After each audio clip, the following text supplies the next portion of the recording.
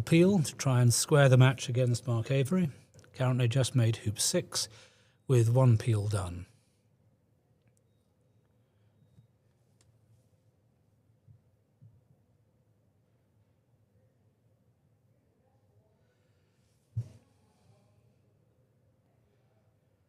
As soon as see a choice of approaches, he's sending the enemy ball down to 2 back, but has unfortunately run into partner, which is not fatal. He just wished to get past it so he could rush it back and have a bit more control. A lot of people would put the peelee down by 2 back as well, particularly as Brown hasn't got very close to 2 back. And that looks as if that's his idea now, assuming that 4 back doesn't get in the way, which it doesn't seem to.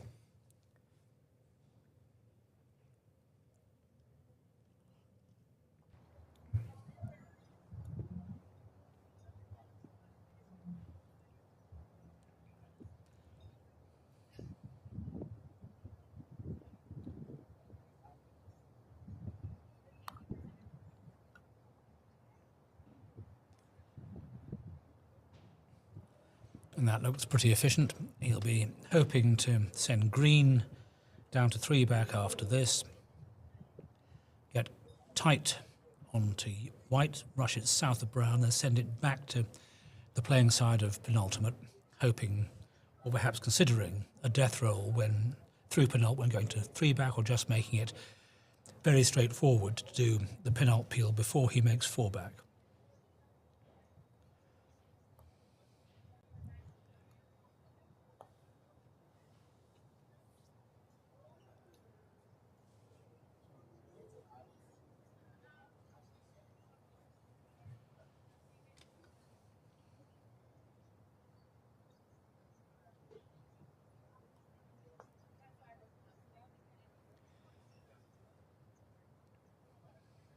Would you say we're at the sort of quickest time of the day now on the courts?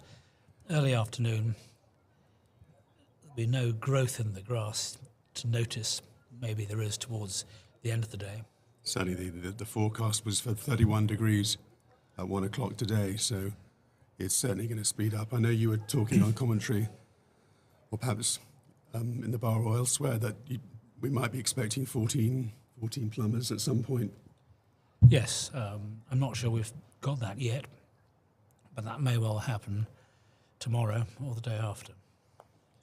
I mean, if the speed's uniform, it doesn't make an awful lot of difference. The record, I think, was the 17 or 18 second court that was used for the 2006 McRobertson Shield at Rich River. Now, it's fair to say that the British team were the ones who performed best on it.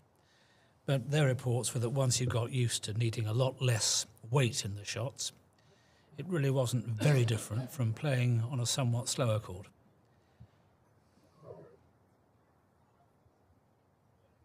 I mean, Andrew's done well. His last game was a TP. His last match against Ian Lyons, he also had a TP, so this would be his 3rd TP in a row. Oh yes, he's, well... so he's certainly in the flow, isn't he? Don't know whether he was trying one in game 1, which he scored 19 points. Interesting scoreline.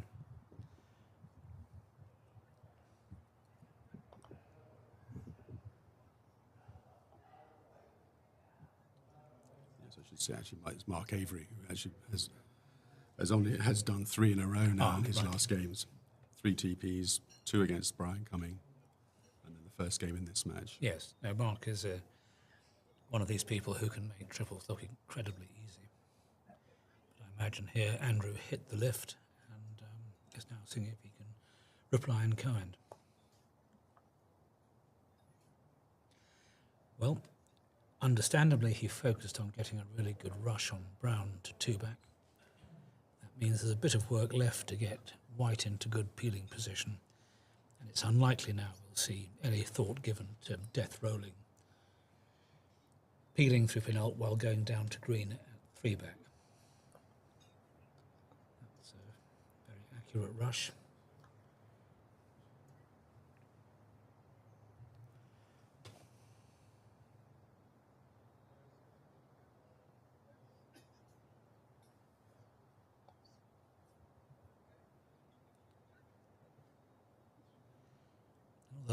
courts are definitely quick. You can see that the ball comes to rest in quite a rapid fashion, which makes getting good control of the hoop much easier. Now, he's a bit shorter on that. He definitely wanted to go through the rush back up to the north, but that's been denied him. And with his choice here, does he just carry on? Yes, I think he's going to roll brown up and try and get that white on the playing side of Penal, because without that, frankly, the chances of getting a triple diminish a lot. Looking at the replay, yeah, it does stutter slightly. I mean, we know they're set at a 64th, but I don't think, have we seen many balls get stuck or not clearing the non-playing side? Having been involved in my own match, which it was meant to have slightly less testing hoops, but in fact they seemed pretty tight. The point is that the hoops, if they haven't been reset recently, are moving around a bit in the ground, which makes getting through them that much easier. Now here Andrew has given himself, he slightly overhit or got the ratio wrong, because brown's fine, but it's now pretty tricky to get white in front of Penal now. So you may have to settle to just getting it within, say, 2 foot of the hoop and hope to rectify its position after he's made 3 back.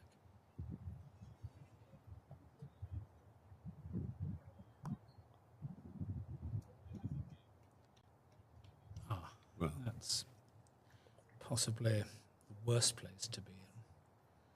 I'm sure he can get some sort of takeoff down to green, and he really must move white, to the side, so it can be put back into position afterwards. You would not ever fancy rushing it through 6 to get peeling position, as the chances of it hanging up in the hoop are just far too great.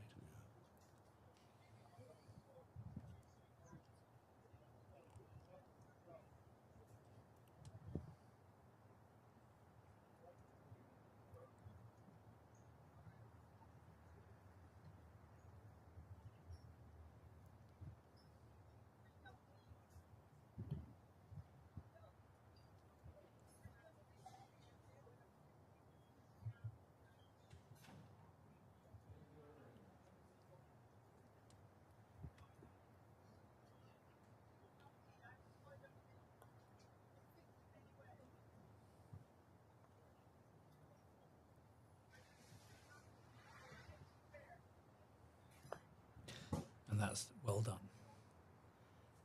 Still, well, it will take a good couple of shots, a good rush and a good croquet stroke, and then a very tidy rush, because he's going to have a bit of an angle on the peel, which might mean that jawsing it is the best option for him, so that he can then either think about rushing it through gently and stopping it down to rover while staying near the ball he will make penalt of, or he might just settle for the ball right in the jaws for a straight double peel.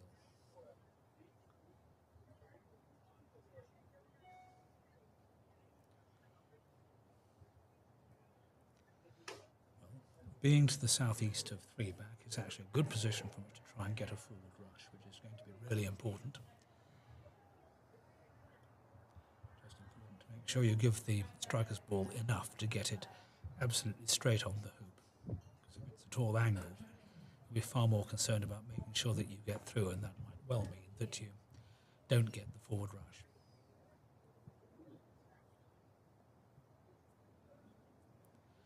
A little bit like that. It's a bit angled. You won't want to take risks, but he's given himself enough room with green that even a fairly firm shot, which takes a bit of wire, should stop short of green.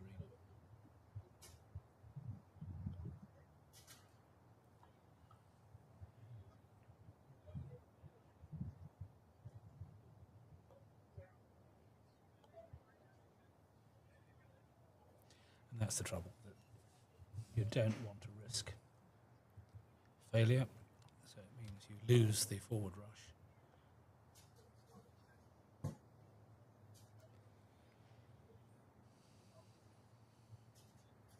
Now this needs a really accurate roll stroke, and he's very good at them.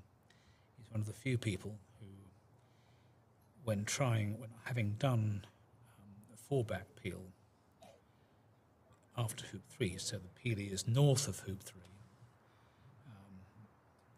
after he's made, then he goes to hoop 4, makes that, and comes back. Now, what most people do is to try and rush the peelie towards the centre line, so to make the penult peel easier.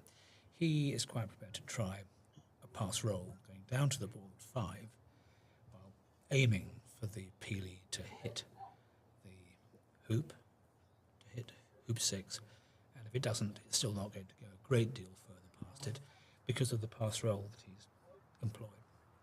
But there are not many people. Ben Rothman used to be keen on that. See, he's got the hands very close together, down near the head of the mallet.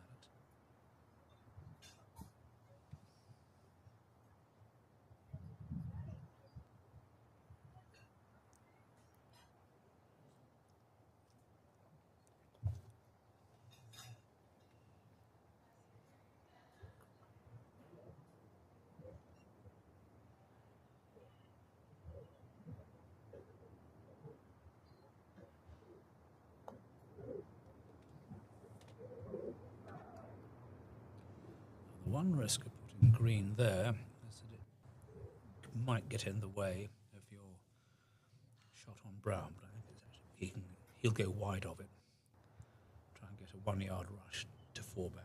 But he's slightly irritating 3 yards south of white, so he's got to hit it accurately, and he can't afford to hit it too hard. If he stops 4 feet north of penult, he'll be pleased.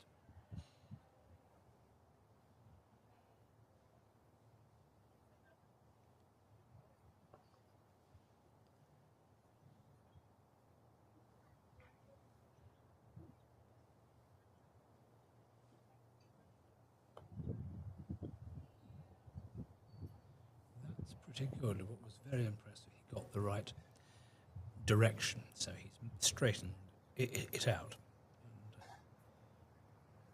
And may now be thinking that green's not really helpful, so he's got to put a bit more split into the peel.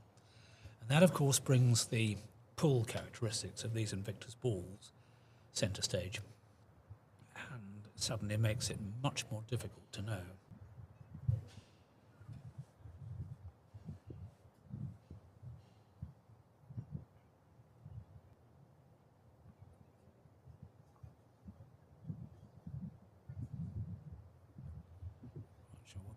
That was all in aid of.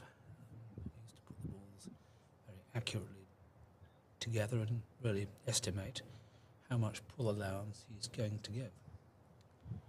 Would he be happy as a result of this to even just leave it in the jaws? I think he would, because with green south of the hoop, he can afford to rush peel it through by a yard, say, and then stop it down to rover and get a perfectly good rush on green with which to make penult for himself. So this is the key shot. This goes cleanly through. He's looking a lot. No, and not disastrous, but he's now basically forced into a straight double peel, an Irish peel, almost certainly.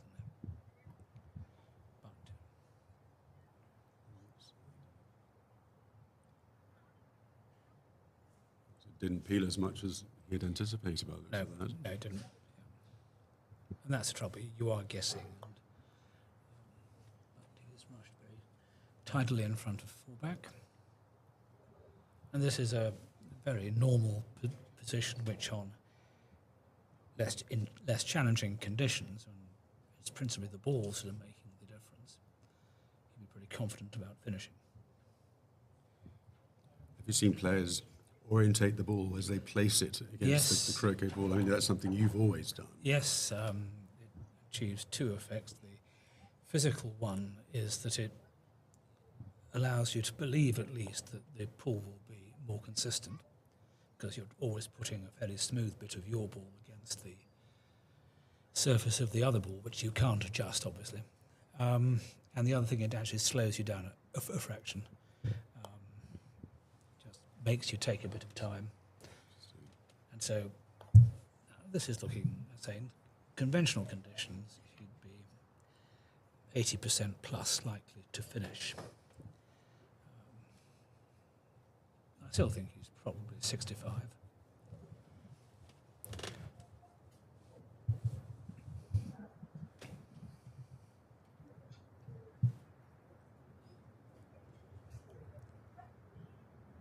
Now with this, the important thing is not to get brown in the way of white if it comes through Penult and goes down towards Rover.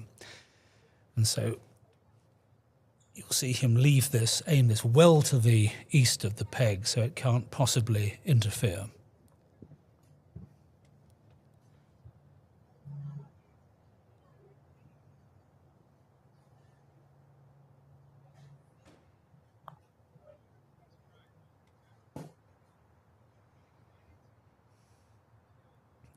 Well, that's given the peg a very wide berth, which is useful. And now most people would make sure they leave the green absolutely level with Penult to take care of the possibility that when they play the peel, their ball will only stagger through by an inch or so. Then it's very important to have the green ball available for an easy Croquet.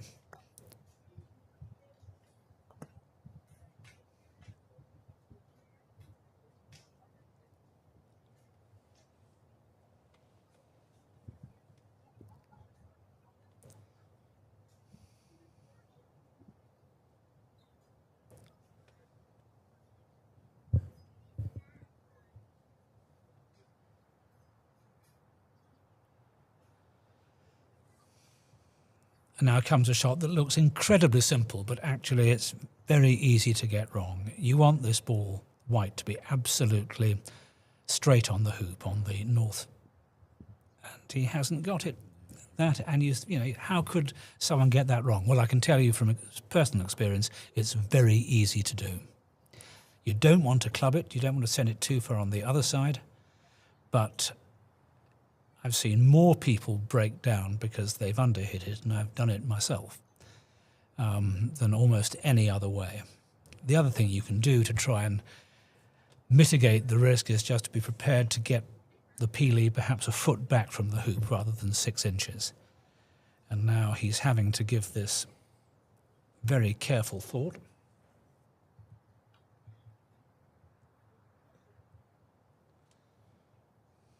Does he dare risk it?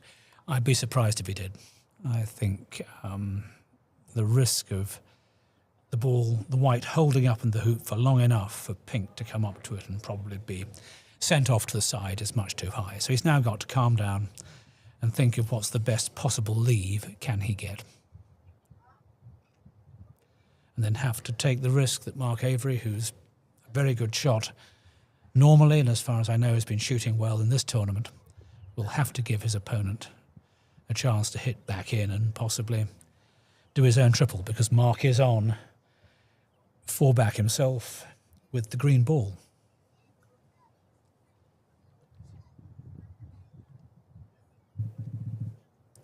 I mean, there is what's known as the Aspinall peel, isn't it? Where you only do that when your tight, ball is going onto somewhere else. Now, he's taken his medicine, and you'll now see him come through and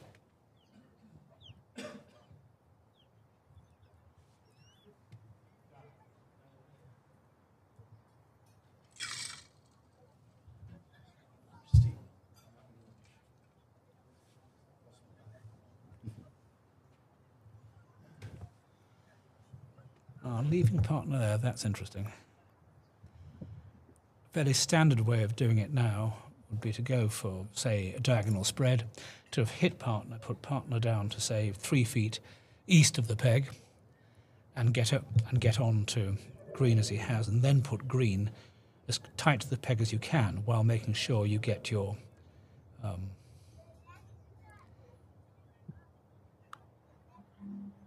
it's gone a bit far. No, well, that's handy.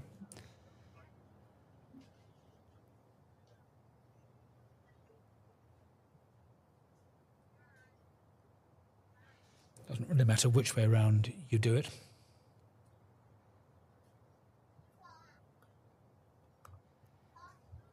Yeah, the key thing is, of course, to get another very good rush on brown towards Rover, because against his hopes, he hasn't got partner waiting for him, though.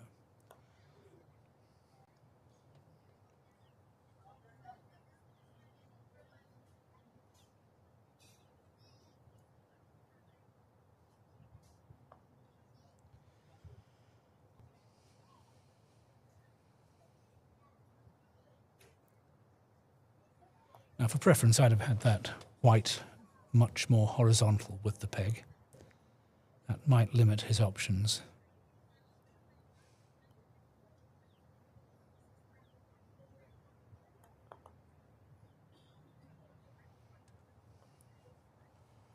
Another really good rush, right on top of the hoop.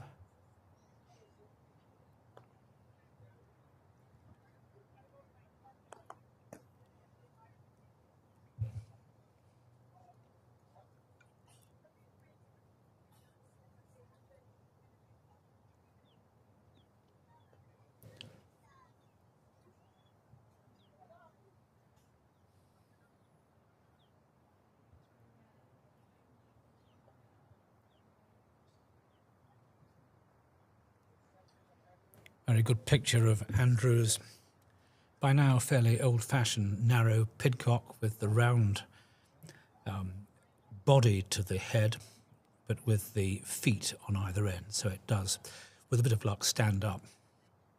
I've got one like that myself, which I don't play with now, and frankly it always fell over at the slightest gust of wind. But nonetheless, they are very nice mallets to use. Okay, well, he's made Rover. He's going to finish on peg and penult. And it's hard to see there being much choice in just leaving a standard diagonal spread and hoping that Mark Avery misses the shot, probably from third corner, unless the players have realised that the boundary may be difficult to shoot accurately along. I don't know this court that well. I'm not sure what the experience has been.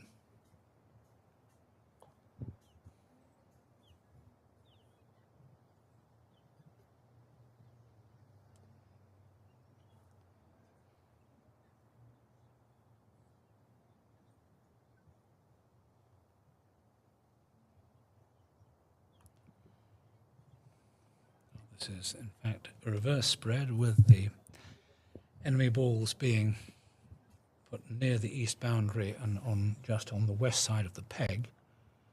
And now he needs to get this rush absolutely right and then take off behind partner to rush it to the west boundary and complete the leave.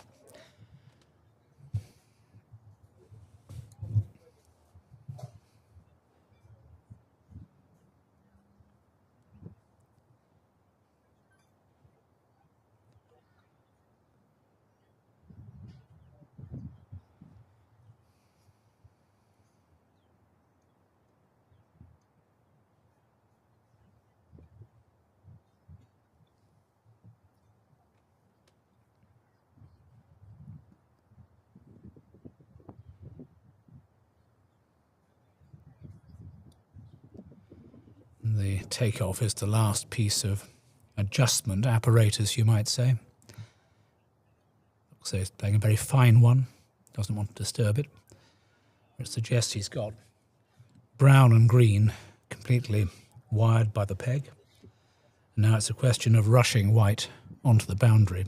So with the last two strokes, he can ensure that Mark Avery has no obvious shot at a ball by the peg or at the balls on the boundary.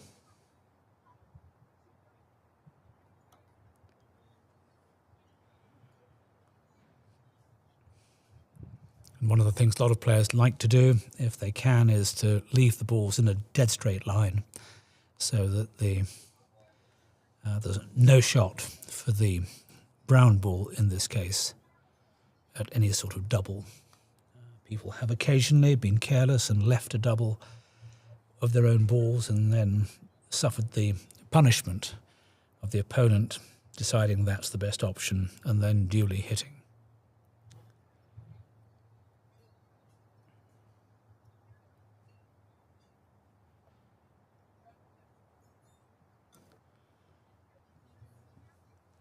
So, Peg and Penult plays 1 and 4 back.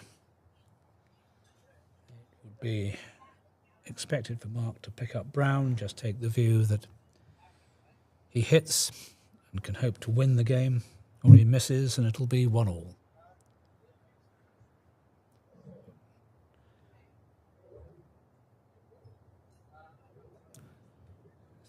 No possible merit in lifting green.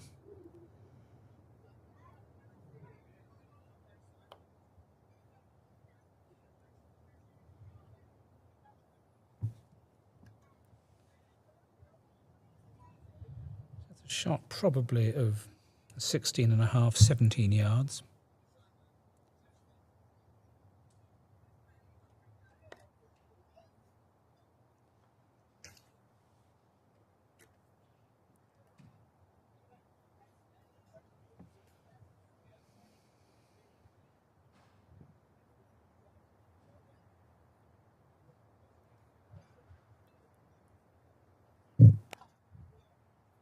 Oh, missed. Oh, he's claiming it. Well, he is one of the quickest players around, and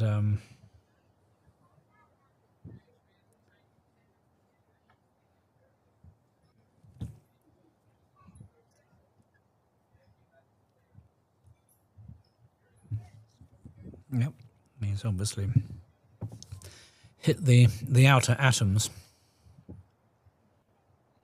You didn't need to bring the white back onto the lawn. It was still on the yard line. I'll just cut very faintly down it.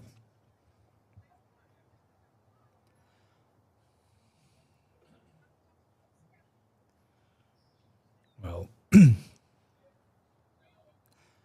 much too early in the break to predict what will happen, but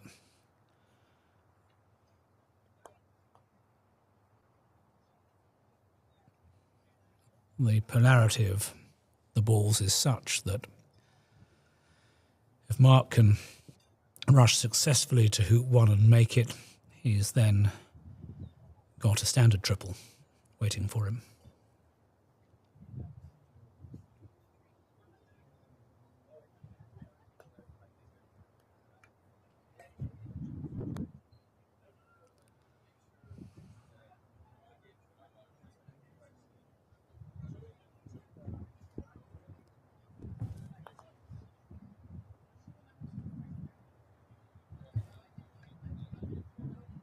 And that is an exceptionally good rush, which removes all the pressure. It's very easy to make a mess of that rush. I speak from much experience of that. And to get it within 2 feet of the hoop means that you can just concentrate on a controlled hoop and a rush which will take you towards the next ball that needs. He's gone through that a little bit hard, but again, one can't be surprised. No one wants to take a chance with these hoops. But now, yes, he's looking where he can rush green 2, so he's got an unencumbered path up to 4 back.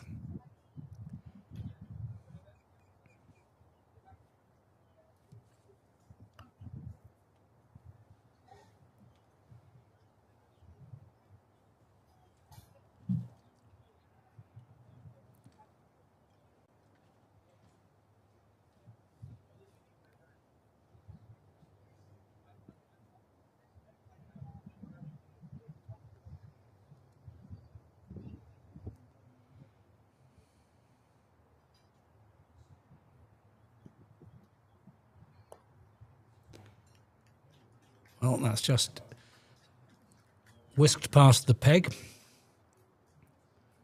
but he's run into pink, which, while hardly fatal, means he's now got to take off to the far side of white, which will demand his attention.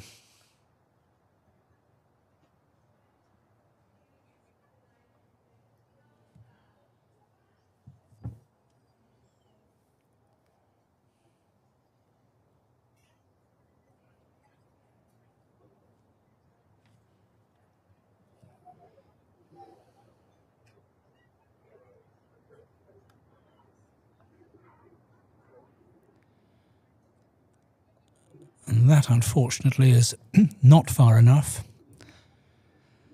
So having rushed to within a couple of feet of hoop 1, Mark now has the task of approaching from about 4.5 yards to the side.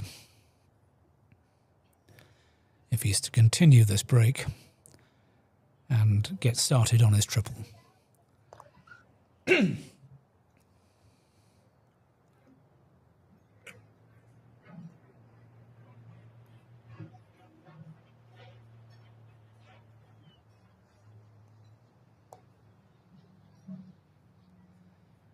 And that's pretty well played.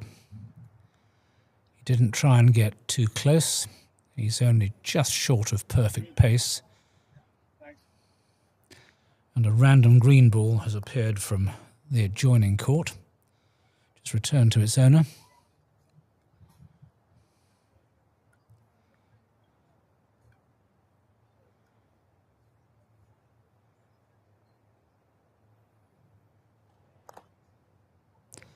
Well, he hit it hard, but took plenty of wire, but the ball has bullied its way through, and now he should be able to get everything under control.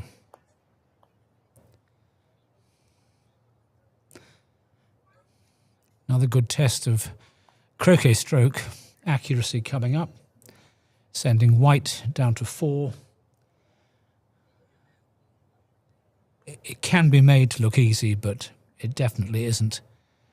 And what he'll be wanting to do, I would think, is to get south of pink and then rush that level with green, send pink into escape position, and then rush green to hoop 3.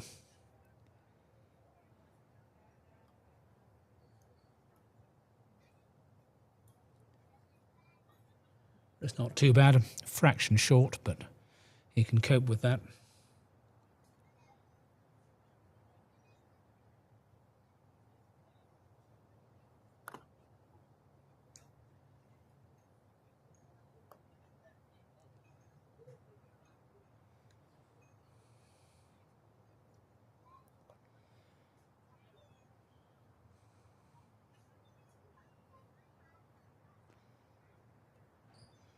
Now, playing with Dawsons or balls that don't pull a huge amount, the conventional place for pink is level with the hoop, and you play a peel shot that will take your ball past it. Here people have begun to realise there's virtue in using a much narrower angle peel, and so all they want to make sure is they'll have some sort of southward-facing rush after they've played what might be almost a stop shot, or if it's some sort of drive shot, it'll be a very straight one, because the moment you have to give more than a few millimetres of pull allowance, you're entering a very uncertain field. Now, he's done well there. He's actually managed to go outside green, probably not what he expected, but it's very welcome. He can now just dribble this back. Now that, he hit the wrong way, I think. He'd have been far better off if it had been straight. But he's got a bit of angle down. He's got to work out how much pull allowance to give, and there's now a lot of attraction to making this almost a dead straight croquet stroke with just a fraction of split to the left as he sees it, and then he should pick up a reasonable rush on pink down to the south.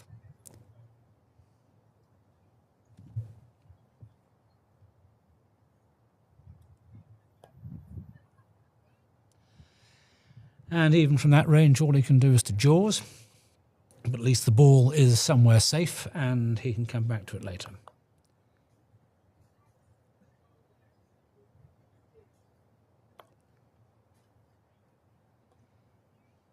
Slight issue here that he's pushed it well to the west of 5, So absent some sort of little pass roll, which he may be trying,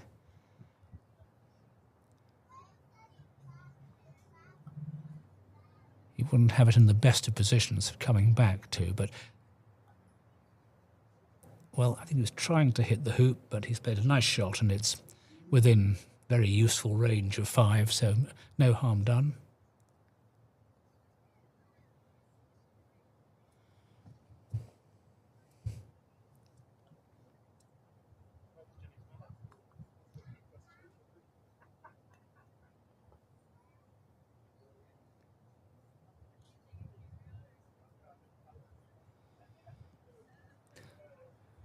It's nice and tight. Needs to get past white and rush up. And unbelievable. Unbelievable. He's failed a pretty simple hoop. Possibly his thoughts are running ahead of him. He was thinking, well, how hard do I want to hit it? But the first thing is hit it straight.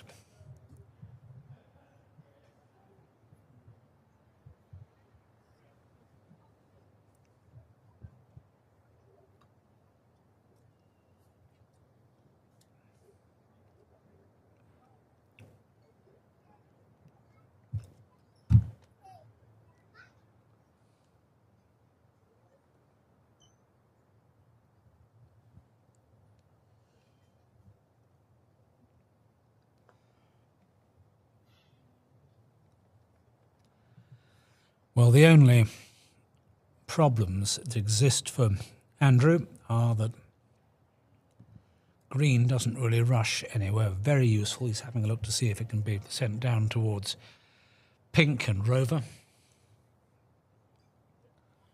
So he's going to have a bit of work to do to get the penult hoop. But first things first, he has to make the Croquet. And etiquette demands with a ball in the hoop that you have someone come and watch it.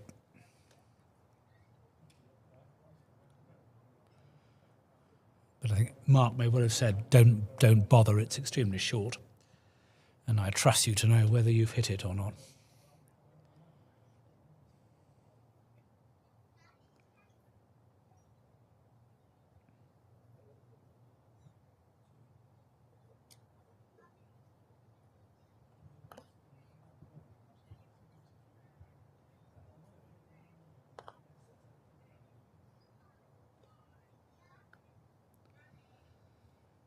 It's rushed very firmly up to the north boundary.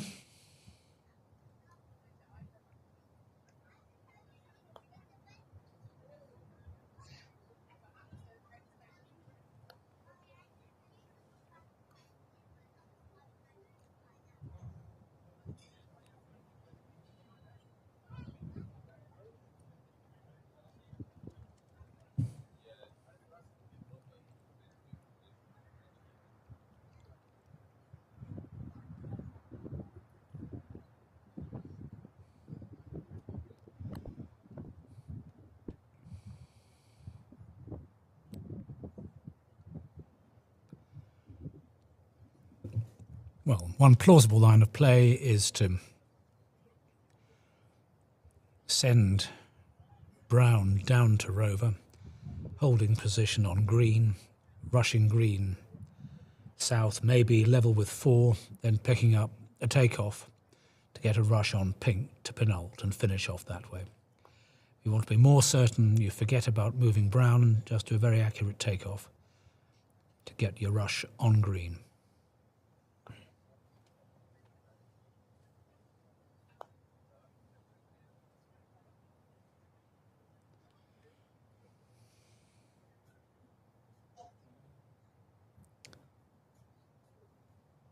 Same issue.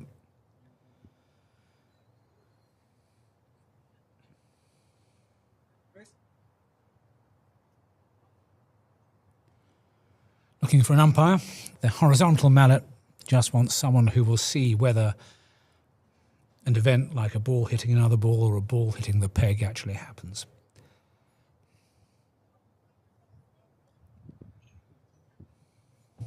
But again, the players seem to have agreed that there's no need for that.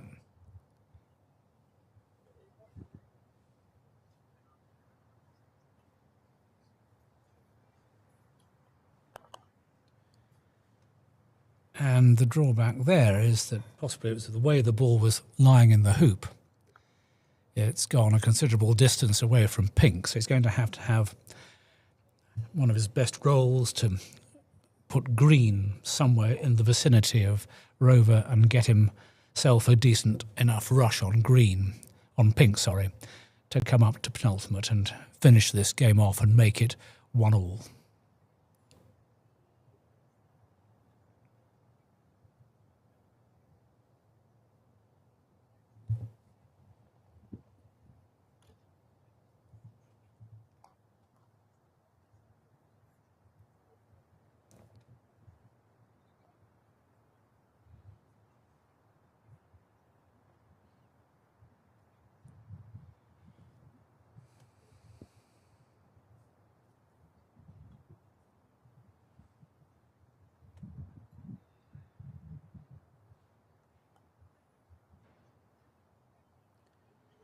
Well, that's unfortunately got the ratio a bit wrong. The total energy might have been right, but green wanted to be closer to the hoop and white needed to be quite a bit further on because he doesn't really have a plausible cut up to very close to penult. I mean, he could possibly get within 5 or 6 yards. He really took his life in his hands and gave this a great welt on the left-hand side.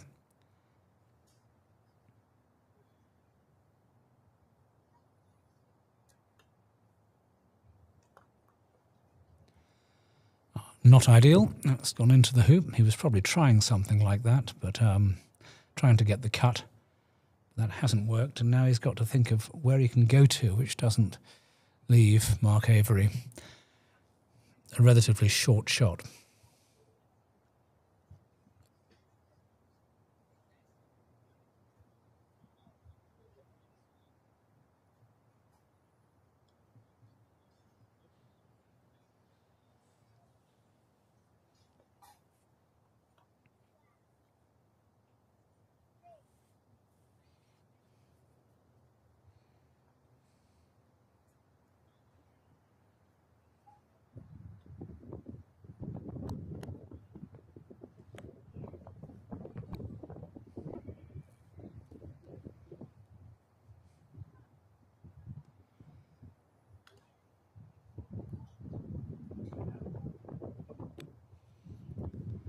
So the east boundary it is.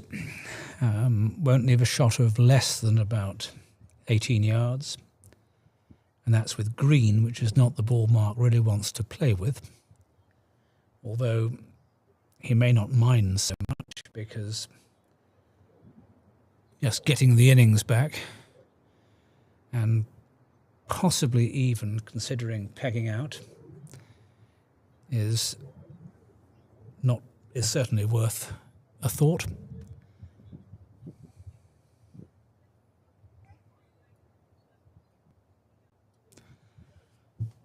The key principle here is never leave a double, which I don't think there's any risk of him doing.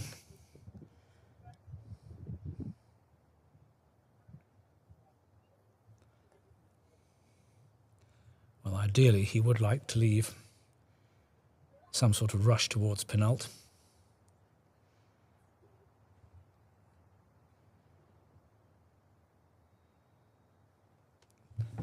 A rush into the middle of the court is useful. You can just leave a ball there. If green shoots at brown and misses, you can then take off to the two balls together and hope to get an accurate rush down to penult and then treat the ball in the middle of the court as an effective pioneer for Rover. And even if it's the partner, you just make sure that the other ball, the enemy ball, comes down with you, and it's the one you hit first after you've run Rover. Whereas if the shot is brown down to green, well, with that rush, you won't be rushing straight to penult. But that was the other option. You could leave a rush to penult and say to the opponent, well, are you going to leave green there as a pioneer or not? Now, he may have got a wire.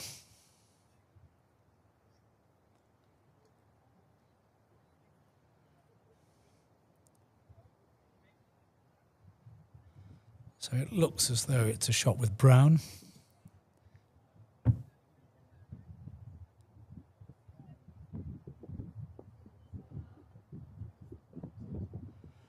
So Andrew's still going to have a rush of about 15, 16 yards to get up to penultimate.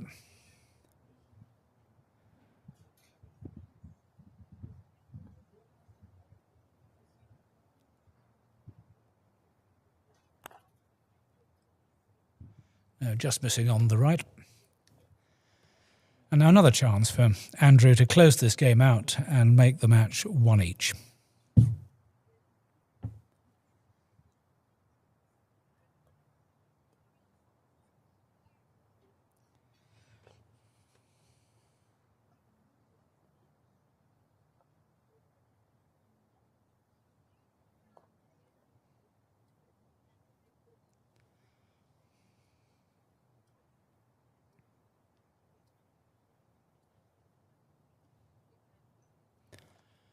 Now, choice of balls to go through, the sort of most classic way is to rush down to the south boundary, pick up brown, but many people would just rush straight to green and hope to get a really tight rush, and I think is what Andrew's gone for.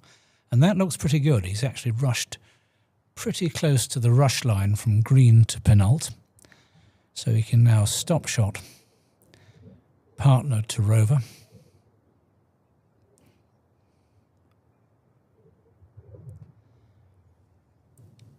The only drawback to this method compared to the other one, if you go down to brown, you leave partner close to the south boundary in a position you could retreat to if you had to, if things went wrong at penult. But he's playing based on what he thinks he can do and not worrying about what might happen if things don't go perfectly. So a bit of a cut here, and it's off the green ball.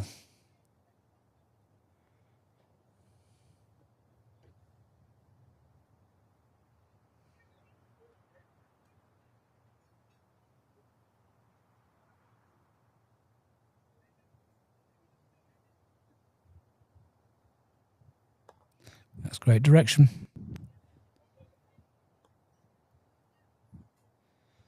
And should be good enough. He can roll that down. He's unlikely to get a forward rush. But if he comes through the hoop, hits it, rolls it down south of rover, getting onto partner, that should do the job.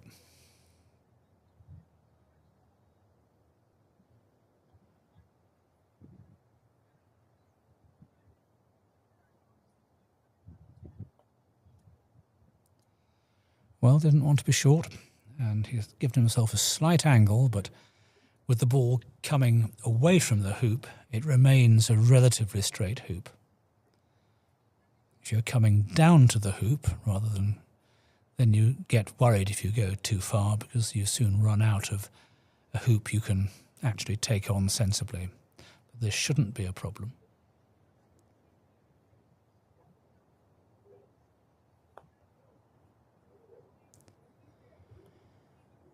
Well, taking no prisoners with that. Just has probably a 5-yarder left.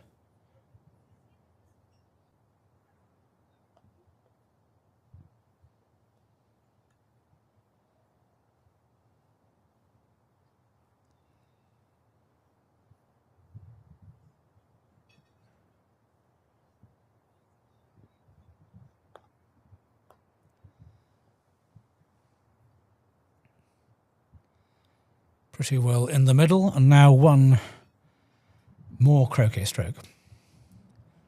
Get green south of rover by a couple of yards, as much as you like really, and then get on to pink. And the one thing not to do is to go anywhere close to the peg.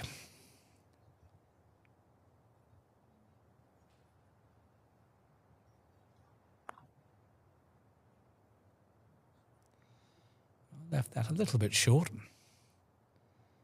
but close enough he can just hit a gentle roquet.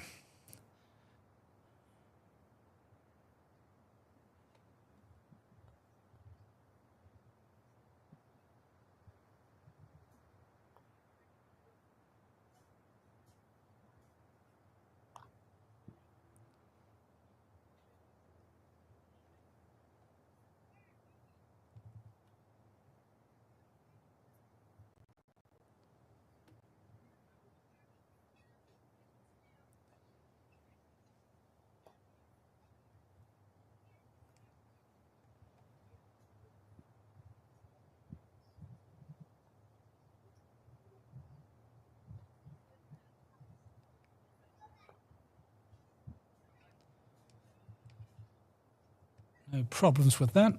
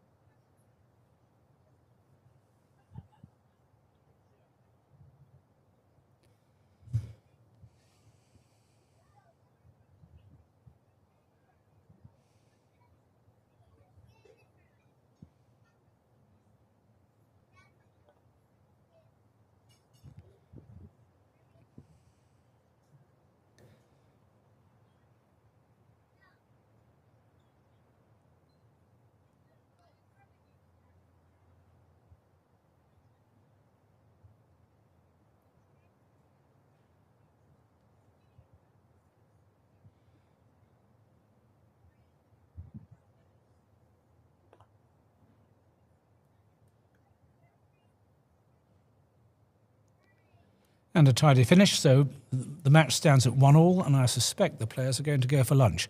So there'll be a bit of a blank here for the next 20 minutes to half an hour.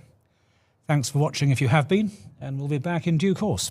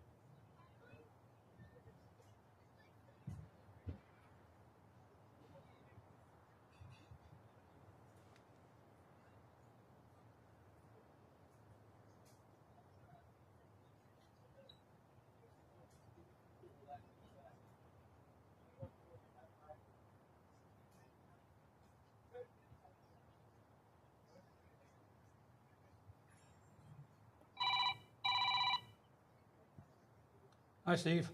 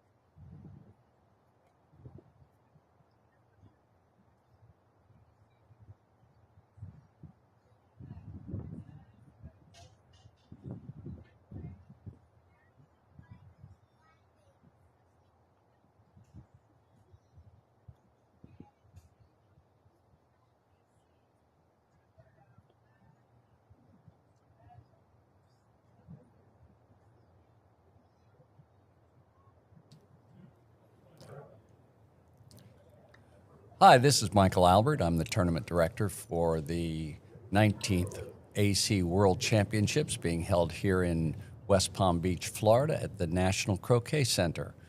I'm sitting with Chris Barley. Chris has been one of the supporters and sponsors of our YouTube channel with the USCA for several years now. And Chris, I want to thank you for your support. You're more than welcome. And I'd like to ask you if you can share some of your thoughts with our audience as to why you think it's important to sponsor this YouTube channel. Sure. First of all, it's a privilege to be here, playing in the World Championship, and I'm just thrilled to be here. My family supports the YouTube channel because it makes we have thousands of spectators all over the world, and it makes top-level croquet accessible to everyone. Thousands of fans around the world want to watch great matches, just like we're having right now, and the channel lets them experience the game live or even on replay. And so it's not just entertainment, it's a learning tool, and players can study top players, or they can just use it for entertainment. So I felt like that was really an important feature of it. So Chris, when you're relatively new to this game, the last 6-7 years, when you started out, did you turn to the YouTube library to learn some of the tactics and moves in the game, the openings, the end game, et cetera?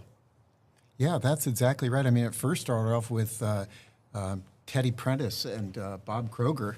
And so to make a long story short about that, I have been watching the YouTube stuff regularly, and it felt really important to me that, sometimes you might go to a tournament and you don't get to see those top players play, but by providing money to the USCA, they can field a team to go out and maybe memorialize a great tournament. How widespread do you think this reach is? How big an audience do we reach? It's got to be thousands. I mean, how many eyeballs did you say was on yesterday's? Well, I believe that we've had upwards of 30,000 eyeballs on this thing this week so far. Yeah, that's big. So this summer I took a trip to England. I traveled extensively over there, playing tournaments, and I was amazed at how many people came up to me and said, "Oh, you're Chris Barley. You're that guy with the YouTube thing. Thank you so much for making that possible, because we use it over here so much." And I just think that having a library like that, is really important. So, because you've been involved in sponsoring this for a while now, you realize that it is expensive to film these events and put them on air. How can folks help? Well, there's a lot of different ways. Donations to the United States Croquet Association are tax deductible. So, that makes it a little easier. I think that there's lots of ways to make donations, but I think earmarking a contribution to the USCA just for YouTube is fine. Some people will appreciate that. Some people might want to make contributions to the Lee Olson Fund. And what does the Lee Olson Fund do, Chris? Lee Olson Fund pays for our team, our USA team, travel expenses. And I think that's a really, really important thing. It is. It has allowed some of our younger players who are still working and raising young families to be able to afford to go out and compete in Tasmania and Australia and England. Exactly. So, yeah. Well, and don't forget the, what's it called, the development fund? So we have a high performance and talent development fund that we started in 2021, and we modeled it a lot after the New Zealand program, where they have gone out and really gone into the schools and started teaching youngsters how to play. And when you go to the under 21s for the last gosh, I think they've They're won good. all but one of the championships. Yep. Have been New Zealand kids. So that fund was originally called the High Performance and Talent Development Fund, but we've just renamed it the Damon Bidencope Fund in honor of our past president, who we lost just last month. Yeah. And he was a huge, huge proponent of education and bringing that next generation along. Well, I think that donations to the High Performance Development Fund or the Damon Bidencope Fund is really appropriate. You know, one thing about our audience, we have a lot of affluent people, and sometimes, you know, at a certain age, they are required to take money out of their IRA. Those monies, if they don't need to spend it, you know, it might just make their income tax go up a little bit. And if they were to redirect it directly to the USCA for whatever purpose you would like to see the money used for, they would. It's completely tax deductible if done correctly. So they should talk to their financial advisor. But that's just such an awesome way to be able to continue your philanthropy. And everybody has their own list of philanthropic things that they want to do. But if they would just consider maybe adding the United States Croquet Association to that list this coming year. Well, Chris, thank you very much. We really appreciate your support, your help, your words of encouragement to us and to all of the folks that are still out there thrashing it out on the court. Yeah. And I think we're going to see some pretty good coverage for the next 3 days. Yeah, well, you can count on me. Thank you so All right, much. buddy. See ya. All right, bye now. All right, is this off? Was that live?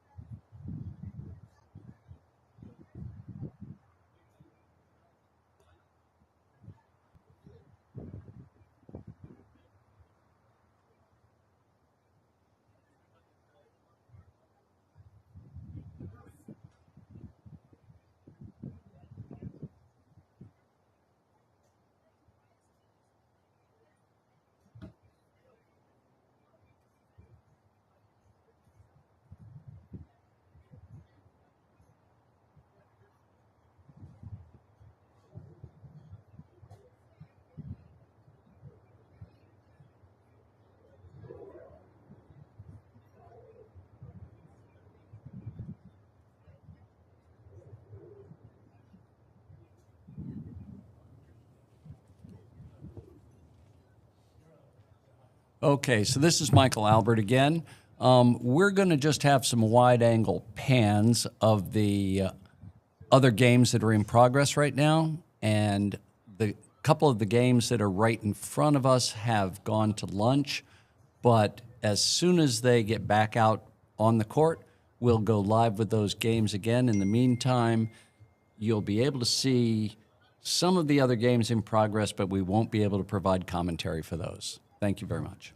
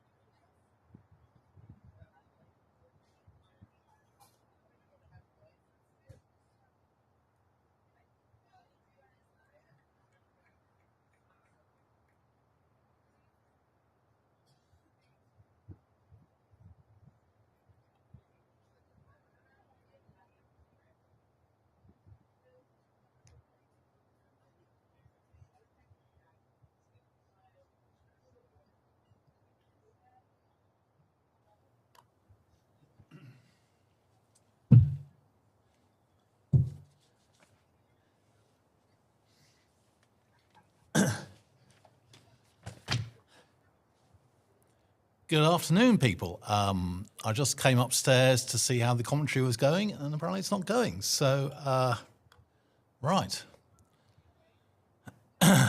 Let's see. So, a reminder. I don't even know where we got to. Sorry, I shouldn't have started until I realised what's going on. Clearly, Mark's approaching hoop 1. I can't see all the clips on 1. Oh, it's 1-1, isn't it? So, yeah. So, it's game all. And this is the start of game 3. And Avery has the first chance of a break. You can't see white. It's near second corner. Brown's at hoop 2. So, he's just going to hit this little return Croquet. Well, I'd be taking off to white. I don't know. These good players might do a roll here. I don't know. But there you are. You can see 3 clips on white. Oh, he's doing a roll. Yeah. So does he do a roll going to white in the corner or to brown at the hoop? Let's have a look. Right. And I'll get the scores under control in a minute.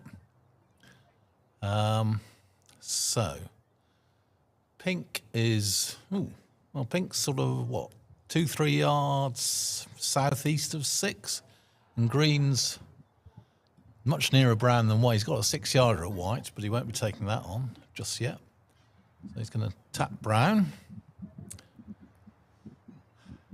I thought, I'm surprised pink stopped that soon.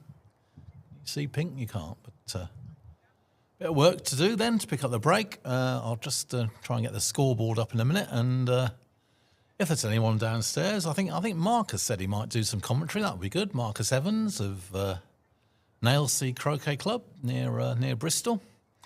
I think Marcus has on his bowl match today. If you want the results of all these consolation events, as ever, croquetscores.com. So he's run hoop 2, and now he got the right wire. So it's only a 3-yarder at white. There you are. You can see it. Maybe 4.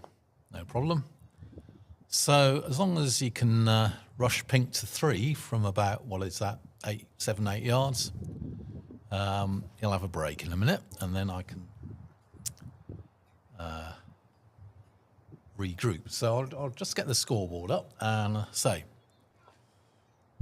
volunteers, please. I was hoping, as you may have gathered, it is my birthday, and this is a treat for me, but I don't want to be doing it too long. We have...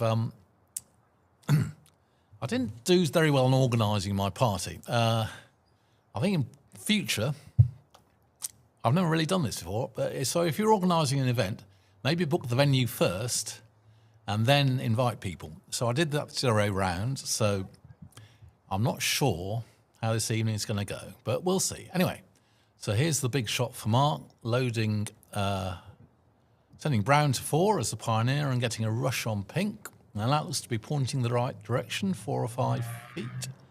Brown's just gone to the side of 4 there, so this needs to be a good shot. He sort of cut it and he didn't really want to, did he? So this isn't a 100% effort.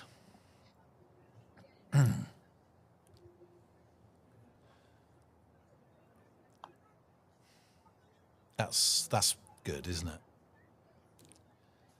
2-3 feet. And he's through, yep. Through enough, he's not hampered at all. Okay, so that should be a ball to 4 back, barring mishap. Oh, let's just see if I can do the score thing for you. There we go. Right, Mark's playing green and brown. That's good. Just changing the score on game 2. I think that's right. I was sort of overhearing what they were saying. Anyway, so Mark is now 4. Hoop 4 with green, so he scored 3. And 0, 0, 0. Right. Okay. I think that's correct now. You notice I also earlier edited the score on game one, I managed to add 10 and 7 and got 19 somehow. But in game one, Johnson broke down on a triple at 2 back, having done 1 peel. So that's plus 9 TP, we'd say in the UK, isn't it? Is that right? Okay. Okay, as usual, I've run out of things to say. You really need to have 2 commentators, but I shall read through our generous sponsors and supporters. Major support provided by WP Carey Foundation and Palm Beach Sports Commission. Sponsorship by Oakley Woods Croquet, White Tie Croquet, PFC Hoopmaker Mallets, and Invictus Croquet. Thanks to all of these. So,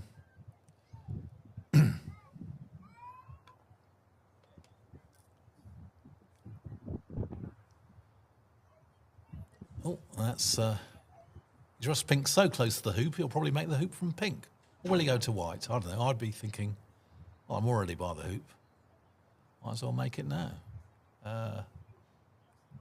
Yeah. Maybe it had white.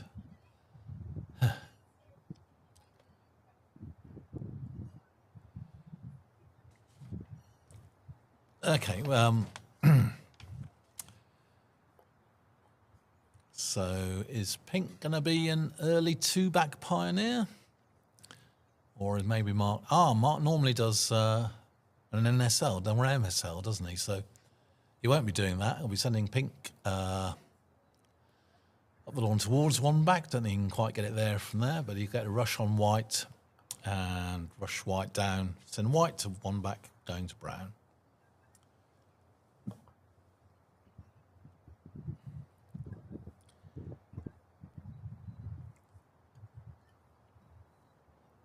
And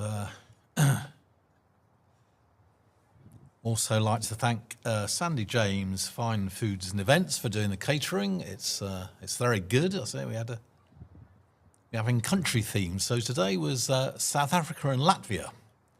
I'm not sure they have similar cuisines, but those are the 2 countries there. I'm not quite sure what it was. I actually went on the a la carte menu and had the fish and chips today, which is good.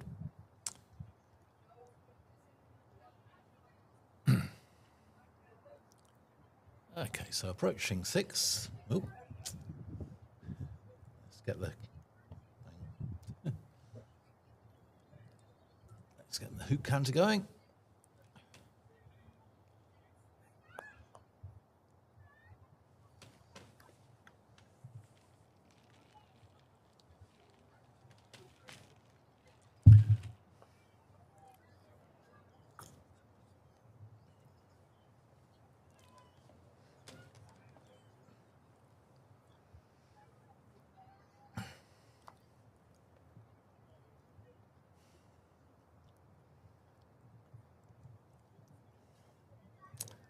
Okay, so I'm going to relieve the monotony.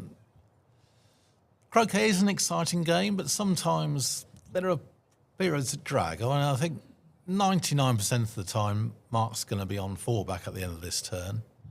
At this level, and unless the lawns are significantly quicker and so challenging, we're not going to see too many breakdowns. Other than at the start of the turn, when you're picking up the break, sometimes you have to make a long approach or a long hoop. And peeling turns can complicate things. But there we are. So, I was going to say, Ben Rothman came up with the plus notation to denote peels. So 9 plus 1 means he's gone to 4 back, but he's still in the 4 back peel. Now, somebody suggested, or others suggested, that you should do the plus notation for all the balls, so that the 0 plus 6 means that Avery was on hoop 1 at the start of the turn. So at the start of the turn, he made 0, and now he's made 6. No, now he's made 7. So I'm going to try that. Let me know if you like it. Where are we? It's nearly 3 o'clock, so it's evening in the UK. So hope there's some people out there. Do the chat or whatever.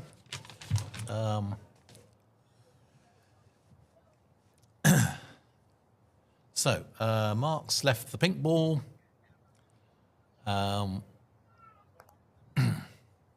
Close to where Chris recommended. I'm not sure it's quite on the right blade of grass, but the main thing is it's wired from B-bulk. So white now goes 3 back, he makes 2 back off brown, he'll then make 1 more hoop and have his leave.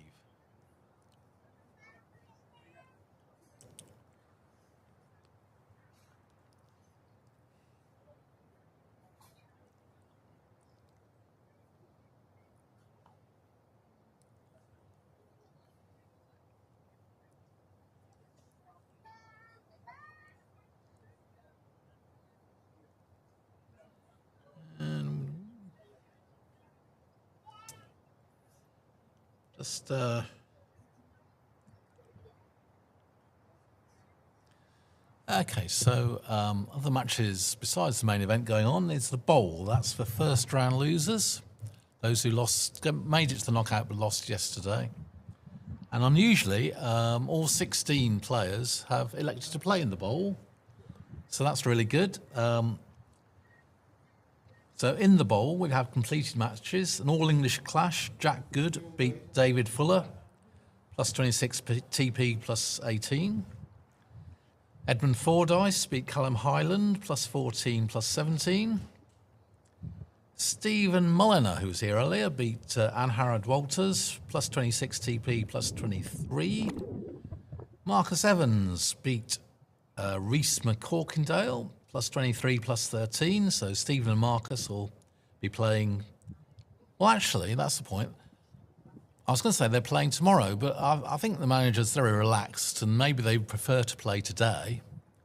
So that may be why Marcus isn't here. And indeed Stephen. Okay.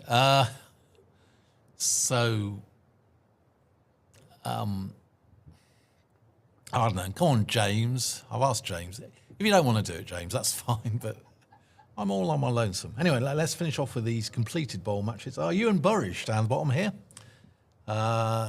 Ewan beat Greg Hill, plus 17, plus 25. That's a good scalp because Greg was undefeated in his block, so well done, Ewan. So the manager just decided, given that all 16 had qualified, he just did the draw in the order of the main event draw. So David Fuller lost the top match to Robbie Fletcher, and Jack Good lost to Greg Fletcher, so they play each other. I think the only slight downside I can see to that is that you can work out who you would be playing, and then if you don't fancy playing him, you might withdraw. But that's a minor. I don't think that's going to happen. So we've got the classic NSL ball, white there. Looks pretty good, so it's got to be wired from A-bulk, and it's got to be rushable to hoop 1. And you leave brown and green in a position where white can't hit them because the hoop's in the way. Somebody was telling me, I think it was, can't remember who it was, but they were playing David Openshaw and they did a leave like this. Might have been Duncan Reeve. Anyway, and David Openshaw sort of hit the white through the hoop at brown and green and managed to hit it. So you've got to avoid that possibility.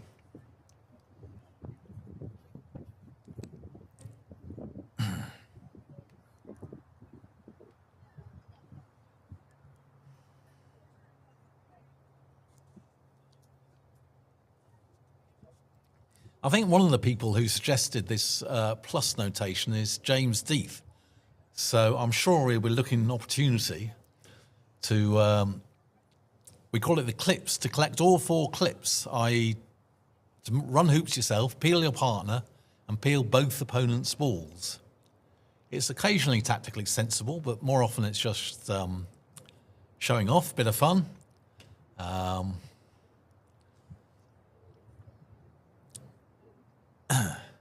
could be the first man to show 4+ scores in this new notation. Okay, so here Mark's standing near the end of A balk to see what kind of shot he's leaving Andy.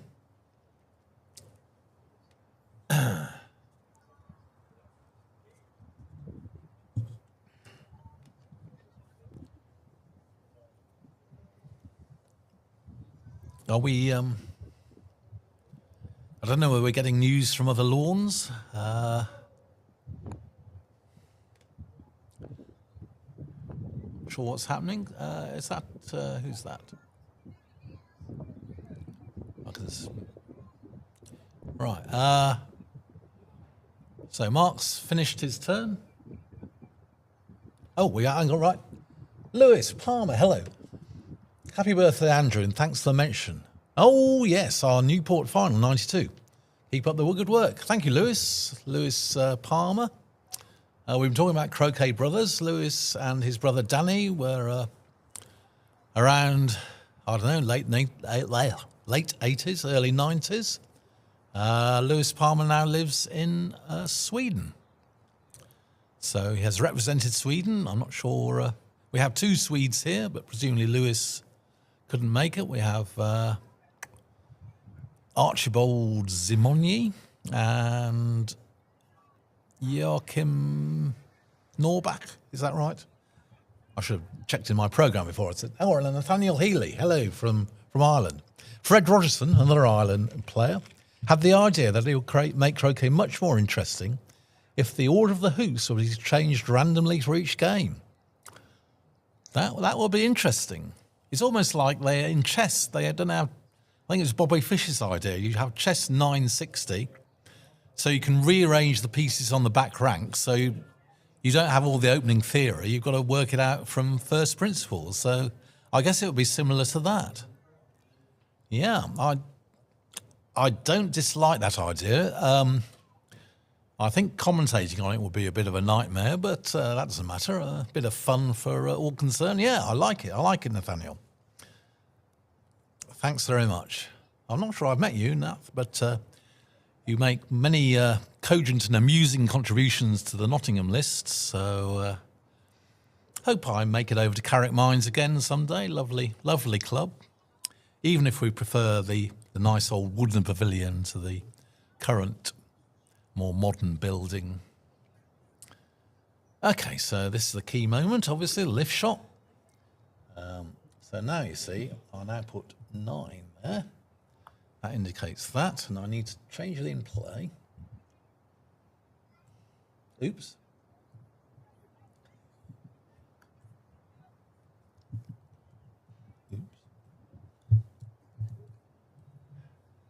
So, the so-called long shot, where's he laid up? So this is 23, 24 yards. So there we go. He's aiming at the inside ball, is it? Oh, well, he was closer to the inside ball. And he's just missed to a foot west of fourth corner. Mark stands up, as you can see. So the idea here, I think don't think Brown can cut green to hoop 1. So I think he'll be going to pink first.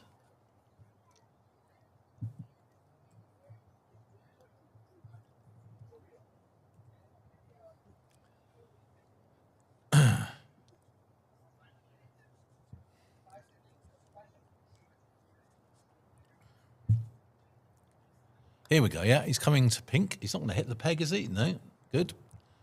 So that's within 3 yards of pink. As you'll see, in a minute, maybe 4 yards. So, is Mark going to play a little roll or just a take-off here? As I've been stressing throughout, where green is doesn't matter much. It's where brown is after this stroke. And he wants to be in a position as he can rush, pink, to hoop 1. So here we go. Looks good, doesn't it? Needs a cut. Got a good view on the good view there for you.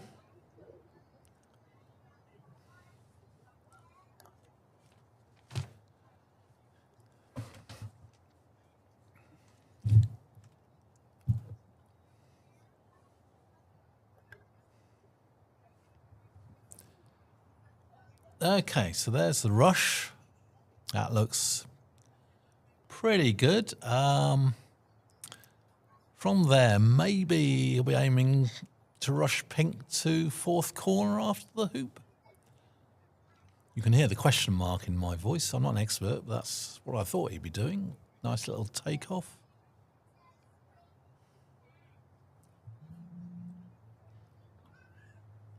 And he's through first hoop, and he has got a rush to fourth corner.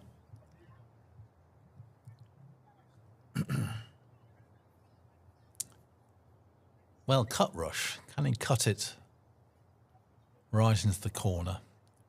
That looks to be heading a good route. Where's it going?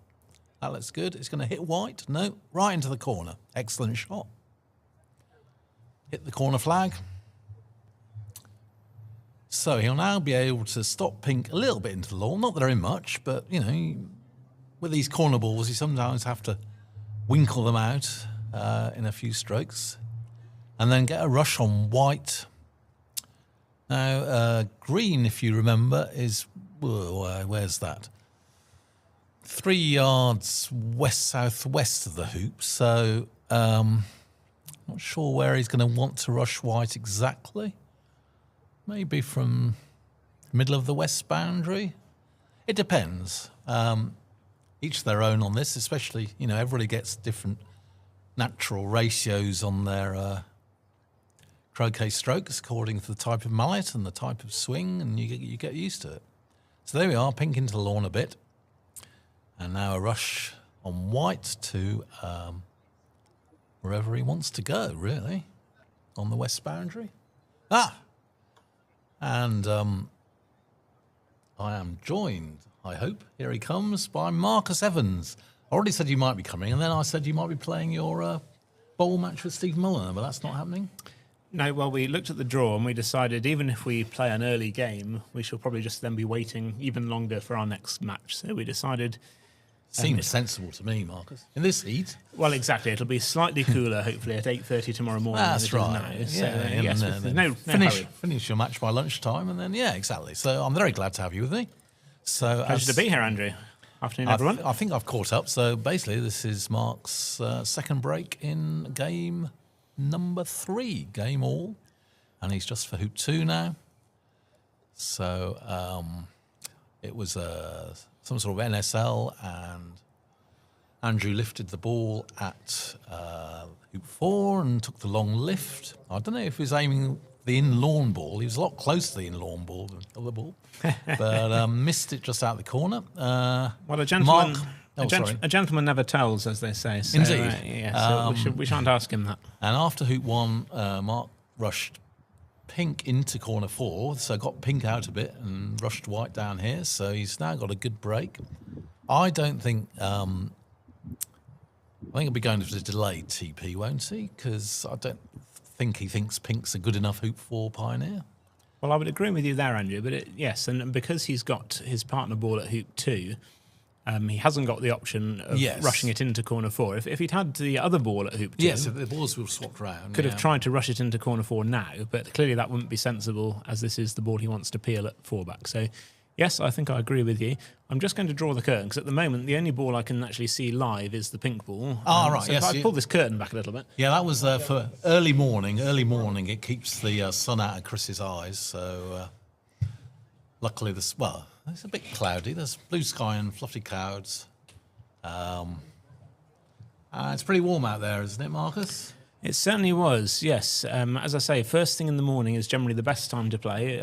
My rental car told me it was 75 degrees Fahrenheit at 8:30 this morning, which is probably quite a few degrees less than it is right now. And it's the humidity that gets you under in these conditions. So it's sticky, huh? I've adopted Samir's strategy of having a towel in the pocket to be able to occasionally wipe one's hands to make sure that you get a good grip on your mallet. You're copying David Harrison Wood. He always carries a towel with him, doesn't he? Indeed, he did. Yes, you're quite right. Yes, Does? He's still with us, isn't he? well, yes, he hasn't died, not as far as I know. I saw him. He hasn't played so much last season or two, but Yes, he's pretty well given up playing, but I saw him recently at the Chairman's Salvo where he was on good form as usual, off the courts, but just doesn't play so much these days. Anyway, we should get back to what Mark is doing. He's run hoop 3 perfectly okay. No point in really... so green's quite away. Mark. Oh dear. Well, I'll tell you what he was trying to do there. He wanted to hit that on his left so as to not have the hoop in the way, and unfortunately... Here we have the replay. He slid past it. That's... Just goes to show how easy it is. That's an error. That's an error. I think he had an error in the second game, didn't he?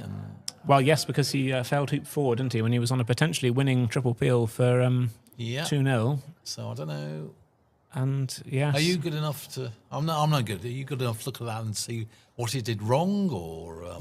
Yes, I think he didn't hit the ball straight, Andrew. I think that's what the problem was with that one. Yeah. This is the sort of expert insight we pay you for, Marcus. Well, you can double my salary in that case. Maybe. So. No, I don't know. I would put it down to just a momentary lapse in concentration, which is very rare for Mark. But he does do that occasionally. He glides around the lawn beautifully, and then recently just hits the ball full into the near wire or something. Frustrating if you're I think it's frustrating if you're a Mark Avery fan. I think he's won lots of things, don't get me wrong. I think it's one of those... Open Championships, and he's runner-up in the first World Championships, as we've been saying, but... I don't know, I feel he could have been, he could have been up there with Fulford and Bamford, but I'm not sure quite why. Anyway. I think it's one of those things maybe that if you were to change that aspect of his game, you might also lose some of the excellent aspects of his game, which is, I was just saying actually in the previous game of this match, when he hit his lift shot just, and then had a standard triple to finish, I said off camera, there's virtually nobody in the world of croquet who'd want to try and do this turn than Mark, because he doesn't seem to feel the pressure, but perhaps that also means occasionally it's this lapse in concentration, which is what I can put that down to. Difficult. Anyway, Andrew's taking his time to think about what to do, quite rightly, because a ball by a hoop... Sure, this much time. So white's for hoop 1, isn't it? Yeah. So yes. Presumably he's going to start by hitting brown, but the trouble is brown might stick in the hoop. Exactly, that's what he's worried about, and that would mean he's got no shots. And then he's completely stuffed. Well, one thing you can do in that situation, actually, Andrew, is if you've got to play effectively a roll shot through a hoop. Yeah. I've been in this situation more than once, and I actually left the court in order to wrap my woolly jumper around my arms and hands, because I knew that I was going to play a roll shot where my hands would hit the top of the hoop. Oh, right. So you're protecting yourself. Yes, if I'd had a pair of boxing gloves handy, I would have donned those for the shot. Right. And it's perfectly legal because that's just a part of your clothing. All I was doing was protecting my hands from the shot, not affecting the shot itself. Okay. But I don't think... Andrew probably hasn't packed his pair of boxing gloves. And he's managed to knock it through the hoop, so he hasn't got that problem. Yes, good shot. So he can play a take-off now, which is a more traditional way of doing it. Take-off to pink. The other thing you can do... Well, you can't do anymore because they changed the rules. But apparently someone... It may well have been an Australian. Oh, we have someone else? No? Yes. You want to come here? No, yeah, sure, you come in, yeah. Excellent. Oh, there's... We can take a break. Right, no. I haven't been here long, but that's... No, Marcus, you've just got here, Marcus. Probably dozens of people have texted in saying that's more than enough. We have an Australian player here. I'm very sorry, I don't know your name. Mike Gidding. Yeah, absolutely. I don't know if Marcus wants to operate this or... Ooh. All right. Or, anyway, I'll leave you with Marcus and Michael Gidding. Thank you, Andrew, and welcome, Mike. Hi. Nice to see you. Nice to meet you, actually. I'm not sure that we've actually met. Good to meet you. Andrew. Yeah. Yeah, very well. So we're focusing on Andrew against Mark directly in front of us.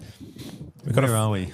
We've got a fabulous commentary position here which overlooks nearly all of the lawns in the club, but the one right in front of us is the one we're interested in and the one you can see on camera. So Andrew, Mark has just made a bit of a mistake of missing after hoop 3, which we'll all be very familiar with doing. So Andrew has got a chance, and he hasn't made any hoops with either ball yet, Andrew. So he's just trying to figure out the best way to...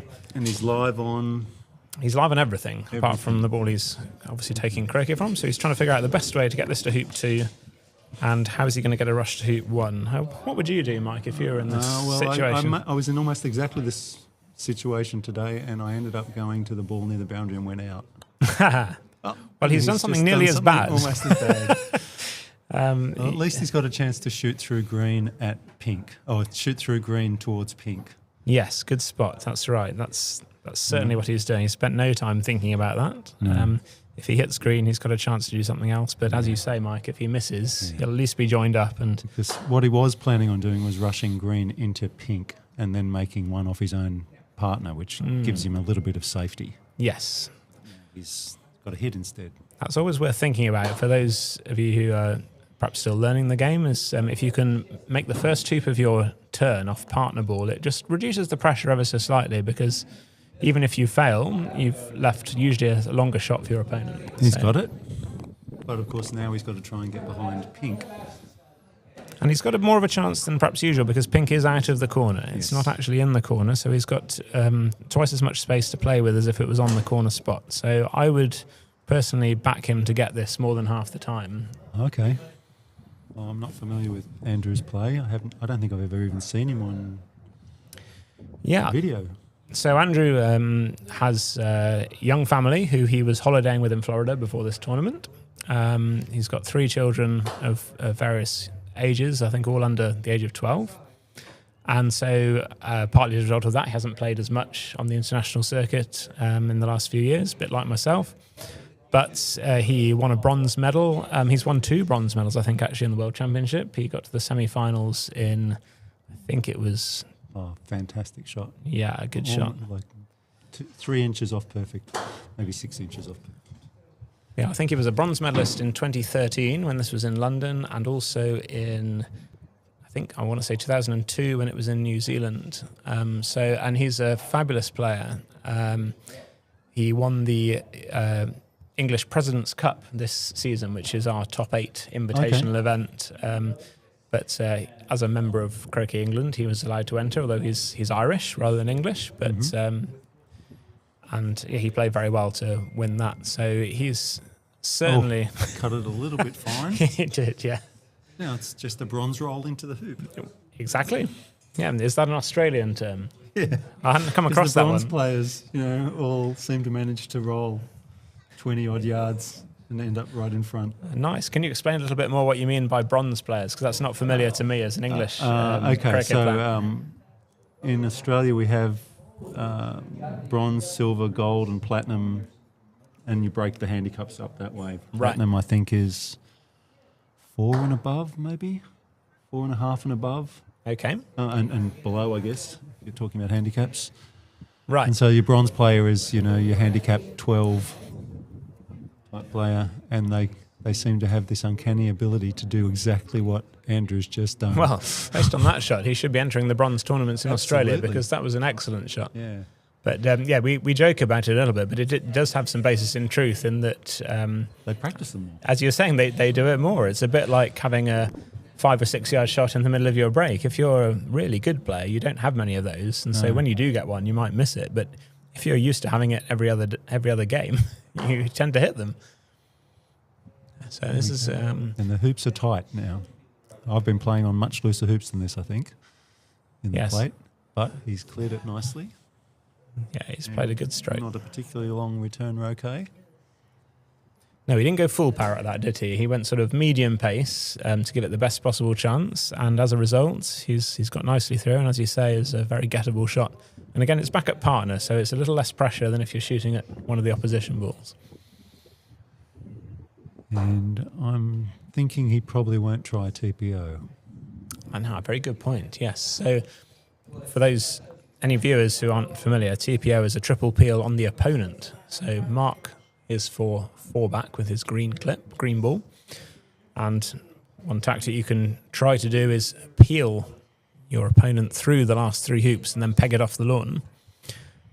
quite difficult to do, especially in these challenging conditions. So I think you're right, Mike. I don't think he'll go for that, especially because Mark's other ball, Brown, is for hoop 4, which means... he's got a head start.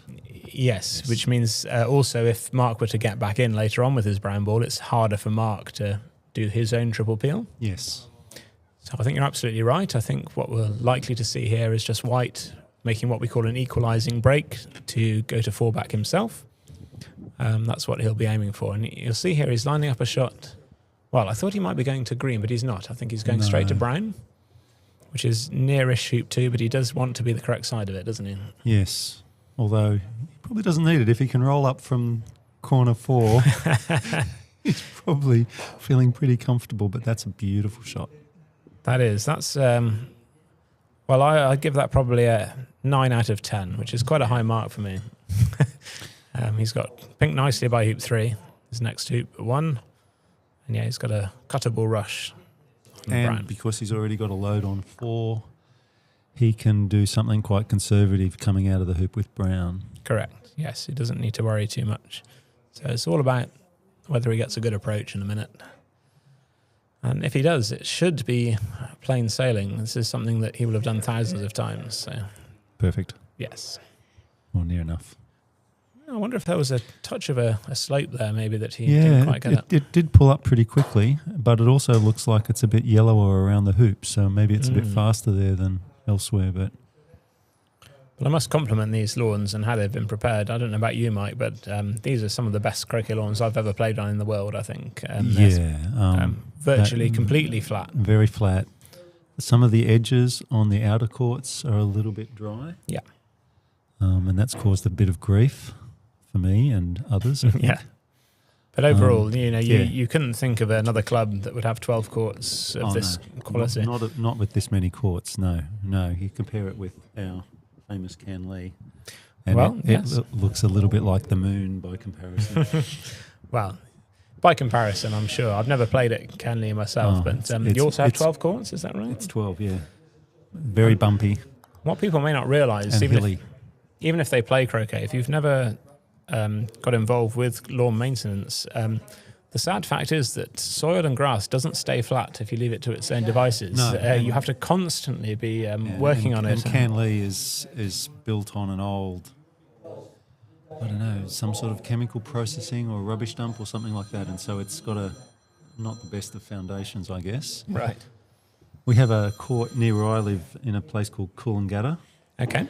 And it's on clay, and it's a bit like a roller coaster.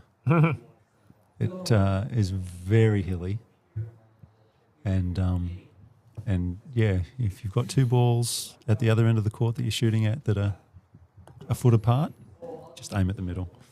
It'll go either way. Makes it an interesting challenge for sure. The one thing, the one advantage you get of a clay-based court, as opposed to here, these are sand-based soil. Tough hoops, exactly. Yes, the hoops here, although they've been incredibly well set by the grounds team, and they're changing them every other day. When I say changing them, I don't mean they're changing the hoops. I mean they're moving their position in the ground slightly to put them in fresh holes. I've ended up in a few hoop holes today. Yeah, well, it's inevitable because they're moving them so much to try and keep the hoops as firm as possible, and that's what really makes the difference with how difficult they are to get through. But in sand-based soil, there'll always be the chance that they will move when you hit them hard, and that helps you to get through. Yeah. Clay-based soil, when clay-based soil dries out, it can almost set like concrete. Yeah, and that makes it very difficult. Yeah. So Andrew here has done a ball swap up at 4 because he either planned or fluked the rush pretty much straight up there, and that's let him put in a very well-positioned pivot ball before he makes 3. Yeah, he's got the 4-ball break fully in perfect position now. I did think there was a chance he was going to rush it down and try and get the peel, but I don't know that was... So I guess it's a possible where it ended up wasn't too far from where you'd want it to, but I guess he didn't feel like it was worth the risk. It was definitely playable, but it is always risky, as you say, to peel your opponent. Yes. And perhaps it goes without saying, but you're giving them points, and it's only good if you manage to peg them out and complete the turn. Yes. And that's easier said than done. And you can see, even though he was quite close to hoop 3 there and not much of an angle, he felt he had to hit it quite hard to make sure it got through. Well, we played the first couple of days with very grippy hoops. And, well, I was at the beach club the second day, but the first day was really grippy. Beach club was really grippy. And I think they slackened them off a little bit because a lot of games weren't finishing. Yeah. And so if they're anything like they were the first day, then you can't go through softly. No, it's No very matter how good difficult. you are. I myself have stuck in many a hoop this week that it didn't seem possible until you hit it and think, oh, well, that's stopped in the middle of the hoop. That wasn't what I wanted at all. So just to remind you of the match situation, you can see on the screen, it's 1-1. So this third game is, I mean, they're all crucial, but to be 2-1 up in a best-of-5 match is obviously very valuable because then you only need to win one of the next 2 games to progress to the next round. Do you think people take more risks if they're 2-1 up?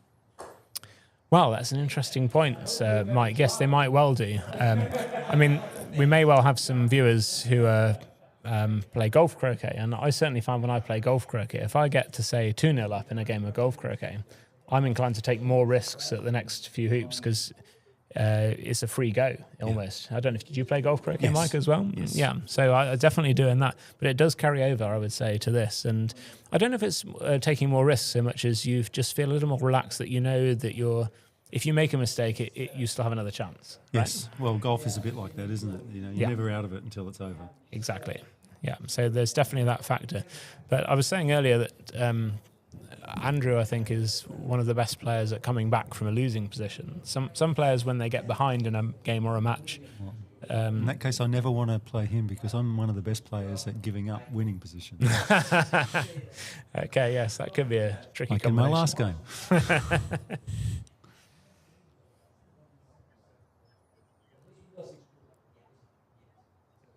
So I wonder if there's not a huge amount, Ooh,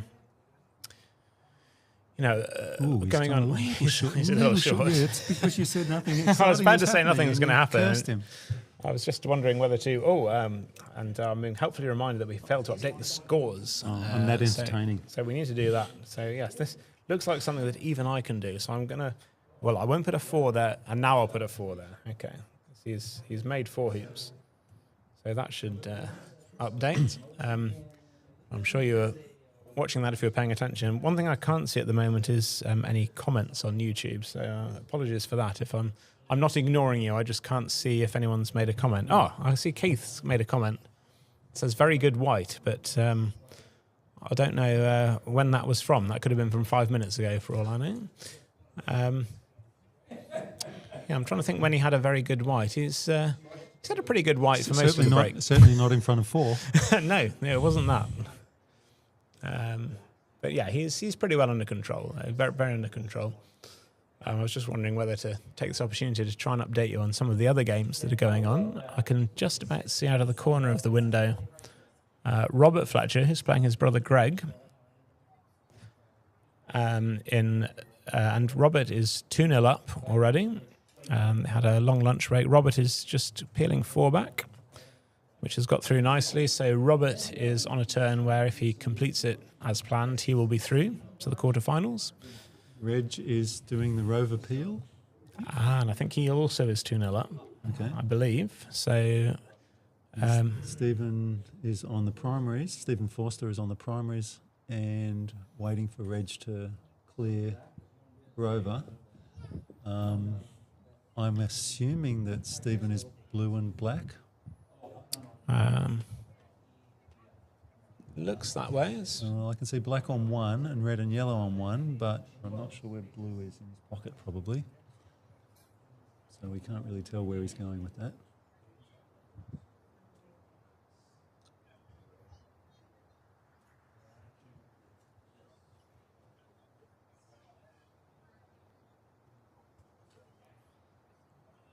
He just made the peel. He's got to dig brown out from the south boundary. Yeah, it's interesting. He hasn't got a deep ball as you often have for a rover peel, but he'll be fine. If you're Irish, you don't really need the deep. Correct, yes. Only if you're doing it as a stop shot pool, and you might have to jump. That's exactly Control right. is Yes, full. that would have been intentional, I suspect. Yeah. Anyway, he'll be fine. He'll cope with that, no problem. So Reg is 99% through to the next round, and Robert Fletcher on the other court is, well, he's 2-0 up and on a finishing turn. So I'll probably say 90% through to the next round, but it's got a fair way to go. We're just mentioning that because, as I say, on the court you see on your screens, there's not a huge amount of interest. We've had an update, say, Robert Fulford, who was 2-0 down to Ben Rothman, which would be a fair upset, although interestingly, Fulford lost to Rothman in the at this stage in the 2009 edition of this tournament, which was the same venue. Rothman also beat Greg Hill yesterday, who won all these group games, I believe. Yes, I believe he did. Yes, he had a fantastic group. Is playing beautifully at the moment. So it was from an Australian point of view, very sad to Yes. see Greg bow out. Greg's not a player I've met before, Mike. I don't know if you know him. Is he from your area? Yeah, it's funny because my wife was here for the beginning of the tournament. It turned out that he and her went to school at the same school in the same year. Wow. And didn't recognise each other. So we've had a comment from Mark Hammond, who's a player I know from the East Dorset Croquet Club in southwest of England.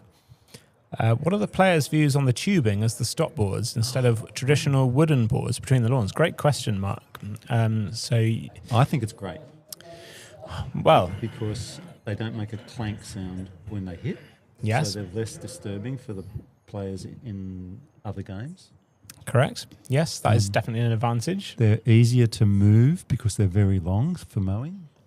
That's right. I've seen them do that for mowing in Yes. the evenings, and all they have to do, they have these almost like croquet, sort of old-fashioned croquet hoops, don't they, to hold them down. Yes. And all they have to do is remove 4 or 5 of those from a length, and they can move the whole And you length can because do they're a very kind light. of conga line with them. Yeah, and they're connected And in quite long yeah, lengths. they don't weigh very much.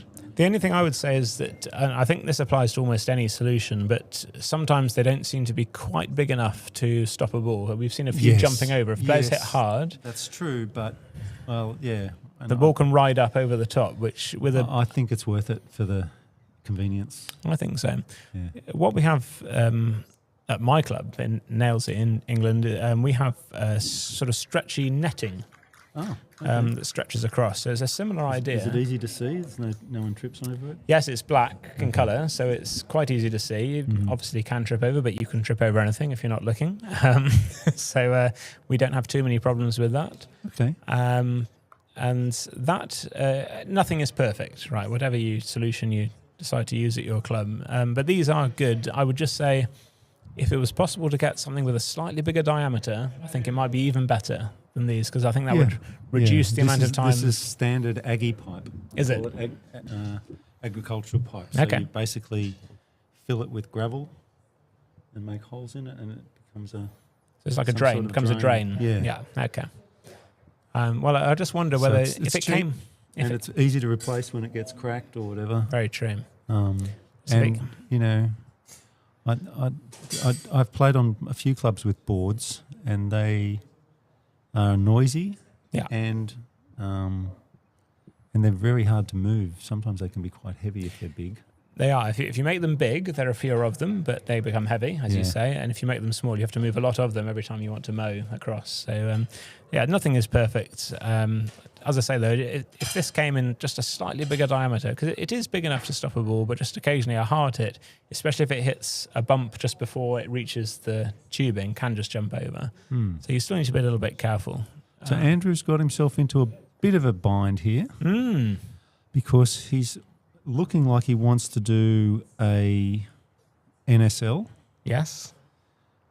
but he's got to put brown towards the boundary and get a rush on green up to the west boundary somewhere behind pink. That's right. So he's got to weave his way past green Yeah.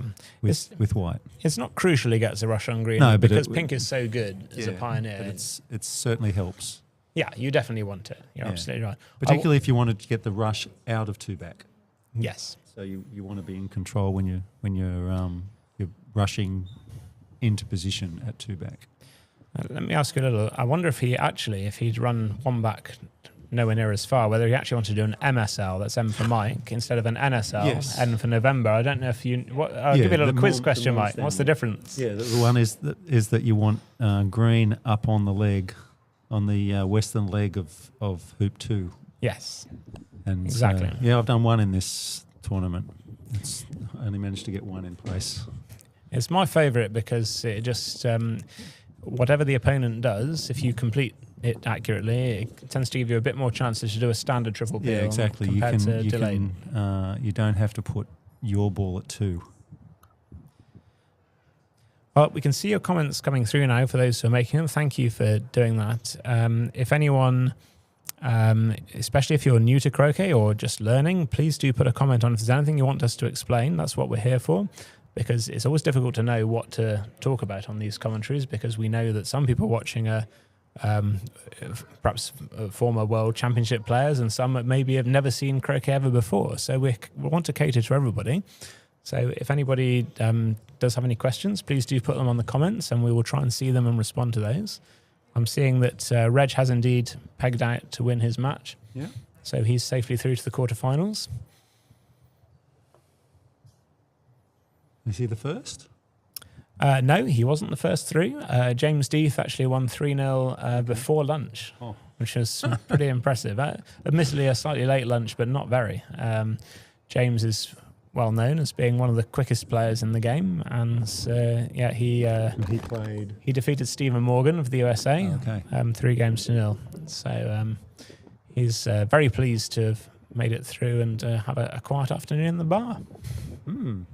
And it'll give Stephen more time for his prospecting. He was telling me the other night that he's a very keen amateur prospector. Is he really? Yes, indeed. For gold? Gold and I guess mostly gold, but he was in Australia recently and he picked up some opals there. He's Did a he? bit of a rock hound. Wow. I didn't know that. Well, that's really interesting. Thanks, Mike. So Keith said, I can't believe he's going to leave green in NSL position at hoop 4. Well, Why not? Let's figure that one out. so I think I know why Keith said that. Because it's Brown's It's hoop? Brown's hoop, exactly. Yes. So Okay. it's certainly very aggressive. It's interesting because But it forces again to get the on-time triple. It's tempting him. correct, Mike, exactly. And that's very interesting because I actually had, as it happens, I had this very similar situation in a game I was playing this morning where my opponent was hoop 4 and I actively chose to do it this way around because I thought, well, it's going to be too tempting for my opponent to play the brown. Yes. So if you remember, you can't see on screen at the moment, but brown has been left up sort of in the vicinity of hoop 2, but near the boundary. But critically not on the boundary. Yes. Because you want a little bit of room behind it. I You do I normally. would like another half a yard personally, but it's pretty good.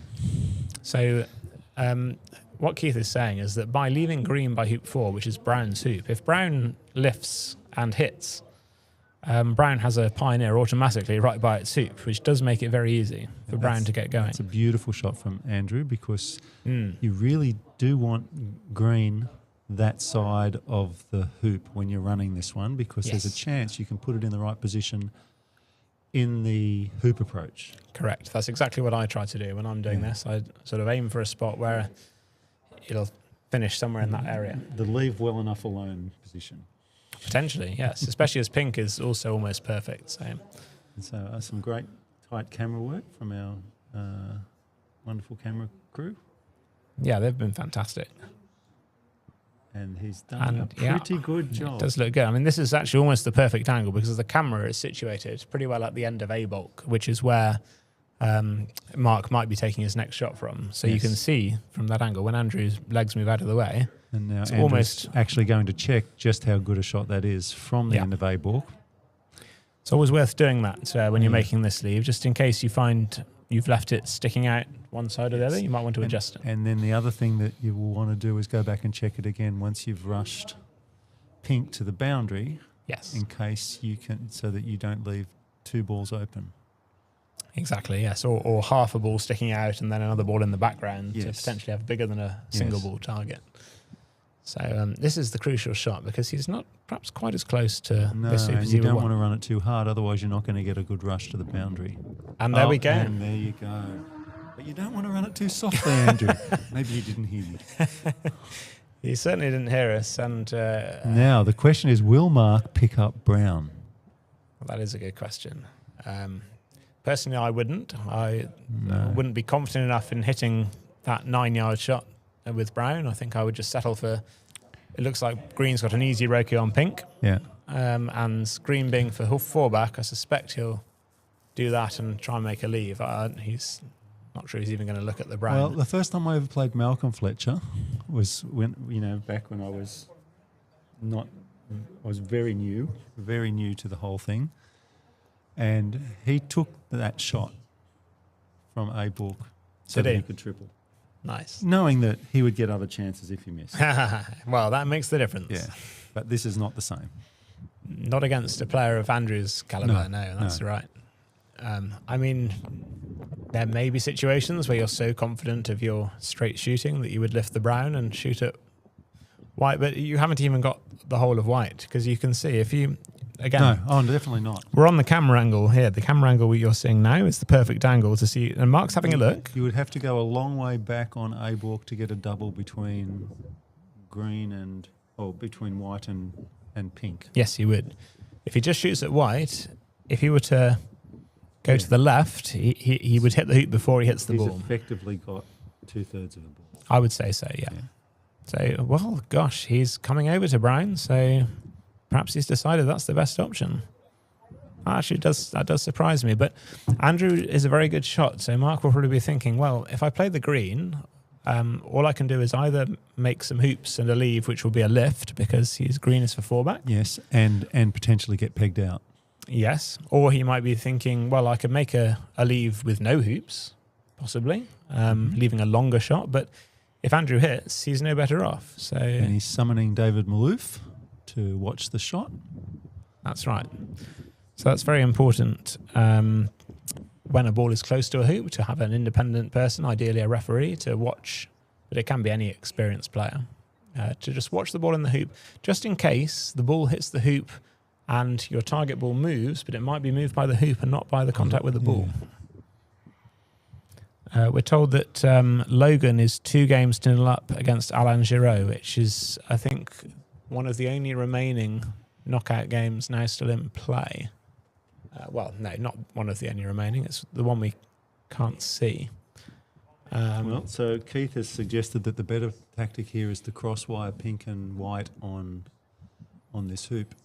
No, and he's missed. He's missed, yeah. Well, now he'll be wishing he took Keith's advice. So what Keith's saying there is maybe Green could have hit white out of the hoop and then just nudged it into a position wired from pink and then maybe adjust pink. And Alex has said a little bit too late for us when the comment came up. This is risky. But, Yeah, well, he was right. Yeah, I'm surprised by that, actually, because Mark, I wouldn't say Mark is known as being a particularly high-risk sort of player. I think he normally does play the percentages very well. He must have been very confident in his shooting. And as Keith was alluding to earlier, before Andrew failed the hoop, it's a risky leave to make because if Brown does hit, Brown has absolutely everything going for it. You know, it's got 3 balls by its hoop. So that's obviously what Mark was thinking, that I just want to hit this and get going with a backward ball. But it's not worked out.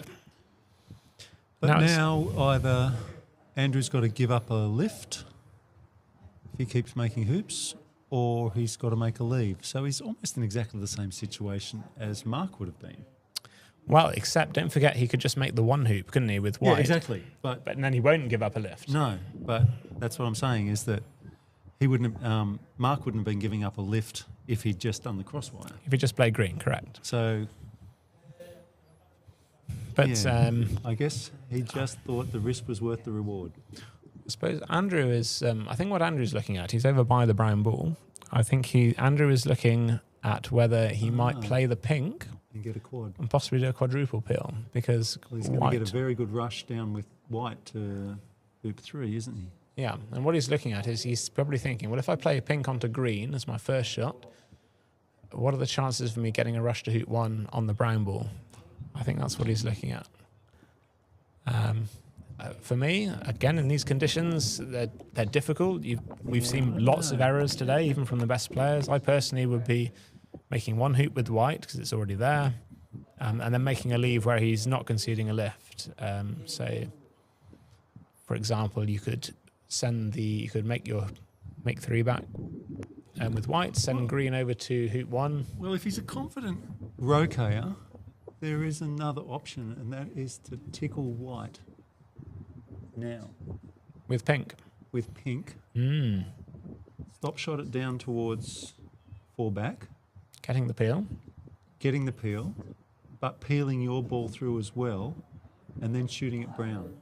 Interesting. Load brown into the middle, getting the rush on green over to one. Well, what about, sort of similarly, what about pink shooting at brown from where it lies? You Yes. can see that's about a 6-yard shot. Yes, that would also be in fact, that's a much better idea. Well, I don't know. I mean, the funny thing about 6-yard shots is, I don't know about you, Mike, but sometimes I practice my shots, and a 6-yard shot, I think in practice I should hit every time. Yeah. Okay, and if you're playing in the World Championship, that's what you should be aiming for, is to hit a 6-yard shot every time. But under pressure in a game, in the last 16, etc., it's not that easy. Beatrice. Hi, Beatrice. Beatrice and I used to work together. Did you really? Yeah, Wow, that's 25 amazing. years ago in Lincolnshire. Wow. Saxelby. So big hello to Beatrice. In fact, I already sent a big hello to her via James, Excellent. but she might not have got it yet. Beatrice. So he's doing that. And so in terms of 6 yards, we have handicaps in Australia. You don't really do handicaps. No, we do You handicaps, yeah, Okay. we So just don't always whenever play I in get flights. a 6 yard and I think, no, that's too risky, I always go, come on, Mike, you're a -1.5. Yeah. Hit the damn ball. I totally agree. Yeah. You know, almost to the point. I mean, this situation was interesting because he had a perfectly good option of playing with white, but in other situations, if my opponent leaves me a 6-yard shot, I almost have to take it on principle because I think, look, I can't have you thinking I'm going to refuse a 6-yard shot for the game. That's a very good psychology. But the nice thing about this is it gets him a load on 2. Yes, If he gets a good stop shot, he can get the rush, but at this time he won't be sending it all the way down to 4 back. He'll probably just trickle it through so that he can get a good position on green. I agree. Yes, because if he does that, there's no hurry to get the white up to 4 No, back. He doesn't need Not to. at all. I was going to say rush, which is a confusing term to use, but he doesn't need to hurry. Is what I mean. Yeah. So yeah, you're right, Mike. I think, and he's played a very good shot there. Yeah. Brown is a bit short. That was because of the angle. That was as far as he could get it. He Was couldn't really split it any wider than that. keeping control of the other ball. Now I'm sure you've been seeing on the US channel is keeping us well abreast of the other games. Robert Fletcher has beaten his brother Greg 3-0, so he's safely through at the top of the draw. And Reg, as we said, beat Jose. He's through in the middle. Is Stephen playing? Stephen Forster is Stephen playing? Forster is playing Zach Watson. Zach who's Watson. Zach That's Watson Zach is under that hat, is it? Okay. yeah, he's the Can't current really tell. US number 2, I Yeah, believe. and my favourite for the tournament. To be honest. Oh. Don't tell anyone. Well, you've told What's this everyone. microphone? Well, he's got some big advantages. This is home court Yeah, because he's the pro here. yeah. So he's going home and sleeping in his own bed every night. That's Big huge. difference. Yes. I agree. And if you've seen him roquet, he's one of these guys that almost never misses. So Oh, I've think been he's in reminded good that shape. I'm not keeping on top of the scores at all.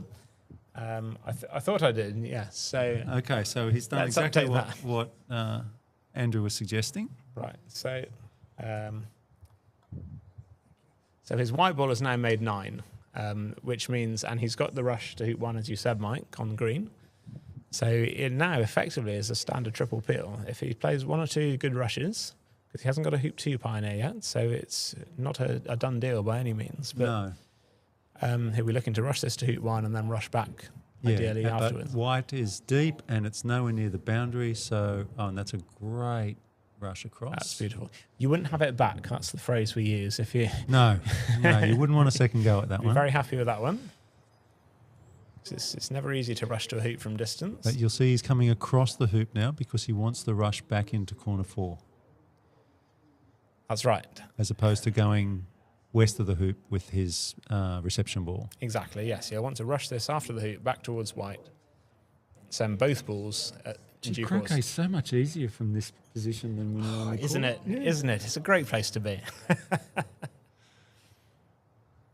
Right, so I'm going to try and remember to update the scores as he makes them now so that viewers are not confused.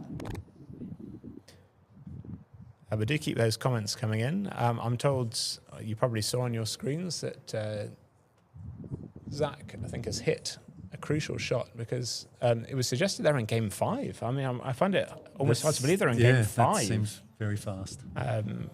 But I don't have any facts against that. I'm surprised that this game we're watching is in game 3, and another game next door is potentially on game 5. But Andrew is very steady, and he's unhappy with Hoop 1 there because he hasn't got through as far as he wanted. He wanted to rush a rush pointing much more towards white, but So he'll be okay. he's got a couple of choices now. We can either not load very well with green and still get the rush on white, or he can rush green all the way to 3 and then take off to white, which is a real no-no, but you never know. Well, one interesting point with this kind of shot, Mike, is something I only learned relatively recently is it's always worth thinking, what's the perfect thing to do? Well, the perfect thing to do, as you said, is probably to rush green straight in front of hoop 3. That would be brilliant. Yeah. But what's important to think of, what happens if that doesn't go perfectly? Exactly. What if it goes wrong? And if you cut it off the middle of the boundary, or you cut it to the north boundary, and then you've got to think, well, what's my play going to be then? And either of those would have been very bad. So what he's decided to do instead is just tap it gently, not take any rush. And he's decided he'll prioritise getting the rush on white. The other possibility is to roll them both up to 4, trying to get the rush on white. Yeah. Rush white across to the west boundary, coming back to brown. And then you've got a pioneer at 4 already, and so you can move brown across to 3 for the 4-back peel. Yeah. But he's not doing that either. I don't know what I do. I mean, for me, it looked like he had the option there because he's not got a very good rush on white. He's okay, but I wondered if he could have got green nearer to hoop 3 with that shot, or at least further up the lawn. I sat down for a chat with Jose and Reg last night, and Reg made the point that if you're taking off to things, then something's wrong. Yes, that's very perceptive point, actually. Yes, that's right. But having said that, I've played some fantastic takeoffs today. Well, the reason for that, I think, is that's that too close. it is a bit. Yeah, it is a bit. The reason for that is because I think when you're starting out, it's easy to think that a takeoff's the best way to move your ball around the court. Well, that's the standard break as opposed to the modern break. But actually, the best way to move your ball across the court is to pick it up and carry it. And what I mean by that is if you can play a rush, when you play a rush, you get to pick up your ball, carry it to the next place. Absolutely. And that's 100% to get to where you... I mean, okay, the rush isn't 100%, but picking up your ball is fully in control. So that's why we tend to say that if you're doing a takeoff, that's all very well. And then, of course, there are some situations that call for it, but that's why. You want to be rushing to places and then picking up your ball, minimising the amount of distance your ball has to travel on the court. Yeah, so this is now a very, very, very high ratio stop shot, Yes. or it's an imperfect load at 3-back, Well, 4-back. I bet you know which one he's going to prioritise. Oh, mate. yeah, absolutely. You'll be looking for the rush on brown. Exactly. This is another thing. This is the most... If your handicap is in the range of about 0 to 12, probably more, this is the biggest thing I think you can probably improve. And I don't know you, whoever I'm talking to, but if you're in that range, prioritise the striker's ball on a croquet stroke, nearly all cases.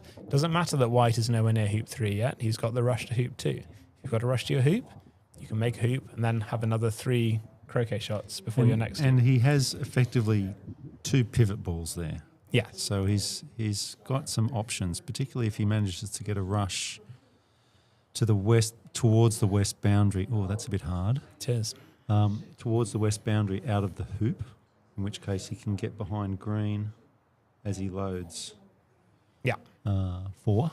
Exactly. So he's still got a chance of the standard triple, but as you said, Mike, he's overhit that rush by 3 or 4 yards, which is quite a bad error from there, actually. So it doesn't look much, but it's a bad error. No, because it's now the difference between taking off to the hoop or doing a small pass roll.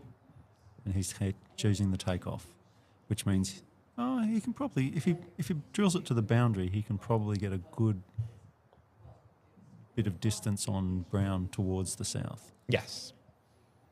Well, he's prioritised the pink ball again, which, again, is probably the right thing to do. And it's easy, as you say, Mike, earlier, from the commentary box. It's a very easy game. But when you're actually playing the shots under pressure, it's nothing like it. The takeoffs to hoops, most people are probably playing on slower lawns than you see here. I kind of think of this as tiptoe croquet because everything is the most delicate of touches. And that's right, and that's what makes it more of a challenge. Great rush. You'll get a great rush out of this. Yes, that was a nice shot. Yeah.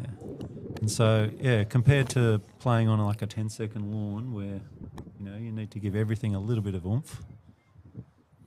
Can you just explain, Mike, to the viewers who might not know what you mean by a 10-second lawn? It's the time it takes for ball to travel from one end of the long axis of the court to the other. Mm-hmm. And so a 10-second lawn, you have to hit the ball harder because the lawn is slower, which means that it pulls up quicker. And that makes it easier to control your shots, right? Compared to these lawns, which are probably closer to 12 seconds, I would estimate. I'd say, yeah. I reckon, 12 seconds. It's easier to control your shots, but it makes doing long croquet strokes much, much harder. Yeah, and you have to put more power. Particularly for the less strong people. I don't want to single out ladies because I would fit into the less strong people. I've got a very limited mobility in my right arm, so I don't appreciate slow lawns either. But now we've got a good load on 4 and a rush. Come on. I shouldn't play favourites, but I just always go for the guy in play. Sure. Did you see how much the pink ball jumped on that shot, Mike? That was incredible, wasn't it? Some players you see it all the time. Robert Fletcher, his back ball always jumps on a shot like that. Mine doesn't. I think I accelerate through the ball a little bit more. Those are the two ways of playing the shot effectively, and neither is better than the other. It just depends on what is your natural style and what comes best to you, and it's all about just controlling it. And he's played that pretty well. He's slightly under hit on both balls, isn't he? So he would have liked another yard on pink. What he doesn't want to do is hamper his ability to get a good rush on white by putting green right behind the peg here. Yes. Yeah, very true. Again, it's another interesting point. Do you try and go all out for the perfect shot, or do you settle for a what you know is going to be less perfect but will be playable? But safe. Yeah. Here, I don't know. I think here, for me, I would just accept that I'm going to try and play a good shot, and I might get really unlucky. On 3. Thank you, Mike. It's made 2 hoops. Pink has made 2 hoops. Exactly. I'm getting slightly quicker at updating it, but not much. Merciless comments on YouTube are also welcome. When we don't do the scores properly. Yeah, absolutely, yeah. I get to tell my croquet joke. Go on. What do croquet players eat for lunch? Oh. I was going to say orange peel, but there isn't an orange ball, so that doesn't make much sense. I'll have to ask you. Peanut butter sandwiches. Oh, that's... I'm sorry, Mike, but that's even worse than what I thought it was going to be. Yeah, we've got a YouTube comment essentially commenting on my delay to update the scores. Yes, Andrew has made hoop 2. He's now for hoop 3. And now is really the most important shot because he needs to get white into a good position so he can reposition it for the peel. Yeah, he's in this situation where one good shot and he's potentially on to finish this turn. And that's again, you wouldn't have it back, would you? No, because the danger was there that green was going to sit in behind the hoop and get in the way of positioning white properly. Of course, if that happens, Michael, what you do then is you just switch to doing the TPO instead of the TP. And of course you do. And peg both balls out, leaving 4 back against hoop 4. And then it still should be a winning position. Yes. Well. So, yeah, this is another crucial shot. You played the last shot almost perfectly. And this one needs to also be perfect. No, that's not what he wanted at all. It's okay, but it's okay. It's, If yeah. it was right behind the hoop, that would have been a problem. I have, not Andrew, but I have the perfect line down hoop 4, hoop 3, and it's a good 6 inches wide. Oh, see, we've got another croquet joke coming. Well, I assume this is a croquet joke on the comments. It's why do croquet players have small cars? I'm so sorry. I'm sorry, viewers. Do you know the answer? I don't know the answer to this one, Mike. Do you know the Because answer? they hate giving lifts. I'm sorry, Mark. I think it's actually better than your one. Well, I can tell you about the croquet player that kept losing 26-0. Go on. He was hoopless. I like that one. That's one my children could understand. That's my level. So, Andrew has a tricky approach. Those who play will know that this is harder than it looks, isn't it, Mike? Yes. And Especially on these fast lawns. fast lawn, tight hoop, It's hard to judge exactly how hard to hit this to stop it. tiptoe croquet. Exactly. It's okay. He was Yes. conservative with the line there, wasn't he? So as make sure not to hit the hoop leg, which was disastrous. So this is okay. But these hoops, this might look like an easy hoop shot to most of you, and it is. But the hoops and the balls are quite, what I would say, sticky. Yes. I don't mean they're literally sticky on the surface like Grabby. they've been glued, but the hoop will Grabby. grab it. And he's played He's that done well. a great job, and he's even got the rush back on white, which is fantastic. I thought that might be an issue Yeah. because of how grabby they are, Mm. but he's given that just the right amount of weight. So he needs to hit this half ball. I think he's played before. Yeah. Well, as I said, he's got an excellent pedigree, and he's really in it to win it. I mean, it's interesting. I've played in, this is the 7th World Championship I've attended and competed in, and I would say this one is the one with the most people who might actually win. Yes, it's very open. Yeah, Very, there were open. plenty of previous World Championships where generally speaking, Robert or Reg Bamford or both, Robert Fulford or Reg Bamford or both were clear favourites, and nobody else necessarily had a great chance. But this one, there's any of the top 8, I would say, could win, and potentially some of the next 8 as well. Andrew, of course, is one of them. He's was seeded about number 12, I think, and he's playing Mark, who was seeded number 4. Excellent player, could also win. Okay. Anyway, nice shot. So what a shot. He's played that without any split, yes. and he's managed to get the weight of pink perfect. The danger when you play without split is you hit it too hard, and Yes. then you don't have a shot on green. But he's got that right. Yes, I understand that happened to Ben Rothman in his match against Fulford, which is taking place out of view. And, he did exactly what you said, Mike. Okay. And the reason you might want to play it straight is because if you play a split shot for a peel, it can pull the peelee offline. And what's more, many people aren't used to these balls. And certainly my opinion, and I think Chris Clark also mentioned that he thinks that there is significantly more pull on these balls than the Mark II Dawsons. I definitely agree with that, partly because they're brand new, these balls. They've been kindly supplied by Invictus Croquet, who's one of the event sponsors, and we're very grateful for that. We've got 12 beautiful sets of each colour balls on all the lawns. But yes, partly because they're new, what we call the milling, which is the sort of ridges that go around the ball, are a little bit higher. Proud, yep. Than when they have some wear. So that's part of it. But also I think the design maybe is slightly deeper grooves than we have got used to on the old balls. So your magic formulas, like one hoop, leg width. yeah, some people claim to have these formulas, including they the don't work. aforementioned David Harrison Wood. Claimed to have a very scientific method, which also included things like how much water was on the court, if it was raining, or things like that. And I never got on with any of that. Well, I got it right for the first 2 peels this morning. Good. With split. Yeah. So I was very pleased about that. Didn't get in position for the 3rd peel, but So we're getting an update through from the Rothman-Fulford match, which is, I think, probably the only other... what have we got here? No, he's okay. Is he? I can't really tell. It's a bit foreshortened from here. Oh, okay. When you see on We the get, screen, we got get the camera. We get both views. We get live and the camera view. We're extremely lucky. He's good. But from here, it looks diabolical, but it's all good. Full for Rothman. I've forgotten what the comment was. Yeah. Yeah. So he's nicely through, and he's put Brown in a good position. So he's got a rush back. Rothman Fulford. It's only in the third game. Fulford is for Pegan 4. Rothman is for. Rothman has been pegged out by Fulford.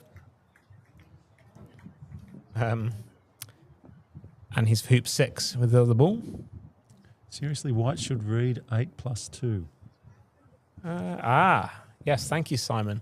Simon Williams has been one of Ireland's top players for the last, well, I don't know if I should say 30 or 40 years. He's a phenomenal player, tremendous fun. I've played Simon many times. It's always a good crack, as they say in Ireland. Don't know if you're familiar with that phrase, Mike. Yeah. Anyway, Simon has commented that, yes, the 10 for Andrew should actually be 8+2. I had forgotten that convention. So we showed as 8+2, which means that Andrew scored 8 hoops with White as the striker's ball, but he's now peeled White twice. And he's done a fantastic rush down to position Brown in front of 6. We would hope in front of 6, yes. And White either in front or behind, depending on whether the day has an R in it. So I think my preference, if I can here, Mike, is to send Brown actually as far as the peg, because I know White is going to be my hoop 6 pioneer, in effect. Now, he didn't have space to do that, actually, in this case. But he did. He just didn't do a good enough stop shot. You think so? Yeah. I'm terrible at stop shots, and I could have got that. I could have got that there, I think. But I've been watching a few of Robert Fletcher's recent games, and he is always putting this up past screen. Rushing it past screen, And then yes. sending it back. Yeah. Always. I mean, from here... If the option's available. And I think that's very, very possible. Yeah, either option is very valid, I would say. But that's good. Some people don't like this takeoff from white to green that you see now because, and it comes back to what I was saying earlier about the best way to move your ball around the court is to pick it up and do a rush. Oh, sorry, I should say do a rush and then pick it up. Takeoffs, it can go wrong. You know, if you, some lawns, this might hill to one side or the other and leave you with a poor rush on the green. On these lawns, you don't really have to worry about that. So you just have to judge the pace. If anything, I'd say he's overhit that slightly, but it's fine. And on the other court, Stephen Forster is about to try and run hoop one, and he's succeeded. So he's just starting a break. And what's the? Has there been a pegged out ball in that game, Mike? I can't see from around. Yellow is over on the east boundary level with hoop 4. And so Stephen's made hoop 1. What hoop is he for with his other ball? It came up on the comments just now, but I just missed it. So does he have a possibility of a triple peel? Absolutely, that's what he's set up for. To take the game, okay. He's set up for that now. He's got red in a perfect pioneer position at 2, and he's going to take a 1/3 roll to put, or maybe a bit less, to load 3 with his peelee going to yellow, and then the question is whether he can get a rush on yellow or whether he pushes it across to 4 and then takes off to 2. I've forgotten the score in that match. I don't know what the game is. I think maybe one of the viewers is. I think it might be 2-2. I could check on my phone on Croquet scores. That's a good idea. Yeah. In the meantime, Andy's made hoop 5 without a rush, but should be okay. Ellen Murray has commented that we should give a big shout out to the hospitality and professionalism of the NCC, which is the National Croquet Centre where we're based. And I back that 100%. It's been a wonderful venue, not only for this tournament, but for 2 previous iterations of the World Championship, both of which I was privileged to play in.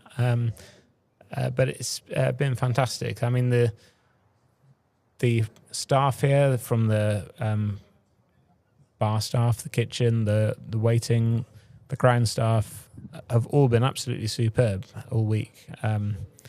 It's not an easy job to keep 72 croquet players happy, especially when they've just missed a 1-foot shot on the lawn or something, speaking for myself. and they've done amazingly. So I completely endorse that, and we're very grateful to be here. We're very grateful to all the members of the club who've kindly given up all of their 12 courts for us to be able to play this week, and whose membership contributes to keeping them in such fantastic condition. It really is a privilege to be here.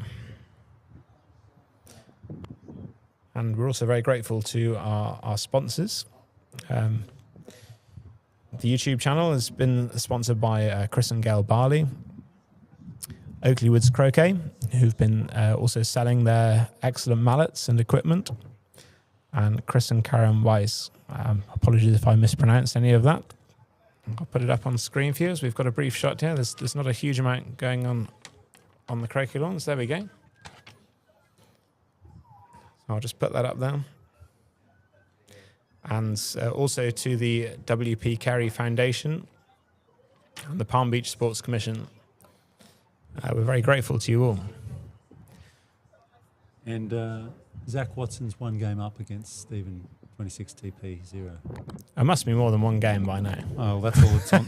That's all that's on Croquet. Well, so. that's probably their fault, not yours, Mike. Yeah, if they haven't told the management, Well, Zach's got at least one game. If they've only played one game and it's 4 o'clock, they're in real trouble for the tournament. The manager will be having kittens.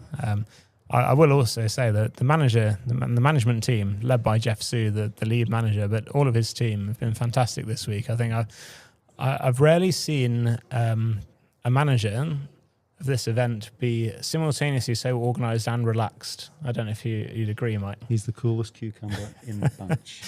He just deals with whatever needs to happen completely unflustered.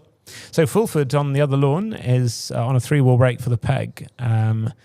He's 2-0 down, don't forget, in the match to Ben Rothman. Ben Rothman is ahead 2-0. Ben is actually the underdog in this match.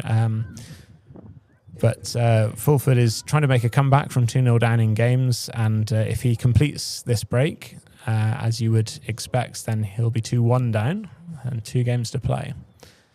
But yes, returning to what you can see. Andrew's just put white in the perfect pre-peel position. Yes. The temptation is always to rush your ball in front of the hoop, but that's a bad idea when you're trying to peel. Oh, yes.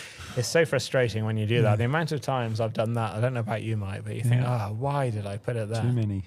But it's perfect. He's had to run that a bit hard, but he's got lucky, actually, a little bit. And clipped it, not moved it very much. And now we find out whether he's going to try and push it through towards the peg or whether he's just happy to jaws it. But the important thing now is he's got a bit of a problem with green. Yes, that's right. Green has gone much too far past his next hoop. So he should be okay. But as you said, Mike, that means he probably needs to be more conservative with this peel to make sure he gets a rush on brown. Because if he goes... Even with a rush on brown, he's still got a problem with green. Yeah. So where would you... If you were playing, where would you rush it to? Well, I would have put brown on the other side. Interesting, yes. Give yourself more room. Yes. Oh, and he's bobbed the peel quite badly, but he's very lucky. It's I think it clipped. I don't know, is there a replay we could see for that one? Yeah, that'd be interesting. Here it comes. I think it clipped pink when it was rejected. Did it really? Wow. You're right. You're absolutely right, Mike. Good eye. Put it back into a rush peeling position. That's amazing. And not only that, but to get the rush on brown, well, I don't want to use the phrase luck of the Irish, but I'm going to. That was incredible. To get the rush and the position on white. I mean, my word. Well, yeah, because pink didn't go where it was supposed to go either. Yeah, exactly. Yeah, exactly. It clipped off. And it's somehow finished perfect. Well, I've always said, Mike, better to be lucky than good. Yep. Even better to be both, which Andrew is. So now, we didn't see a very good stop shot out of Andrew coming out of retrieving the four back PLE, did Correct. we? So now we get to see whether he's got another gear that he can engage. Big angle, isn't it? It's a big angle, and maybe he'll be content not to get the rush on green, but just roll in from there. Oh, I do it the other way around, Mike. Yeah, is just leave yourself a worse shot with the next a worse pioneer, I should say. Correct. I'd be content with Brown just rolling a couple of yards past peg high if I got the rush on green. Yeah. Because if you've got a rush to your hoop and you've got other balls in the middle of the lawn, you can always recover it. Yeah, and on the because next he's shot. lucky, he's got the rush on white, the rush peel on white. Well, he's made a very go good on, effort Go there. on, go on. Well, that's amazing. He's actually underhit it, hasn't he? Yeah, and so he very clearly has a good stop Yeah. shot in his bag of tricks. Yeah, a couple of yards harder, Pink would have been perfect and Brown would have been perfect, wouldn't it? Yeah, So he had a better stop shot than he knew. that would have been a really good shot to have seen where he was lined up with Brown, because I reckon he's probably aimed a yard east of hoop one to get, because of the split, and that's how much pull there is on the ball. Yeah, that's right. So what we mean by pull is Brown will have moved from left to right as you view it from the top, because of the angle he was hitting the pink. towards the bisector of the two paths. Yeah. You've lost me, Mike. Sorry.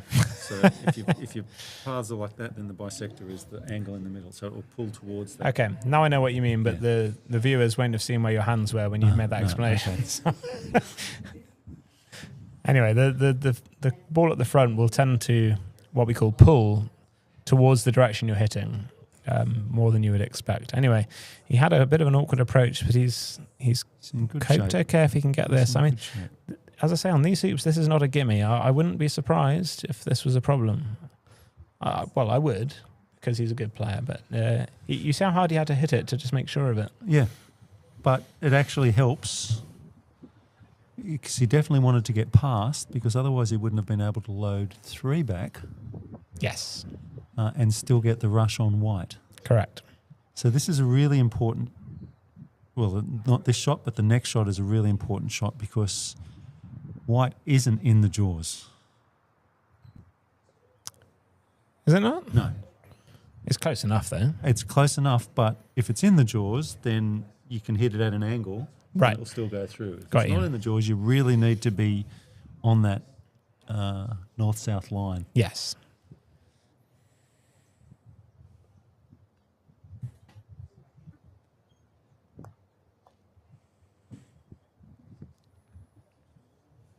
The only danger there is whether he can see three back. Yeah, I was just wondering the same. As you just put it on that spot. Okay, where- so what would you, if you couldn't see three back, what would you do? Great question. I think I would aim more towards the west of the court, which is, well, as you're currently viewing, it's to the left. As Andrew's viewing, it's to his right. Do you ever put it in escape position near over? Well, the thing about the three-back Pioneer is it already is kind of in the escape position near Yeah. rover. So I would still aim to have it nearer to three-back if possible. Yep. But yes, you're right. It is. But if still you a good- can't see it, then the other thing I try sometimes is to put it, I don't know, 2 yards east and 2 yards north of rover. I mean, north or south? South. It's confusing 2 yards because east and 2 because yards south. I know. just forgive you for that because we're watching it from the north, so it's Yeah. easier to. Yeah. Well, I agree with you. Now it looks like he had the good shot. He had anyway. a good sight So of that's it. pretty good. Although And- he's not got very close to the white.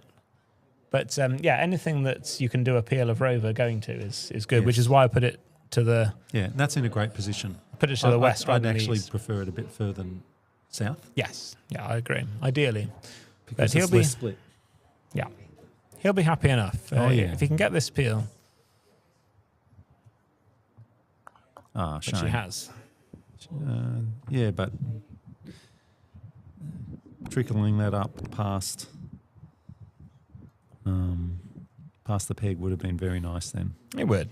And this is okay as long as the And he's going to try and do it now. hoop isn't in his backswing for this roll, which it won't be because he'll be to the side. So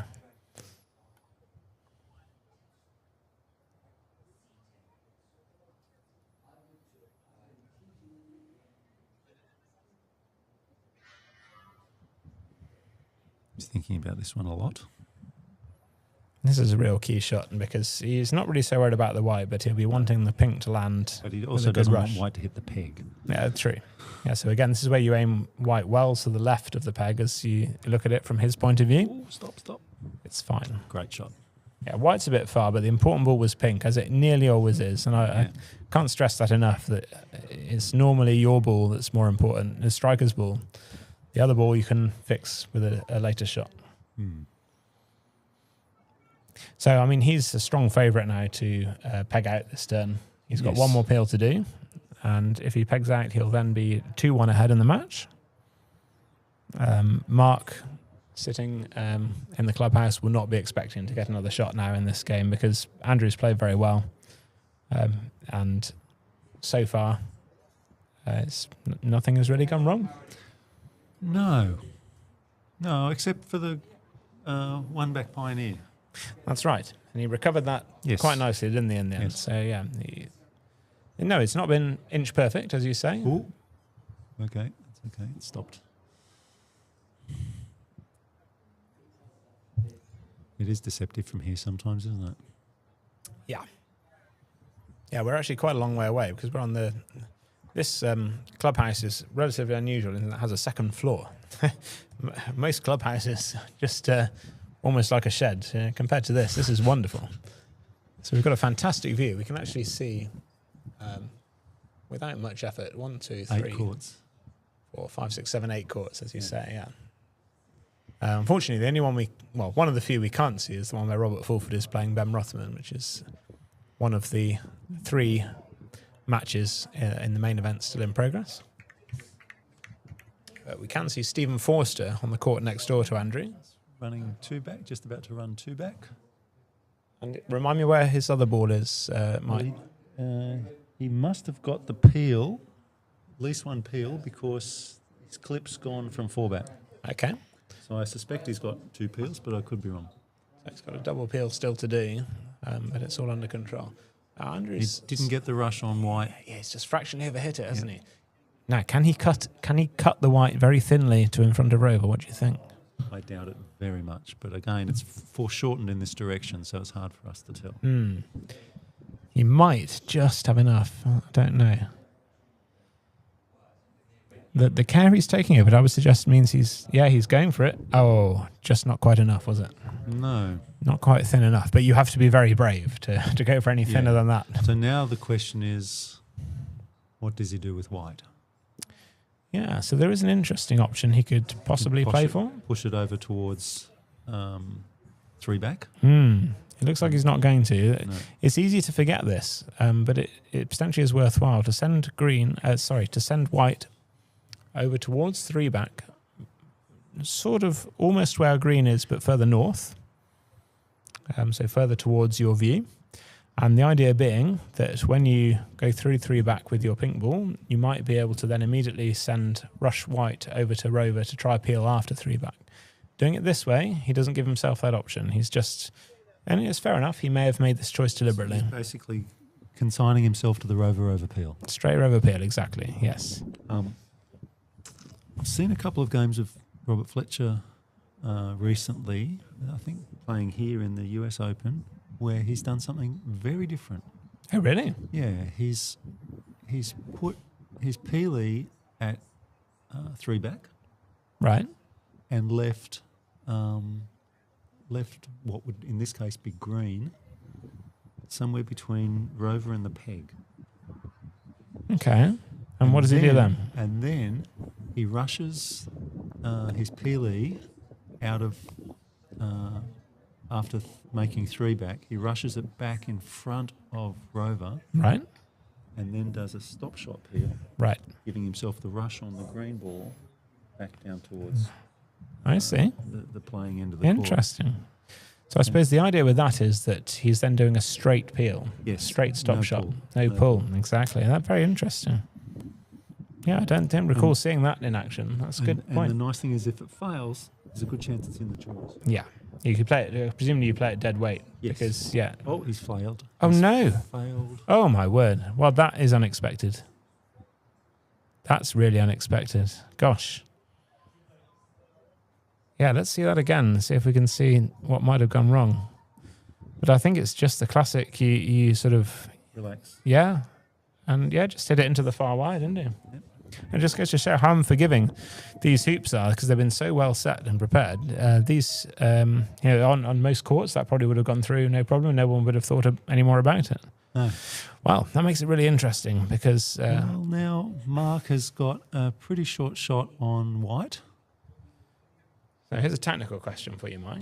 So we've got white being 8+3. Now that turn is finished, I presume I should change that to 11 because it's now not appealing. It's not appealing anymore. Yeah, I guess so. I'm going to follow that. I assume that's correct convention. And I'm trying to remember where... Oh, brown is... Well, brown is for hoop 4. Okay, so that's not really what he's going to play, is it? Well, it's interesting because... No. Because well, he does have a lift, doesn't he? He does have a lift. Also, green, I don't think it's easy to hit pink. It doesn't look like a gimme. But white is short. Yeah, green at white is probably the shortest. Well, green at pink is shorter, but there is a hoop in the way. No, I'd be shooting at white every time. You think so? With green from where it lies? Yeah. I think he's preferring the shot at green at pink because he thinks he doesn't have to run the hoop to hit pink. He just has to get it. No, but I don't think it's in the jaws. Well, I don't know. We can't see from this thing. It's not quite in there. You're right. I think he basically has to almost run the hoop to connect. I think, look, you can see it's poking out. So he doesn't have to run the hoop. He has to. He's got it right in the middle. Yeah, no problem. Sometimes that's the best option, just to take your shortest shot because you know you're accurate at that distance. I didn't think it was in the jaws at all. Okay. Yeah, no, if you had to run the hoop, it would have been a different equation for sure. Absolutely. So, good shot by Mark. And this is, as I say, a completely unexpected opportunity. And this is interesting. Well, because there's a possibility he can just peg white off. There is, yes. Because, he's got a ball right by his hoop. Brown is up out of your shot just by green's hoop, which is hoop 4 back or hoop 10, as you might call it. He could just put pink all the way to penalt. Yep. And then going to white, which is looking like what he's doing. It does seem like a reasonable option because his brown is for hoop 4. So the other thing you might sometimes see people do is just, and I think if brown were for hoop 1, this would be more attractive, but just make a leave for 1 and 4 back and hope that you then can do a triple peel. But when you're hoop 4, the triple peel is much more difficult. So I think, his best option may well be to do that. The triple will be hard to get going from here. Or he might just decide, well, I'll just go to the peg. I'll just go to the peg, make a leave. Yeah, it looks like he's not bothered with white. Not so far. He still can. Yeah, he can, but he was a tap on and a takeoff to green would have probably put white in a better position. So I've just got a message from one of my club mates. So I'm going to do a shout out to Ballina Croquet. Nice. Hi, everyone. Whereabouts is that in Australia? It's 100 kilometres south of the Queensland border in New South Wales. Interesting. Okay. Would out in the sticks be a fair description of that? No, it's on the beach. Ah, out on the beach. Yeah. Lovely. Yeah.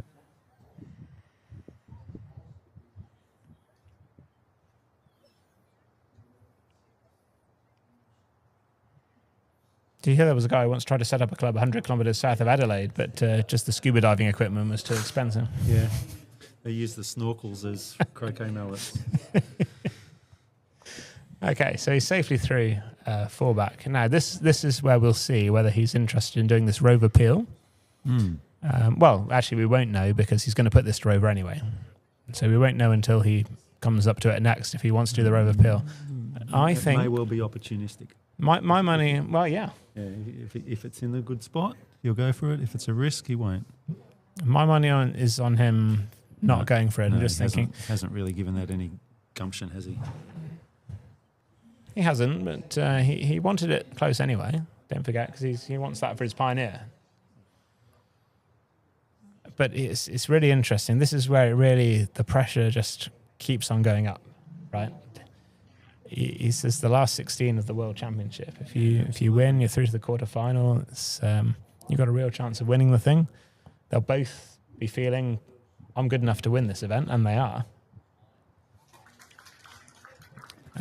So if knowing Mark, I'm going to back him. I'm going to guess he won't go for the rover peel. Don't think I want to risk it. I think because if it goes wrong, it's disastrous, right? Oh yeah. If he makes a leave, make the other guy hit. Making the other guy hit is But rarely wrong. pegging someone off also makes the other guy have to hit. True. But if they hit, they might just win. Yeah. That's also Whereas if he hits and he's 3 back and peg, he's still got to do the rover peel himself. 3 back and rover, sorry. He's still got to do the rover peel himself. Yeah, that's so true. Well, let's see what happens. No, he's not going to try because otherwise he'd be putting an escape ball up there, wouldn't he? yeah. So he's definitely trying to go for a good leave. I think this is a good decision. But much more boring. Unfortunately so, yeah. But, Oh, well, he almost got it by accident, didn't he? That would have been funny. Almost unavoidably got it in the jaws, but no, he's okay. So he safely avoided it. Right, so he's going to rush, I think. I probably thought... put it off the lawn. Well, he was going to rush it to the peg, but he's going to rush it off the lawn, yeah. Not quite. He's even on the yard line. Well, he won't be too worried about that. The key importance here is to get pink in a position by the peg where it can't see white. Yes, but I think if I had my druthers, I'd probably want white further south. Yeah, and you might nudge it that way as we speak. Well, a little bit. A little bit. Oh, go. Yeah, it's perfect. just about okay, yeah. So you really want to get this in perfect position with this shot if you can. But if you don't, you have one more shot to adjust it. But you want to get it really close because Ooh, I that's think a bit short. I think it's okay. And this is a reverse diagonal for those that don't know. Oh, yes, that's right. It's the opposite way around to what he'd normally do. And a part of the reason for that will be that Brown didn't forget it's for hoop 4. Exactly. Well, you won't forget because it's on your scoreboard. And also, pink and white's hoops are all on the eastern side of the...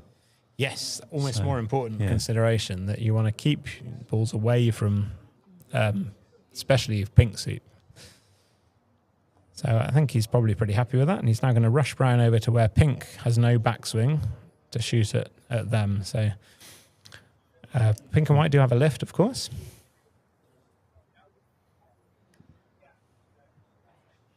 Yeah, so what are we going to do here?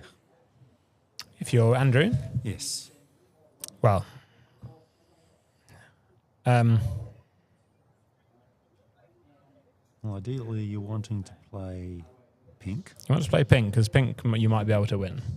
So in that respect, in my opinion, Mark's probably got the balls the correct way round. Yes. Because he's left the white ball a bit nearer his next hoop, which is hoop 4. There's not a huge amount in it. So yeah, if I were Andrew, I'd definitely be lifting the pink ball. And then the question is, do I take the shorter shot from the end of B bulk at green and brown, or from Do I take the longer shot? from corner 1 at green and brown, putting pink effectively out of contention for Correct. quite a while. exactly? It's given that green is for the peg, it's kind of less of an issue because at this level, all the players are extremely good at 3 ball breaks. Yes. In other words, they don't even need the 4th ball. No. Really. So So the temptation. Having said that, and it is since harder. the rush is already in place, yeah, then there's probably little downside to taking the shortest shot. correct. He's looking to see if he's got any kind of shot from where it lies, but Mark looked very happy with how it turned out, so I suspect not. So yeah, no, he's looking at now lifting it. So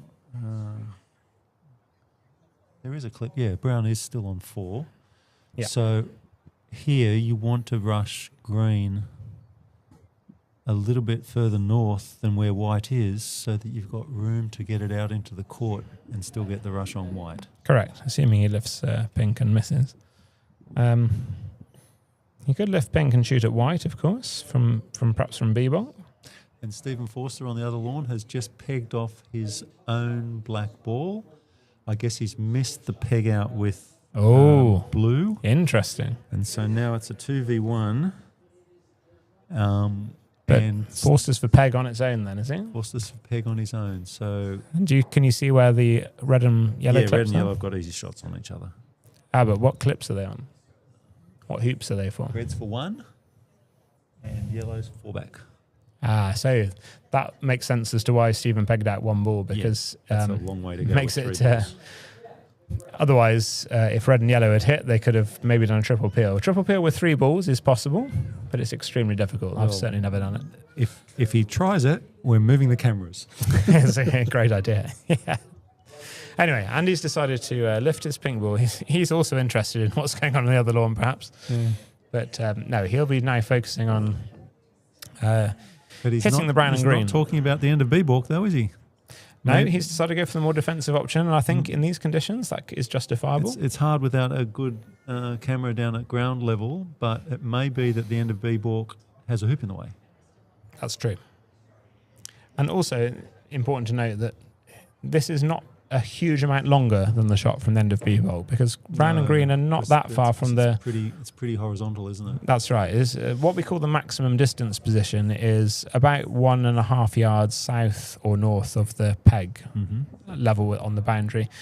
What I mean by that is the distance from where Andy is shooting his pink is not much longer from if he shot from the end of B-ball. So he's lengthened his shot slightly, but it is more defensive. It does force Mark to make a few hoops before he even will have a chance of picking up a 4th ball to get a 4-ball break. Shoots. It's not close. It's missed. It's not close.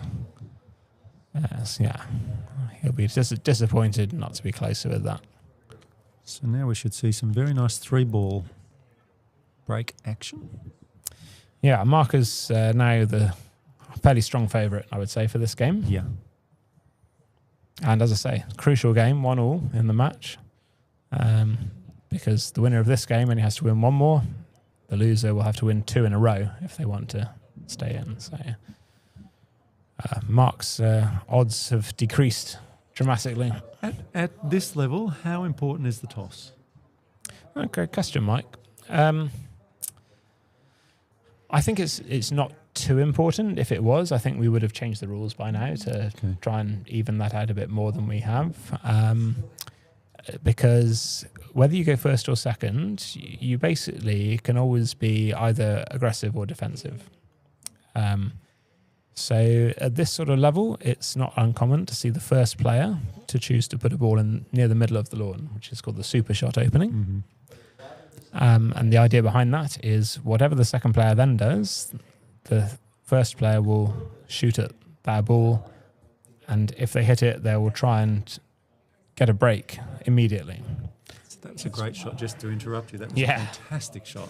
That really was. Yeah, really, really nice. So again, you wouldn't have it back. Less good That was shot less following. good, yes. But he should be okay. As I say, I would still heavily back Mark at this point to finish out this turn. All he has to do, remember, is to make 9 hoops and peg out both balls. So the fact he's only got 3 balls in the lawn and pink out of play at the moment won't unduly concern him. He's just all about this shot, really. If this goes in front of the hoop, it's fine. And he's played a nice straight there. So yeah, going back to the openings. So if you win the toss, by far the most common thing to choose is to go first, because you can either do that super shot aggressive opening I talked about, or if you don't fancy your chances of Hitting the third hitting ball. that, you can be more defensive and just play well away from hoop 1 to the east boundary. Have you seen many super shots in this competition? Because in the last competition there were a lot. I'd say not as many as usual, Yeah. because the conditions are difficult. I would have thought that people would have been worried that people would be hitting in more because the lawns are so flat. Well, yes, there is that. Because the other thing you can do in response to a super shot is to just shoot at it straight away. Or put another ball in somewhere between hoop, just north of hoop 4 and Rover. Yes, yeah. Robert seems to do that to me often. The point is to be near enough to the peg that there's no free shot on the third turn for the opponent. No, absolutely. Yeah, exactly. So yeah, that's certainly another valid response. Also quite aggressive. But yeah, as I say, in terms of who wins the toss, it's not considered to be super important. Obviously, as ability decreases, there's more advantage in going first. I think so, because at any ability, going first means you can get the first opportunity without having to hit a long shot. Yes, exactly. That's the key. And that applies at any level, as I say. You can just join up on the third turn, and then if your opponent misses, you automatically almost have the first croquet shot. So anything other than that is attempts to sort of manipulate the situation to your advantage some way. But So just looking at what Mark's done now, conventional 3-ball break play would put green further south than that. it depends on how good your stop shot is. Well, but he hasn't got... he hasn't got a rush, but I hasn't got a rush. actually think he'll be okay. I think his stop Yeah. shot is good enough, Yeah. even though he's hit that quite hard. Yeah. Of course, the other thing you can do now is No, go he's to going pink. to pink. You can That's go to what pink. he's doing. Yeah. Okay. I can't see that out of the corner. That's my excuse, viewers. Yeah, I can't see pink from where I sit. yeah, it's understandable. Yeah, we mustn't forget about that. I mean, if this so next croquet shot goes well, it's all but over. Curtains. Yeah. But we thought that about Andrew's Well, we did. break as well, didn't we? But that's the He beauty mi- of he these missed the conditions, that simple- they've prepared the lawns and the hoops so well that literally it can come out of nowhere at any time, Yeah. and that really rewards those who just play the most precise shots and keep their concentration for the whole game from start to finish. So that's exactly what we want for a World Championship.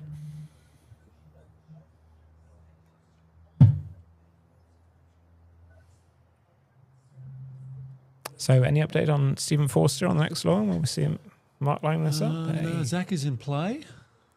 Has he got any sort of break set up? I missed how he got in play, but Zach. Well, you is said they now were in quite play. close. He was quite close to begin with, so he probably had an easy start. But Well, yeah, because he pegged off one of his balls, right? Yeah. So this is going to be a bit of cat and mouse, but he's got all 3 balls in play now, so he should make his first. He should make his 9 with not his first 9, but his 9 with red.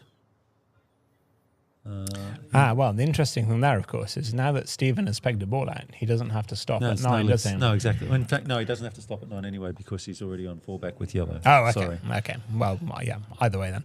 So yeah, he'll be looking to get all the way around then if he can. Yeah. Probably won't attempt a triple peel with any 3 balls. Things have gone a bit haywire because he didn't have room to get a ball to 6 and with a croquet stroke. So he's rushed it down to 3 or 4 yards east of 6 and taken back off to perfect position to get onto his yellow ball A hoop 5.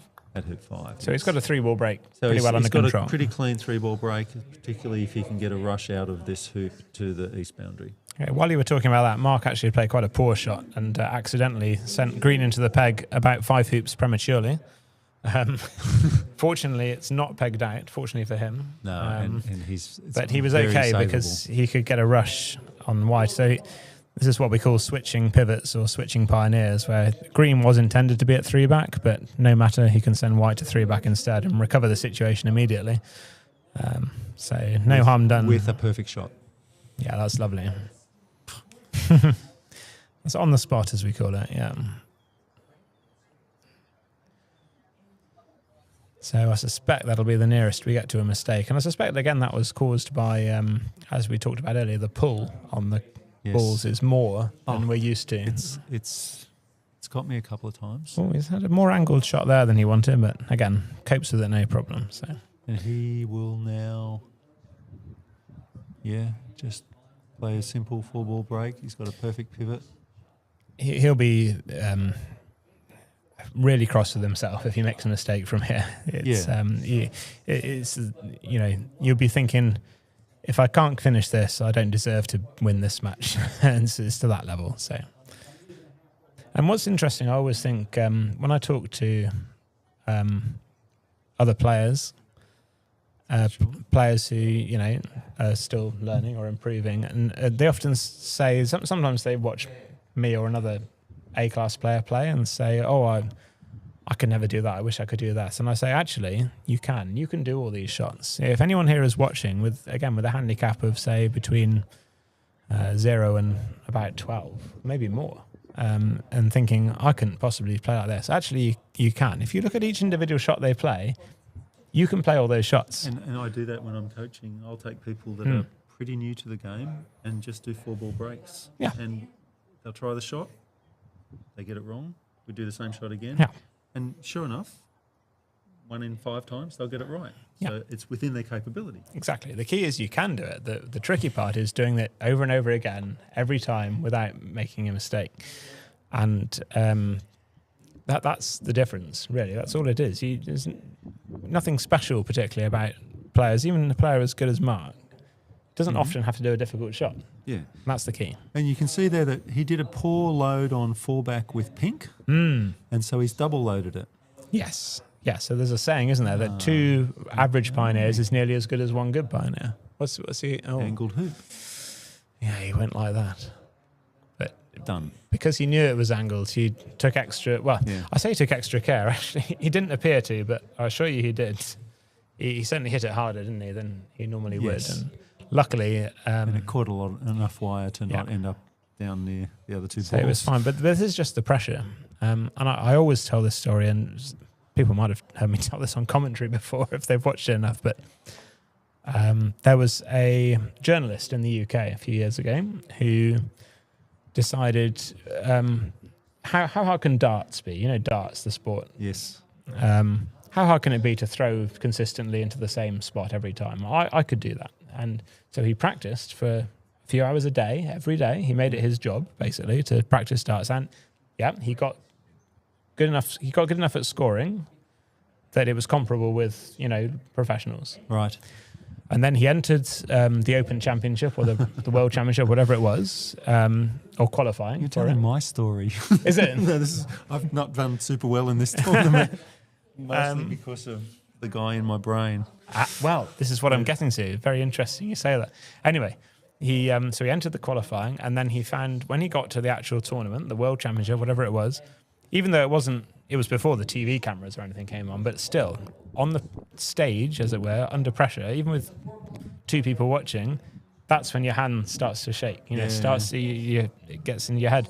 So the difficult part of croquet or darts or snooker or any of these precision sports is not playing the shots, it's playing it under pressure. Yeah. And It's tuning the world out. yeah, trusting your technique and just playing it. But yeah, anyone can get this good at playing shots. You just have to repeat it and Understand it. I think there's an element of understanding.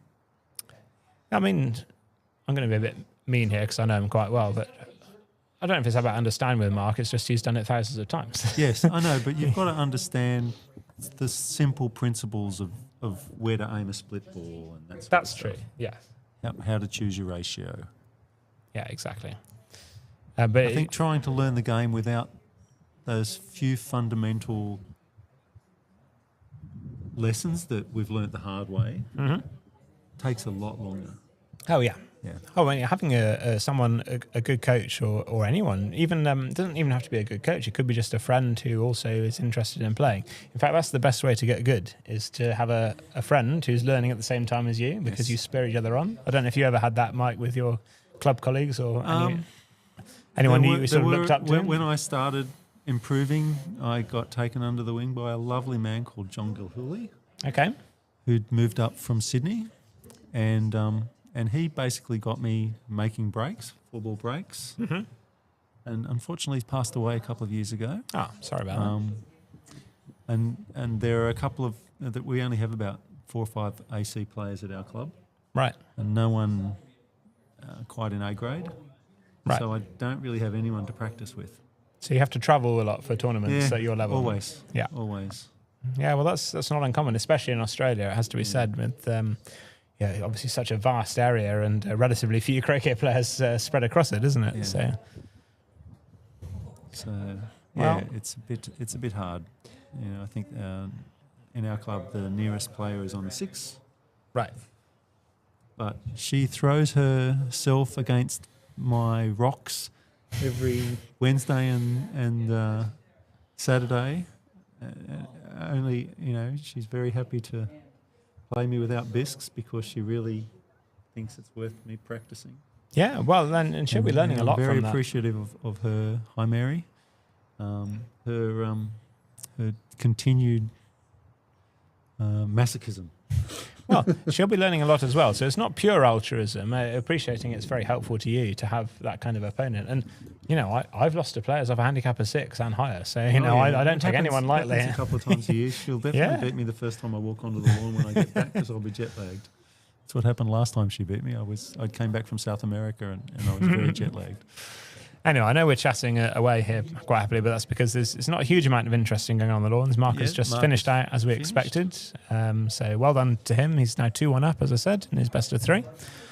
And I think we can probably take this opportunity to go for a quick commercial break and to once again thank our sponsors. The players will probably take a short break also. So we'll leave you for a minute or two and we'll come back with more coverage shortly.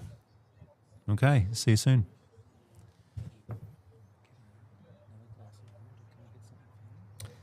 Well, it'd be nice if someone else took over. They'd probably listen to us go on long enough.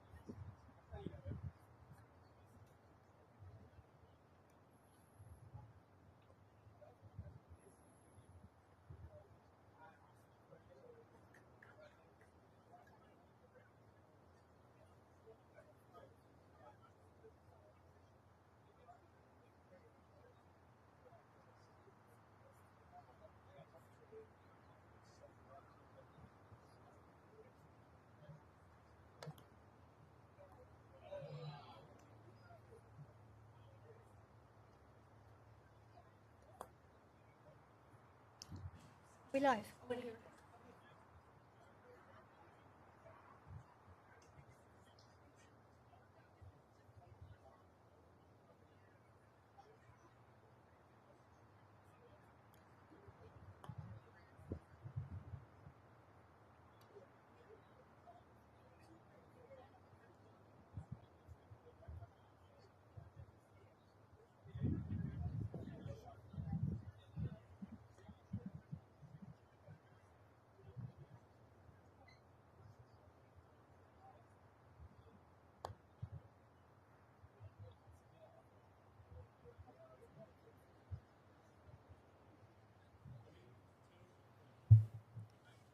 Well, hello everybody. You've got two new commentators here now, Debbie and Ian Lyons. Good afternoon, everyone. We've just sat down, so we're a little bit playing catch up on what the state of the game is. Let's see where we are. So it looks as if it's 1-1 in the game situation. And these are best of fives, remember, aren't Yeah. they, I think? So,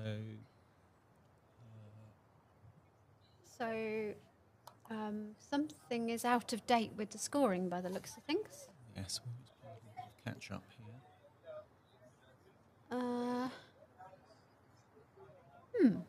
So that Mark just making hoop 2, was it? With Brown? Okay, we don't actually. I'm wondering if they were actually in game 4 now. It looks as if they're in game 4 now, and we don't know who won game 3, so that's not very helpful. We could be better prepped, couldn't we? Apologies, everybody, that we haven't got a clue. We have. Yes, but we don't actually know what the game result is at the moment. Game 3. Who won game 3? I don't know the answer to that. You could run and find out. Could I you can find run that and out find for out. us, and then we won't It's be not up on Cookie quite Scores so. yet, huh? We haven't got anything to look. So. Okay. It won't be So on Cricket it won't Scores be. yet. It probably won't be on Croquet. So apologies everyone for the completely hopeless commentary from the Lyons family. But anyway, Mark is going around with Brown. He's just made hoop 3. The clips we can see. So it's definitely game 4. So it looks like first ball, it looks like he has complete control.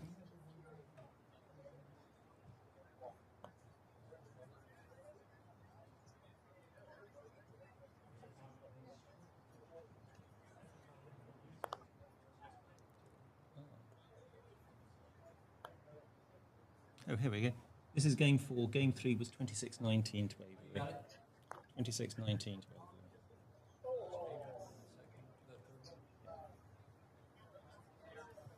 Okay, we're getting there. Bear with us, folks. Sorry, we're just working out where we are. So Mark will be pleased with that because he was struggling a little earlier and Andrew was on a lot. Okay, so Mark 2-1 up. This is game 4. And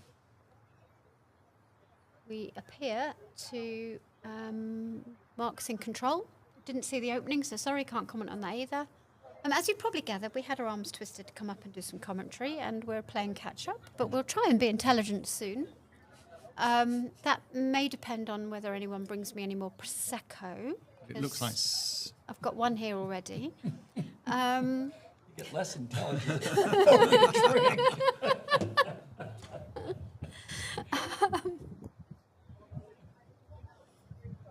it looks like Stephen Forster's probably had his last shot on the adjacent lawn, I think. Yes, so on lawn 7, Stephen Forster failed to peg out, pegged one ball out. Zach immediately went round to peg. Steve Forster's missed, and Zach has to just take a ball from 4 back to peg. Oh, interesting. He's not even bothering with blue. That's kind of surprising. Yes, he's not bothered picking up blue.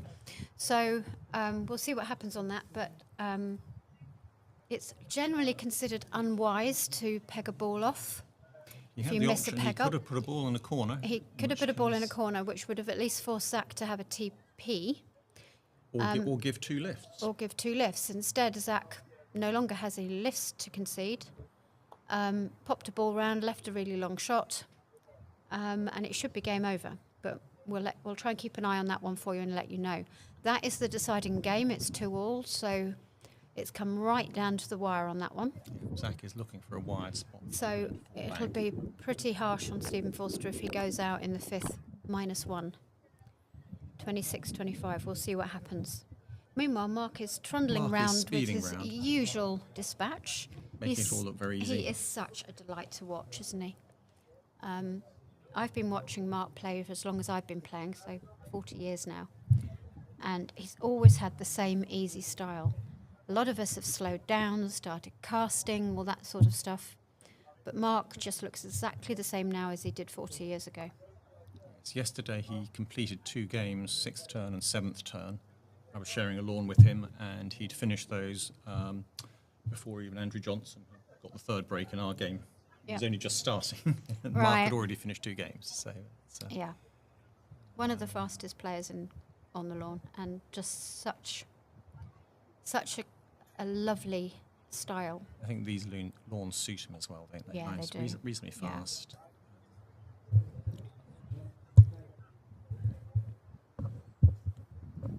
So what leave do you think he's going to have? Well, yeah, I've not been watching because I've been over at the beach club this morning. I've been trying to catch up since I got back. So I'm guessing probably NSL of some kind. NSL seems to be the preferred leave, and I think certainly now we're at this level, people are tending to switch back to lifting the ball at hoop 4 and taking the long shot. But it's been really interesting because these balls are quite sticky, they're quite difficult, so the hoop ball combination is making the conditions quite difficult. And what I've noticed is that against the weaker players in the event, people have been happy to let people have a go at a TP and muck it up. I think that's no longer the case at this level. At this level, that's no longer the case. Interesting there, Mark doing what we all tell beginners not to do and just rushing his Yep. pioneer into position, but he has got it in exactly the right position. Normally tell beginners not to do that, but if you can rush that accurately, it sort of works. Yep. Oh, I've not been keeping up with the scores, have I? Well, Mark has made 6 so far. So I'll do it every few hoops whilst breaks are being played, because then I won't be distracted from trying to make Interesting. intelligent So- conversation. So he's not put white over there, so I don't think this is going to be an NSL, is it? No, well, he may go for the putting 2 balls up to 3 back. So lots of people. Oh, he's been. If he wants to, he's now got the option without too much difficulty. No, he looks like he's moving it. So there's 2 ways to get the NSL. You can leave a ball at 1 back when you're there, or you can take all the balls to 3 back and just sort of shove them around fairly easily, making sure that one of them ends up behind. Just keeping his options open. Yeah, It's in not a bad spot there. yeah. So He's thinking about leading. he is thinking about it now. I don't think he was, but it's looks like it's feasible. So I think he's decided he's just going to leave it there, which I don't think he was going to until he sort of. He's still thinking. Yes, normally you'd want white a little bit closer if you were doing this, and then because he really wants to rush white over towards the west boundary, to then put it as pioneer for 3 back. So if we've got any beginners watching, which I doubt, because you've all had days and days to learn all the tactics from all the excellent commentary team. If there are any beginners watching, he wandered over to the end of B-Borg to check whether pink was going to end up wired. So he's looking for the wired spot from the end of B-Borg. So when he finishes his turn, he doesn't want to leave a short shot for his opponent. So he's happy with pink where it is. And he's now going to be sending white, obviously, to 3 back, going to green. He's just having another quick check. Where will he rush white to then? Well, I'd rush it. I'd want to rush it to the right a bit. I think you just rush it to the white Yeah. a bit, not try to hit it too hard. Yeah, absolutely. You can do a little split shot, sending it to 3 back. Great skill in this game is trying to make the striker's ball not have to move too far. So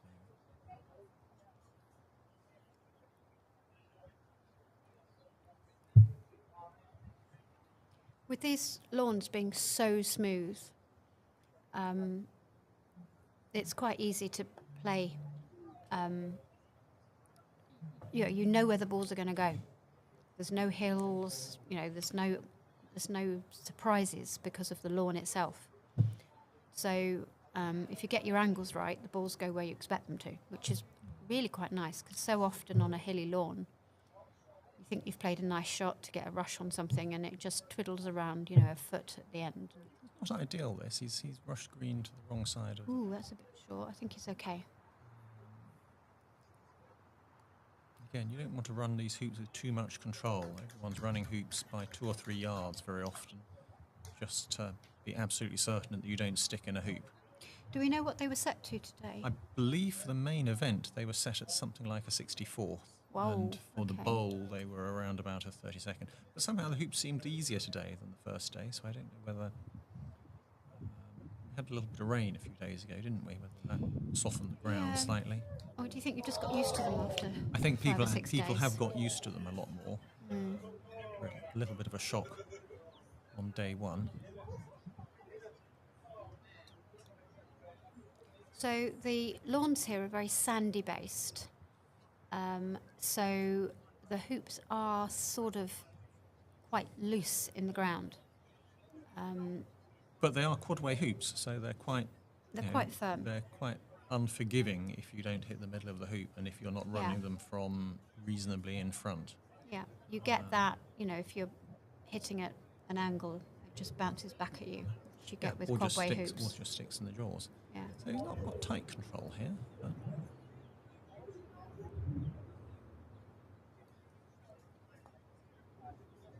again, he really wants to be leaving green planted on the back of 3 back. So Not green, white. correct, yes, white. So he's going to struggle to do that. Interesting to see what leave is. Oh dear. I said he lost control a little. Yep. So these hoops are challenging. Right. Okay. That's not good for the English. As you've got English commentators, we are unashamedly going to be In favour of Mark. in favour of Mark, I'm afraid. And Particularly as Andrew knocked me out yesterday. So. yep. And Andrew played the President's Cup this year. He won the English President's Cup, which is our top 8. Started quite slow and then just suddenly got into form and just came he through. ended up in a playoff against Jack Good, didn't he? at the He end? did, I think, yeah. It's a very good performance by Jack. Zach, Nearly I think, winning. has just pegged out 1 ball. So they've actually switched the live stream without telling us to the other game. No, okay. No, he's pegged yellow out. Yellow out. Yep. There is Okay, red is for peg and blue is for blue is probably for also, peg also 2. for peg. So So this a couldn't very be more exciting- crunchy if it tried. It would have been helpful Yeah, if they that's told right. us they would change. But anyway, So blue is now going to shoot at red. It's a slightly bigger target than shooting at the peg, even though it Okay. is 5 yards further basically, away. if this hits, he wins. So this is But if he misses, red still has to hit the peg from where he is. 18, 19 yards. Oh, he likes it. He likes it. Yes! Oh, Stephen Forster is going to win. That is astonishing. wow. Crowd goes wild, Crowd goes wild. That. particularly all the Australians. So yeah. So that's Zach, who had been looking like a bit of a favourite. Zach was definitely one of the contenders to win. He was one of the contenders to win. He'd he- been looking so strong in the blocks, just reeling off I think triple did he peels. have 4 TPs in the box? Which was probably more Yeah, than anybody lots. else, I 4 think. or 5 TPs, and I mean, he beat me. He was in my block, and he put a super shot out. I went somewhere corner 2ish. He hit, went round. I held off my lift, and he finished. game over, 5th turn TP. And he did that, I think, 2 or 3 times in the blocks. It wasn't just to me. So, yeah, he was the man in form. Stephen Forster wins. So that's So a tremendous that's- result. That was a very good match. That's so sporting, look. Good to see that. That is lovely to see. And that's one of the things that's been really nice about this event, the camaraderie, everyone, so happy for everyone else who's doing well. One of the nice things about having a World Championship where everyone is at the same venue most of the time, we've got the Beach Club as well, and thank you very much, Beach Club. Those lawns were immaculate this morning. Not as fast as these. But no, Oh, it's a what a beautiful- lovely beautiful venue that venues- is. beautiful venues Yeah. to play at. And we had Danish pastries. They looked after us very well there. Yeah. So, Yeah. So thank you, Beach Club. But on the whole, pretty much everyone's here. And I think for the rest of the tournament now, everybody's here. We're not using the Beach Club anymore. So it's going to be really nice for everyone to be able to hang out here, yeah, I think all the main support event each and other. bowl and everything is all going to be here. Everything's at here the- from now on. the NCC. Yeah. So, looks like Andrew's having a little ponder here. Well, it looks like that shot at Brown isn't trivial, but Normally you want- you clearly want to he'd get- like hit to the hit Brown ball first. Yeah. in the hoop to sort of get it clear and a rush on the green to pink, which is down near hoop. Oh no, he'd probably rush green straight to hoop 1, wouldn't he? Okay. So definitely much nicer to be able to hit Brown first. Then getting a rush on green to hoop 1 should be trivial.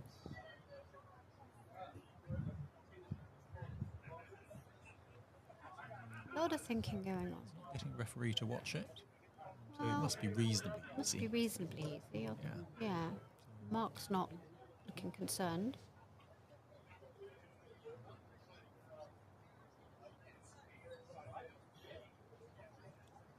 Always likes to give things a good long think before deciding what to do.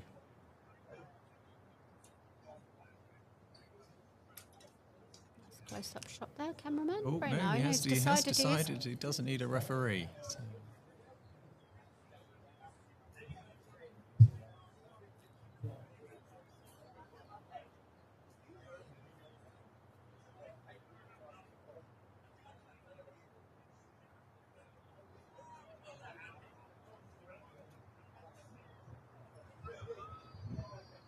talking to each other. He doesn't want Mark in view, presumably. That's interesting. Mark talking on his phone to someone. Oh. I don't think so. Just look at his phone. He just didn't want Mark in view. It's an important shot, this one. Why isn't the referee standing a lot nearer? You've been called on to watch something. You stand nearer than that, don't you? It's not on the wire, I don't think. So, yeah, Yeah, but...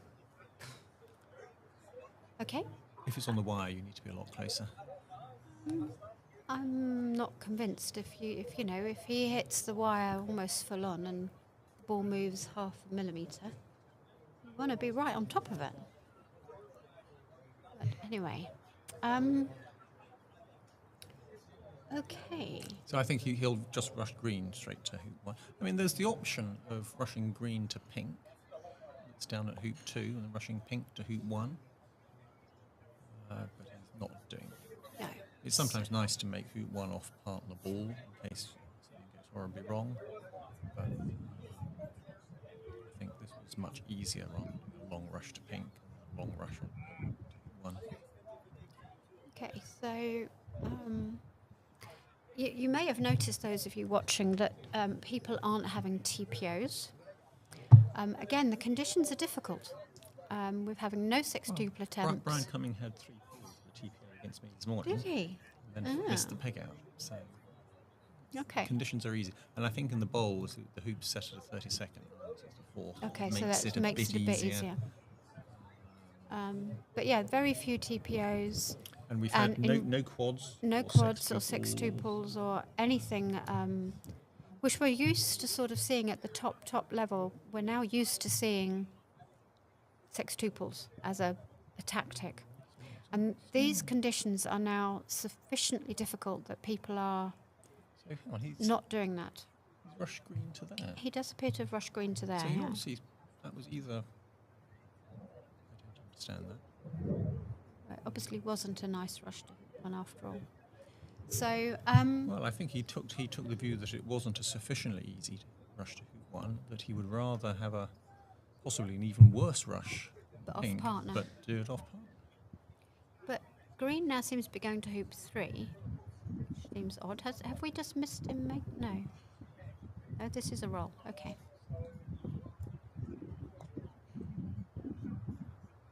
So, has he tried to put green and brown wired? No, I don't think so. I think he was just trying to get a really good rush. Oh, he's got a good rush. He has got a good rush. Yeah. It's about as good as the rush he had on green, but this time he's doing it off partner from 4 or 5 yards further away.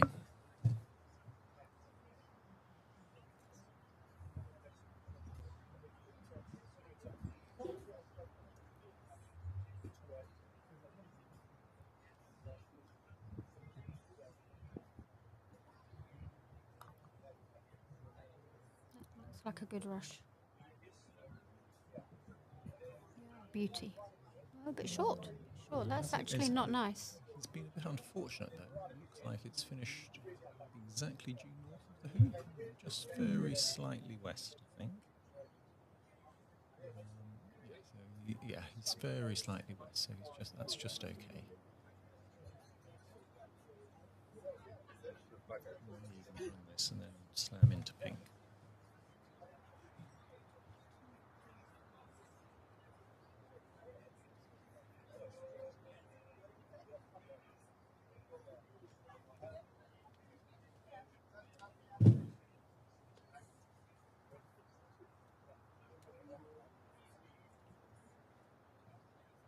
So this is what, an 18-inch hoop or something? Yeah. So, lovely picture of the board behind there of W.P. Carey Foundation, who are the primary sponsors of this event. Thank you very much. Main supporter. Main supporter. I got the terminology wrong, I'm told. But yeah, we're very, very thankful for all the sponsors who've supported this event. And I just want to say, actually, to the grounds crew, wow. Wonderful lawns. Just loving it. Thank you very much. They're out here in the mornings, mowing them, setting the hoops. So thank you everyone who's making this event so nice for the players. And all the videography as well. Yeah. I mean, these guys are... Fantastic. they are doing a fantastic job. So, Keith Ayton said that there was nearly a QP in the last game. So, okay. But pretty rare in the world at this stage that we've not had any QPs or Yep. sextuples. Yeah. So it does show that the conditions are a little bit challenging, despite the fact that the lawns are perfectly flat and beautifully uniform as well. I've just been told, something we weren't warned about, that apparently we're speaking about a second or two ahead of the actual video. So we need to be careful not to tell people what is happening when we're looking out the window. Far off. No, but apparently we gave the game away when forced to hit a minute ago. So sorry about that, Gareth. We didn't mean to. Yeah. So neither of us have been up here commentating yet this week. The video so. screen we're looking at is almost identical. Yeah, I wonder if the stream that people are actually seeing at home is maybe. Yeah, it is. Yeah, it's half a second or so different. Yeah. Anyway, it looks like Andrew's got this nicely under control now. So in the Fulford v Rothman game, you all missed an absolute treat, I'm afraid, that wasn't on the live stream about half an hour ago. Rob pegged one of Ben's balls off in the third game. Rob 2-1 down. And Ben was on 6. No, he was 2-0 down at the time. He was 2-0 down at the time, sorry. Ben was on hoop 6, and Rob It was hoop 1. was for hoop 1. And Rob, he actually needed 2 breaks to get round, but on both occasions he left Ben very long shots that Ben took that, quite honestly, Ben took fairly defensive shots, he thought. Most of us would not have been going round, and Rob just picked the break up and off he went. Oh, there was a bit of anger from Mr. He'll be Andrew quite disappointed Johnston. with that. Yeah. That just shows you these hoops take no prisoners. Yeah, and apologies again if we gave the game away there before you all saw that on the live stream. So coming back to our game. Anyway, so long story short, Rob did win that one. Now, the most impressive thing I saw was Rob left a little one, dolly rush to hoop 1, and Ben went maybe a yard outside corner 4, and then Rob, instead of just taking his dolly rush to hoop 1, Yeah. He rushed into corner 4 and created a break from there. Yeah. Which was with some astonishing shots. Yeah. Now, most of us would have taken our dolly rush to hoop 1 at that point, but and tried to get the ball out the And corner I'm sure later. that's what Ben was expecting. Yeah, And I'm sure it was. Ben will have learnt a lesson that you don't go a yard out of a corner against Rob. No. You go, In the corner. well, even in the corner is dangerous Well, because okay, it gives yeah, a cannon. exactly, You have to yeah. be 6 to 9 inches out of the corner. Otherwise, it's just too easy for Rob to get going from. So anyway, so in the fourth game, and the reason I started talking about that match is Ben's gone to fullback, and Robert has missed the left. So we'll have to keep an eye on that one. So Rothman should be winning that then. Yeah. Oh, they just put Good that win up on the today. bottom. There we go. So, Mark's got a 7-yarder at white. Yeah, Green can't do anything. Green can't see white unless it runs the hoop. So he's got a 7-yarder at white. Can white run the hoop? Probably can, Yeah, I I think. think it looked like it could. But that's kind Oh, of that was a irrelevant. miss. No. Was it hit? He hit that. He hit that. Okay, sorry. Almost centrally. I Very nearly peeled white through the hoop. wasn't watching that one close enough. Ooh, so here we go. Here's the replay. Here's the replay. Top Yep, centre. absolutely centre ball. Yeah. What can Mark do with this? It's not trivial to get going. He's got to get behind green with the hoop in the way. Mark Rush is green to pink and for- then pink to hoop 1. Where's Mark forward Mark, now. Mark's for Mark with Brown. Oh, he's for 3 back with Brown. Yeah, so this is the ball he was going around with a minute ago. So he's got the nice position now that he can just make 1 hoop and have a proper leave, not a lift hoop leave. He Have can a killer leave. he can have a killer leave. So let's see what he does, shall we? He seems to have just got to rush directly to To his hoop, which his is fine. hoop. It's So good he's again. ignoring pink. Trying to make the difficult hoop off your partner ball is always a good idea. He's not missed the been peg. Oh dear. Quite unlucky there. That would have been almost perfect if he missed the peg. But he'll probably just scoop it off at this point. 'Cause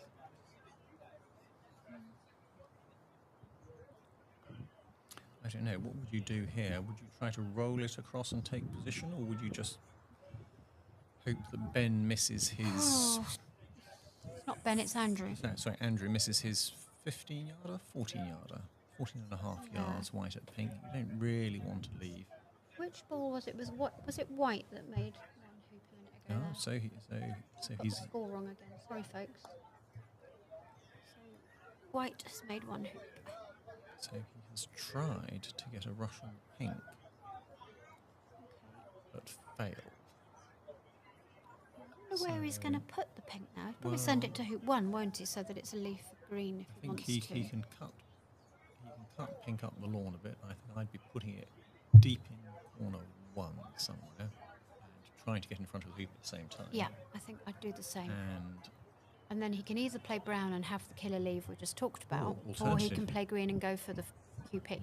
alternatively, you can try to leave white and pink wire Yeah, across but hoops then 2 where and does he put brown? 3. He hasn't got green guarded. So again, those beginners watching, when we talk about a guarded leave, that's where if the opponent shoots, you can easily pick him up and have a break. That's a guarded leave. So with green as far out in the lawn as it is, it's very difficult for Mark to just trundle up there and leave that You can guarded. go midway between green south boundary. Yeah, I think he hasn't really left himself much, has he? So yeah, he's looking at what we said, He's putting pink to hoop going one. for my idea at the start. Yeah. Then I think maybe we may see a quad attempt in a minute then. Oh, it will Or depend a we'll little s- bit. Oh yeah, exactly what you said, Ian. He's gone for. Oh, that looks a good angle. But Occasionally I get it right. Pink's hit the What- peg. Pink has hit the peg, so I hope Oh, Brown goes that far wasn't enough. that wasn't my idea. Brown Yes, hasn't so gone far enough. So that's a bit of a disaster for that is Mark. leaving. Oh gosh, And yeah, 13 yarders. A 13 yarder white at pink, and maybe a and 15 yarder. the for way he's pink at shaking his head, I green. think the reason he was shaking his head is he would have liked to have played a scatter shot, but the hoop's in the way of his backswing of getting green and brown to the boundary. Yep, that's what we can see with the close-up. So he can't even play a scatter shot to get green and brown to the boundary and safe. It's given that there's Yeah, a fair chance that Andy will hit this. yeah. I mean, that I don't know what his CD critical distance is, but at this level, people are hitting About that 12 length. yards, Yeah. perfectly flat lawns. It's got to be So at least, well, Mark- 50% to hit Mark's that. gone for assuming it misses and staying joined up. We'll see what happens. We'll be a bit disappointed with that. Didn't really do a lot long apart from get the peg a lot. It's amazing how often people are hitting the furniture, and I think part of the reason is that these balls can pull quite a lot and somewhat difficult to predict. So, what shots are you going to take, do you think?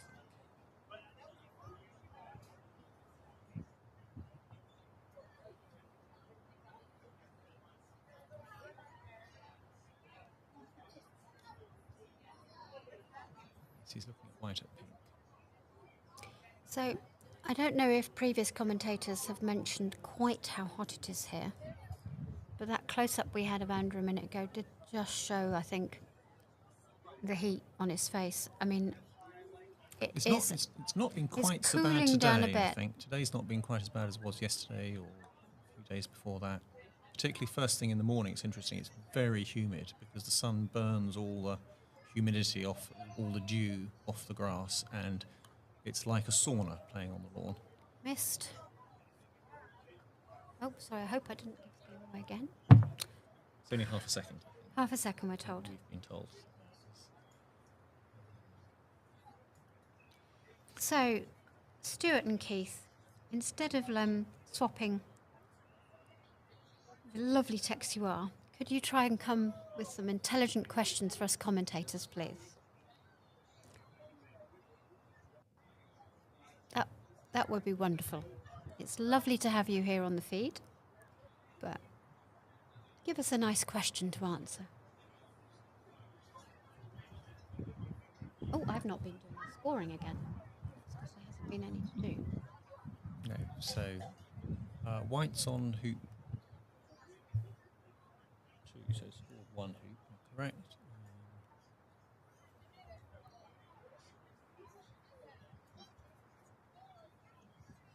What's he going to do here?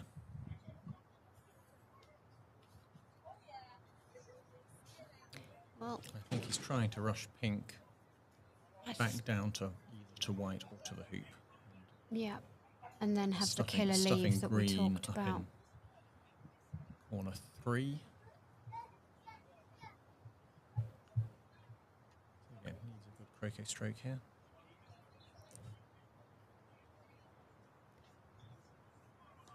Ooh, interesting. He's wanted to do a takeoff. A lot of people are doing takeoffs because it is a little bit more accurate, and these lawns are very predictable. So once you've got the pace of the lawn, takeoffs are very effective, generally speaking. He's overhit that just by a foot, maybe. I think he'll probably be able to cut that either to white or to the Yeah. hoop. That's gone to the back boundary. So he's, I think he was trying to cut that to white. I assume so, yeah. But again, with these boundaries, it's not difficult to take off along the boundary and get a rush on white to the hoop. That boundary does slightly hill off. Got caught on that. I think it falls away very slightly. Yeah, not enough probably to be a problem, but there's a slight hill there.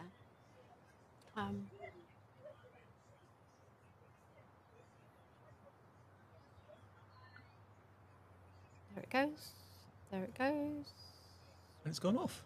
Sorry, I predicted that one. Debbie did call that. So, Mark wasn't listening. Yeah. So, which ball will he play? So, whites for hoop 2. I really wish I hadn't called that one. I did. I think he'll play white, will he? So it's been interesting. I mean, these lawns are just wonderful. But it's been quite interesting that I don't hit very hard, and I've held off quite a lot of shots this week. And quite a few of the other players here are going, really, the lawns are dead flat? And of course, they're hitting it at double the pace I am and not getting the hill. So, I mean, the answer to that is I need to hit harder, I know. But, yeah, wonderful though these lawns are, there is the odd little slope when you don't hit the ball too hard. And we saw that there. I had a short lift shot to hit. That's why I know about that hill there, because it tootled off to the right. So, interesting. Normally you'd be looking to get Brown into the lawn a bit, but he's really just concentrating on this takeoff. I've seen what happened to Mark. Keith, I apologise, I didn't know that. So Keith complained about my comment about him not asking us intelligent questions. But we've only just got here, so we don't know. And it's really helpful, you guys, on the typing in the chat, if you do ask us intelligent questions. It gives us things to talk about, which is really helpful. So one good croquet stroke here. He needs to get a rush on the green to hoop 2.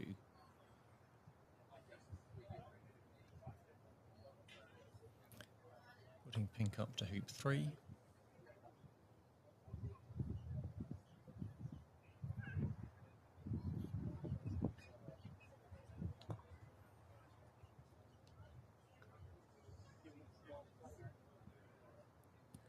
It's okay. The nicest rush in the world. It's about 5 feet. Needs to be cut 10, 15 degrees or so.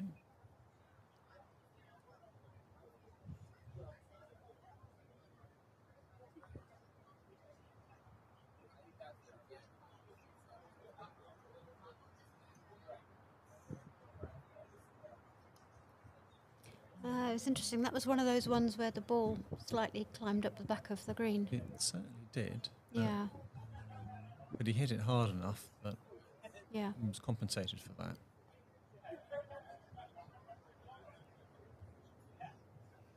That looks like he's aimed that straight at the hoop. I hope that's an optical illusion. Very close. Just missing. Okay, that's a little short. He's left himself about a 3 foot, slightly angled. He's only about 10, 15 degrees off. So I think he'll just slam this through to the boundary.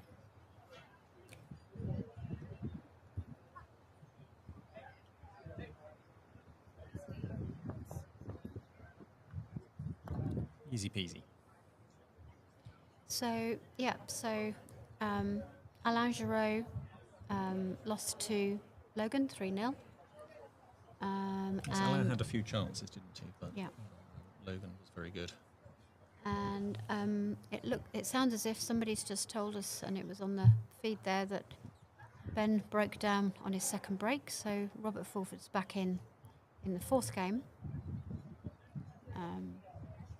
See from here. Yeah, we should have insisted on having runners before we came up here, shouldn't we? To tell us what was happening.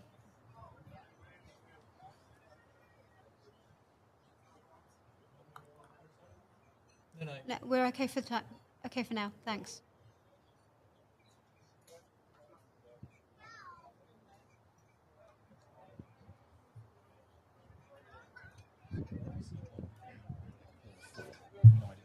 balls are. So we're not sure what's happening with Rob and Ben.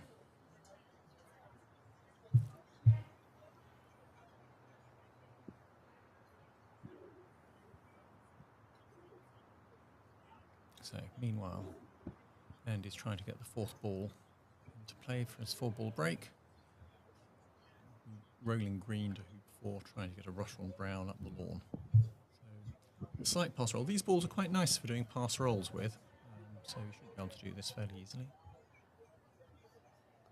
There we go, very nice pass roll. He just didn't hit it hard enough.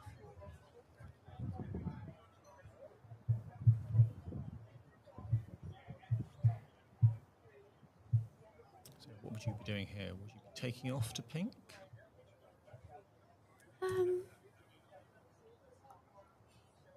Yeah, take off to pink. Don't need to do anything too jazzy. He's for hoop 3, is he? Okay, Keith. Are these the only 2 matches still in play from the championship? I think they probably are, yes. Yeah.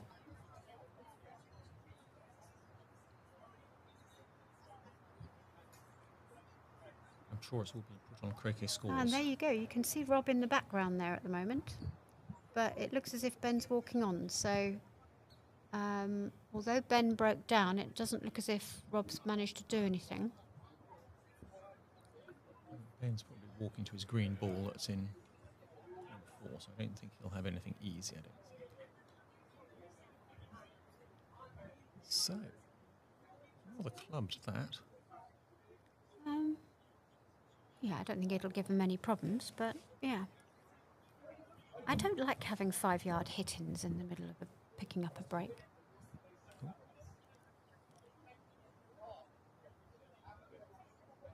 Yes, if you go back about half an hour on the live stream, the camera did switch to the last shot. North Trotter Croquet Club is asking what happened in the Zach Watson-Stephen Forster game. So Stephen Forster failed to peg out and pegged 1 ball out when Zach Watson was 1 and 4 back. Importantly, leaving balls in the lawn and a fairly short shot for Zach. Yeah. So Zach only had to hit a 6-yarder. So Zach immediately went round with a 3-ball break to peg. And left Stephen Forster. It wasn't corner to corner, but it was long. Well, again, I'm not sure that I liked Zach's leave because he joined up on the boundary near hoop 2 rather than in corner 3, given that he was a 4-back. Yeah. So I was kind of surprised at that. Yeah, he left a shorter shot than he could have done. And also a more difficult finish. So, and he obviously didn't finish. So I think eventually Zach made 3 hoops and they ended up peg and peg. And Stephen hit a 19-yard shot at Zach's ball that was 5 yards from the peg. Yep. To rapturous applause from the crowd. Yeah. So you can actually see that peg out on the live stream if you go back half an hour. But we had a bit of discussion about it, didn't we? And said that we really don't think that pegging out to 1 ball in that situation is a good idea. Well, because you stop conceding lifts. But maybe he was worried that, given where the balls were.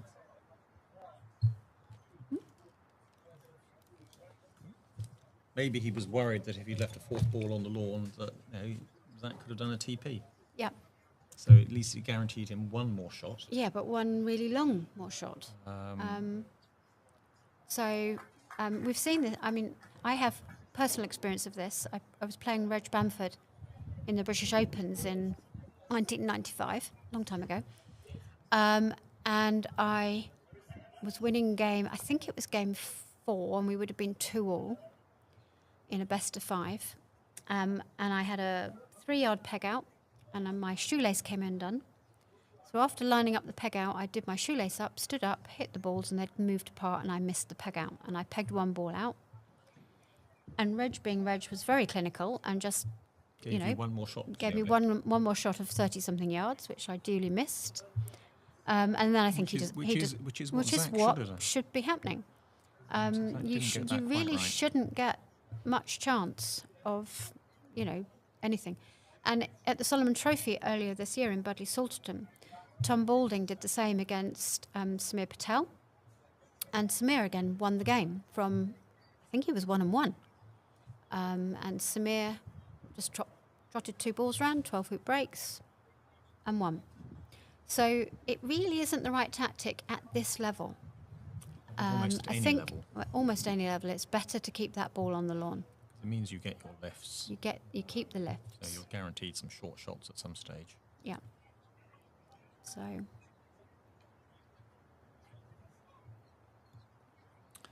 Meanwhile, Andy seems to have this now completely under control, just approaching hoop 4.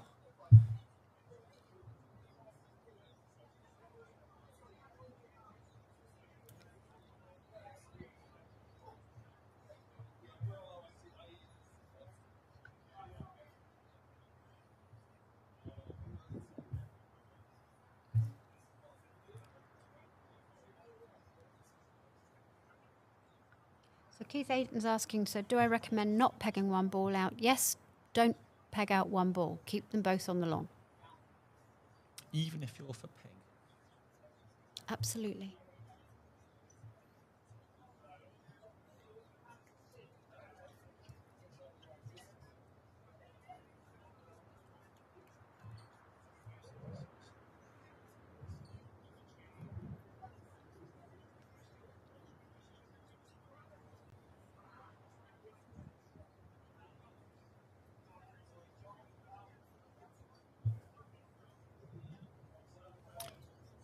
So Andrew Johnson, is he the #1 Irish player? Yeah, I think so.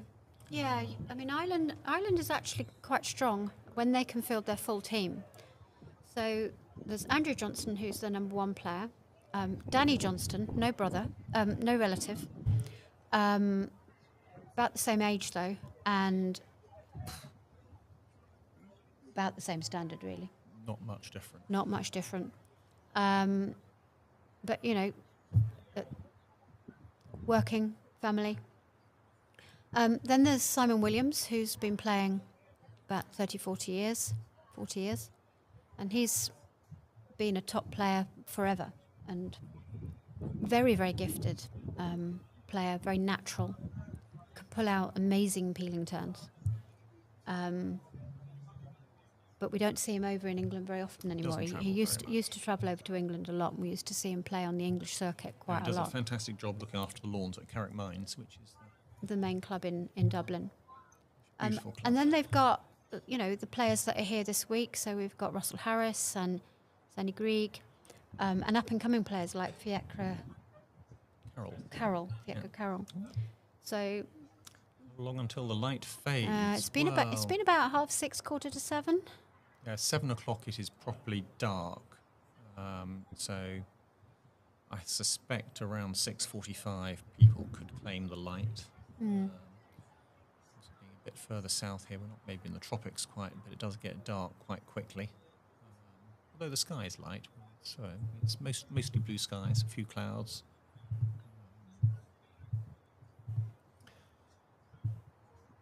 It's been very nice about 7 o'clock getting back to our nice house with a pool and having a dip, hasn't it? So we've got probably another hour's play. Ooh, And he looks like he's that over-approached that. is indeed well Which is over-approached. Surprising. But again, it just shows that It's our these fault. lawns We were just can saying how catch good he you out. was. Commentator's curse, that one, I'm afraid. So it's quite likely that neither of these best of fives will finish. Well, certainly if Rob wins game 4, We're going for a scatter here from Andy. Again, you never quite know what's going to happen with a scatter. It can improve things or it can make things a whole lot worse. that was a miss hit. So, He missed the ball entirely. yeah, but he at least he's came off the edge of his mallet then. got one ball on the boundary. So, which ball will Mark play? Again, he's got the same options he had earlier. He can play with Brown, make one hoop and have a killer leave. or he can play with I green. think his He's looking at brown. his Shortest shot is brown. brown. At green. Brown Yeah. and pink. Sorry. Brown and pink, yeah. It's 5 yards, is it? Yeah, he's dealt with Tall. that. And the angles are nice. He can just pop pink over to hoop one, getting a rush on green to his hoop. So even if he doesn't make the hoop, he's pretty much got it. Oh, no. Well, no, he doesn't. Oh, okay. Is he That's looking? what- He might be looking at white Oh, and he's pink. got possible crosswire. I think he's got white and pink cross-wired across hoop 6. So He's going to make the hoop and then sort it out, I think, is what's happening here. We shall see.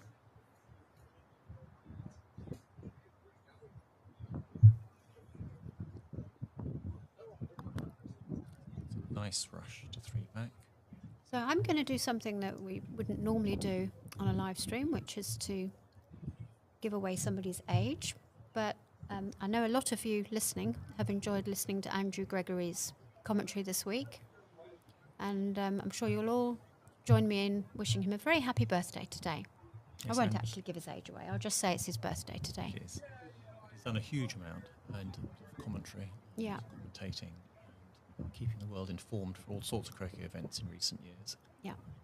So Mark has just got through 3 back.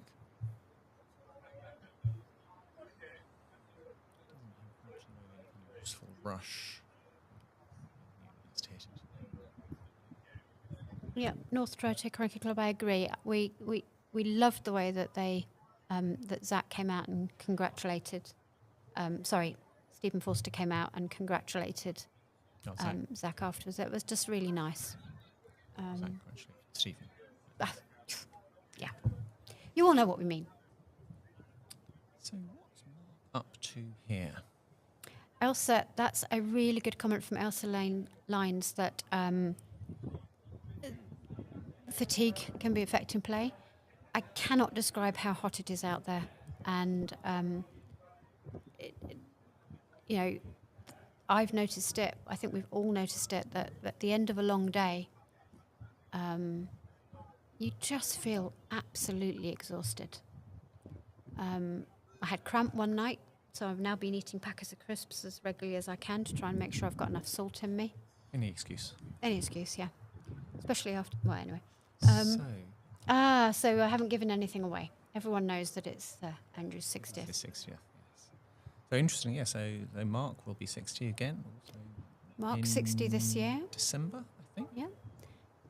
Happy birthday last week to my husband sitting beside me here, who's Also 60. 60 last week. Mine's coming up next year. So there's a lot of us old croquet players who've been around forever who are So is he beginning trying, to get to that Is he age. trying to get a crosswire across hoop 2? No, unclear. No, he's just put pink deep, put pink a bit wider. I think he's going to I think he's going to put white up to hoop one. 1, Yeah. leave a long shot and just join up middle of the east boundary with green. Yes. It makes me different going into the. They do begin to slow down around about 5 o'clock. So I think they're around about 12 seconds probably during the day, which is fast, but not. Yeah, but they're not- very not- manageable. Not difficult because Yeah. they're so uniform. They're really Yeah. quite lovely to play on. and- They're a delight. and Just, if- especially if you're a little bit weight, hard hitting challenged like I am. If the hoops were easy, then we'd be having A lot know, more s- peeling turns. a lot more peeling turns. But it's just because the hoops are a bit tricky. Well, the hoops and the ball combo. These Invictus balls, they've got very heavy milling, and they do definitely stick in the hoops a bit more than the sort of smoother balls that we often play with. Nobody's quite worked out the reasons why, but whether it's just the coefficient of friction of the material or just the big words. milling. So yeah. So okay, leave from Mark here. I would have wanted white a bit deeper, I think. Yeah, white pink is only Yeah, you want that another 3 or 4 yards longer, ideally. 18 yards, 19 yards. So he needs to be careful not to leave a double here. It's 19 yards, pink at white, I think. Yeah. Which is not. And he's left himself a rush pointing. So Ellen just made a very interesting comment that Mark doesn't often drink alcohol. So No. Well, he's very fit. He does a he lot is of running. very fit. So, standard guidance for beginners is shoot at a rush. Because you might as well. It's not going to get any worse. That's probably Well, also about 19 yards. It's about equidistant from pink. So you might have a ball and a half or a ball and a bit. I'm not sure green and brown are perfectly lined up. yeah. So, yes, thank you, Tenerife. We've not made it to the Tenerife Club, have we? No. We were over there, but We the looked- other side of the island, weren't we? I think so. Yeah. We drove near it, I think. So anyone who's not been to Tenerife as an island, it's Beautiful place. just a lovely place to go. And I know a lot of our, especially GC playing English croquet players, have been over to play in the Tenerife Open, GC Open, and had a very, very enjoyable time. So, yep, I've not been myself, but I believe it's a very good experience. I've seen the question from Nathaniel. Yeah. It's a very good question. Nobody knows, I think, is the answer. Nobody knows. Asking two English people that question is tricky because we haven't seen the Dawson Mark IIIs in England yet. So we're completely relying on what we're hearing about from Australians and others that have played with them. The Invictus balls, They make it more challenging, certainly. they're definitely more difficult to play with. The rushing is harder. So if you don't hit the ball hard, you have to hit harder. So it makes it more difficult for those of us that don't hit very hard. That's an advantage to the hard hitters, that they can pick up And breaks. the rushing is a bit, Cut. sometimes you... Sometimes you get this weird climb up the back of the ball thing. It doesn't transfer Yeah. momentum. Which may improve as they wear a bit, maybe. It may but well improve. Nobody really knows. So it's interesting. Very good question. I think for club play, if I was talking to a club right now and saying what balls should a club get for their normal club play, I'd say sunshinies every time. The sunshiny balls that we're seeing in England now are consistent. They're an absolute joy to play with. But again, we don't know about the Dawson Mark IIIs. They may Well, be just as good. They may be just as good, we don't know. But the sunshinies are the ones I would personally recommend right now if I was a club looking to buy new balls. Those are the ones that are using at Nottingham at the moment. Yeah, isn't it? Nottingham. It's lovely, They're lovely nice. balls. They're good for club play and Yeah. for most tournaments. You can argue these balls are more of a challenge than maybe for a world championship. Maybe you want something as challenging as possible. Oh, that's too hard, I think. Oh, no, that'll go. That'll go. Looks less angled on the close-up. What are the plans for completing these matches under lights? That's a very good question. We don't have the manager to hand. No, they'd have to move So- it to different lawns. Well- The floodlit lawns are lawns 1, 2, 3, which are to the right of the screen you're looking at. This looks like a Or 45 now on the degree left of what you're looking at. So you can see the floodlights now. And that's a brilliant shot. Very, very nice hoop. That was 45 degrees, and he played Yeah. it with a jump, and it got into the hoop, climbed right up. I don't know whether we can get a replay of that, because that would be fabulous.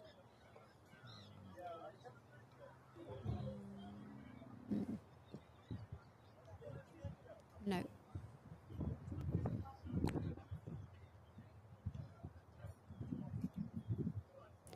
So Mark's got all the balls now.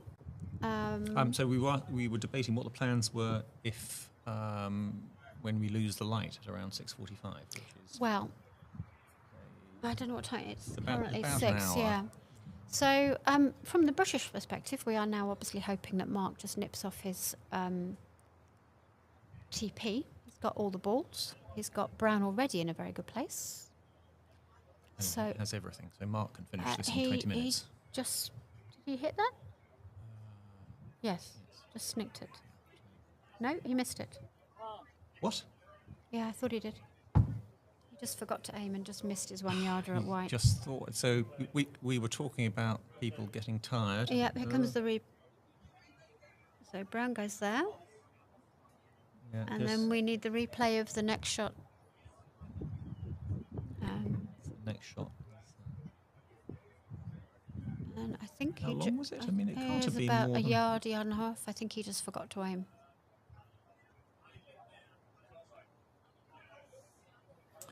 So maybe it will go on into dark now. So Oh, commentators, curse. I really need to stop talking, folks. Okay. Sorry, English. That was. but not- I think the plan is that we won't use lights unless absolutely necessary. And given that we still have 4 days left, yeah, there's plenty of time. my guess is that we'll just resume tomorrow morning, perhaps a little bit early. I don't know. But we don't. Yeah. We don't know. I mean, resuming early sounds all very well and good, but the grounds crew have to have time to Well, they need to have one. do everything, and they're out here in dark anyway, mowing the lawns in the dark. So it gets light here about 6:30, 7 o'clock. So in the morning. And it's quite pleasant until the sun gets up. Yeah, it's really nice. Really nice. Yeah.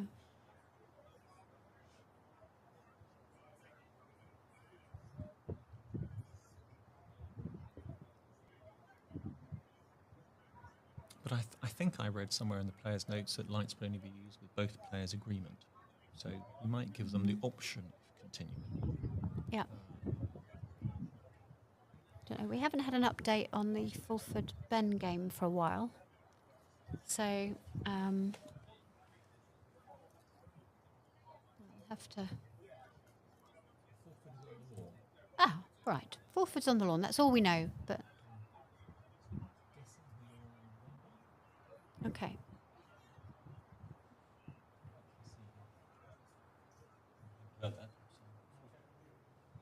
So it's very nice to see Ben playing well again. So at the beginning of the block stage, he looked, quite frankly, a bit rusty. And he nearly didn't qualify. He nearly didn't qualify. He had to play a playoff. But earlier today, it looked like he was playing pretty damn well. Well, with these laws, So- if you can shoot well, it's a big part of the battle. The Americans, as a nation, seem to shoot astonishingly well. It's It was certainly the case at the Solomon. yeah, shooting capability far better than the British. I'm not quite sure whether that's because they're playing day in, day out, and their swing is just that more smooth and honed. But yeah, With a So- 2-foot hoop. about 2 foot hoop at hoop 5. And all of these are failable. Very nice view there. There we Beautiful. go, beautiful, easy run hoop, and But he's he has gone run it. a little far. And left himself a 7-yard return broken. That's the problem. In order to be certain of the hoop and having a nice, good, clean swing through it, it's very hard to. If you start holding yourself back on your swing and not hitting it firmly, you can just lose the direction very slightly. So he's going to try a 7-yarder at green or a 7-yarder at pink. Pink keeps his break going. Well, we could even shoot his 7-yarder at brown. 7-yarder at brown. It's a very beautiful position there, isn't it? very symmetrical. Has 3 equidistant balls to shoot at. Yeah. So for those of you who brown, because we're on a close-up at the moment, brown is about 1 foot in front of 4 back. Back. Yeah. That's what he's going to take. I think that gives the least away, and It's gives him the most. It's also the one that brings the ball that's out of position into play a little bit more. Yeah. So, and also, if he misses, well, what a disaster. And he has missed. He missed that by 2 or 3 inches, I think. Brown now has a 7-yarder. Will it be open? Inclined to think go it's open. brown at green, Difficult decision. but then you've still left yourself with a 9-10 yarder if you miss. Pink would then join up. Difficult to know what the options are here. Surely at this level you've got to shoot brown up white.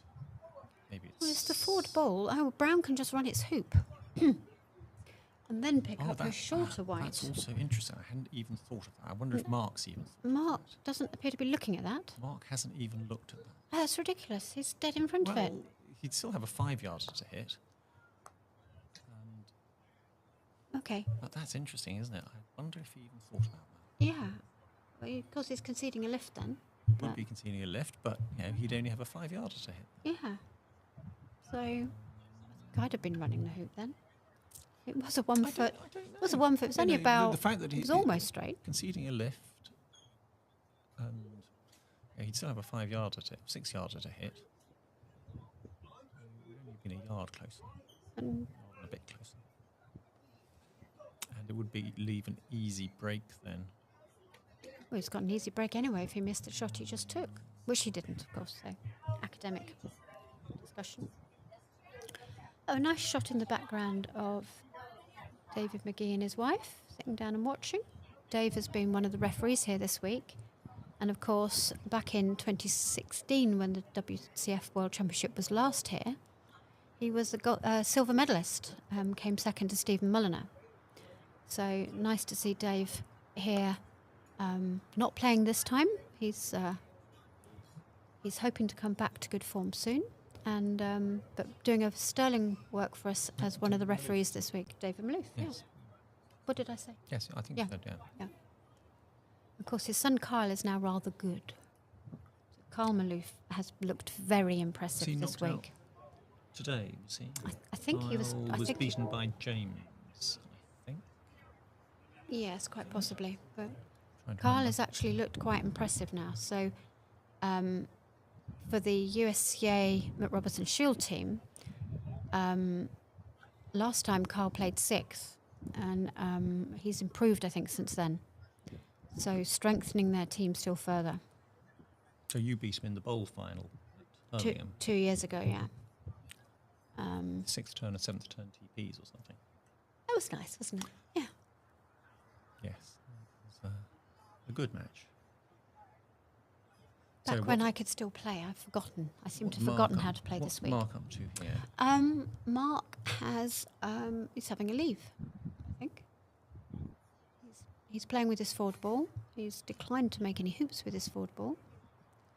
And I think he's just going to roll. Is he going to pink still? Yes, I he's think not he's had going pink. to pink.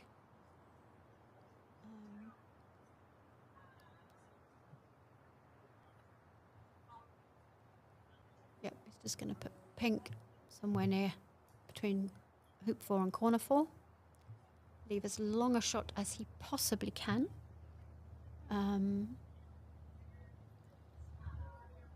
And oh, that's not great if he wants to get back to green. Well, he can just shoot off the boundary. Yeah, well, it's no, he legal. can't shoot off the boundary because he needs to leave greener. So probably do some sort of thick takeoff, putting pink up, but somewhere near end of B-balk now. But I think he would have liked to have hit pink a bit more centre ball then, so that it went closer to hoop 4. Yes, right.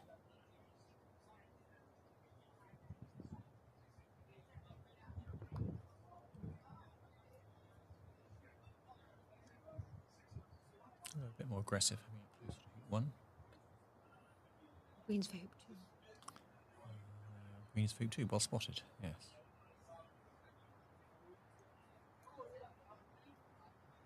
Yes, that would have been better. Closer to corner 4. So I think I'd have liked to have got Brown a bit closer to green then as well. He's now got to lag to a position, and he mustn't leave a double for White. White's going to want to move because it's at hoop 3. So he needs to be careful not to leave a double here, but still give green some sort of rush to hoop 2 so that he can get going.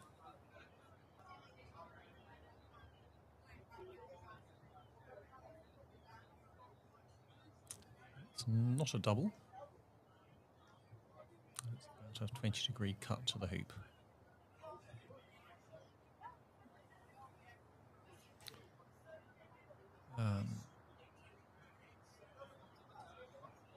So I think White has to move, doesn't it?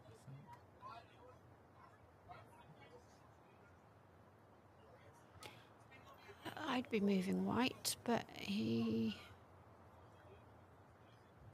probably wants to play white. He wants to pop white through the rest of its hoops so that he can trundle around with pink a bit later on. White hits pink, it's an easy break.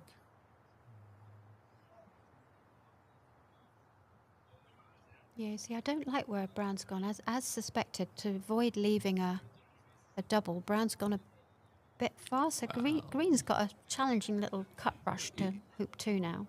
It's possibly failable, so white being joined up with pink is not a bad thing. So Yeah. he's taking the shot at pink.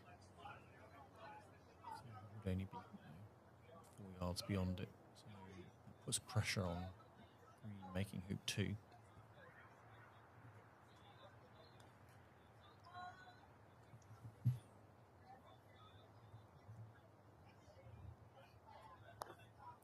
No. No. Quite close. I think that did look as if it held. It did look as if it got closer, didn't it? If we're going to get a replay. Yep, here's the replay.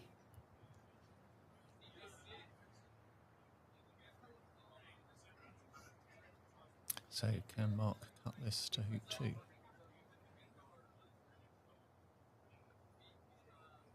I suppose if he cuts it to a really bad position, then he can always take off the Yeah, white. yeah, he doesn't have to go for the hoop straight away. There's an argument to actually say he shouldn't even try and make hoop 2 because he wants brown at 3 for the peels.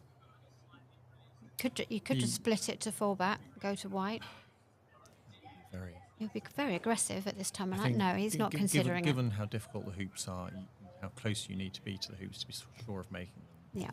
That sort of play is not. And I suspect at this point Mark's going to just trundle around. And it's really interesting watching this week how players that would normally go for TPs at any opportunity are turning them down, just taking balls round. And that's a feature of the fact that the conditions are quite tough. So it looks like he's got a nice rush straight to hoop 3 from there. So he may just rush to hoop 3, make hoop 3. He could leave brown there and start the TP, take off to white. So there is a standard, well, not a delayed TP, Yep, which is on offer here. And that's a good enough. It's a couple of yards away from the hoop. Okay,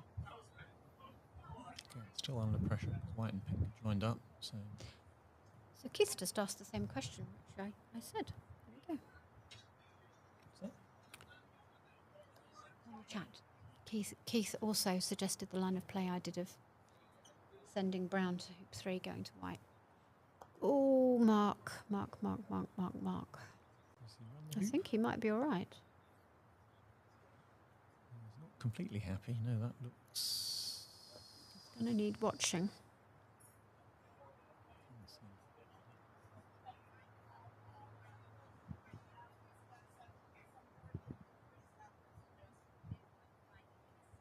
Definitely difficult. Beginners watching always get the ball marked before you start waving the mallet at it. Yeah, in this situation, if you accidentally move the green ball, I think the ruling is that you then can't play the shot that it's put back where it should be, and you're then not allowed to play the shot that you were going to play. So green would then be forced to just shoot off somewhere and wouldn't be able to go for this shot how at would green. you play this, Debbie? I'm playing this as a sweep. Well, depends how strong his wrists are and how much room he's got to just give it a bit of a push. Obviously not a push, because that's fault. But hopefully you all know what I mean.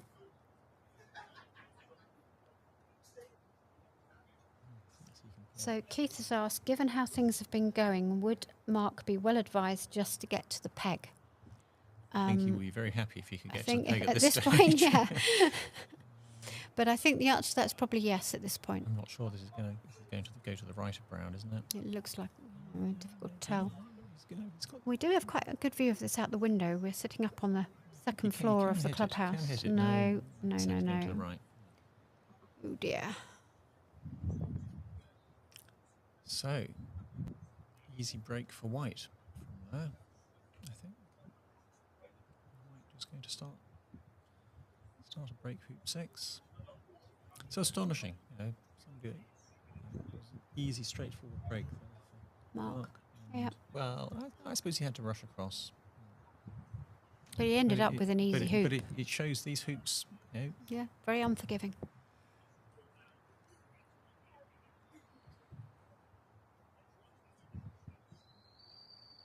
So I need to update the scores again. Green made 3. So Mark's for 4 back and 4. And Andrew is for 1 and 6. So he's playing with white, which is his hoop 6 ball, so you can just put pink across to 1 back. Go to green and brown, which are nicely together. Yeah. Rush one of them to hoop 6. So I think it doesn't really matter which ball he goes to here.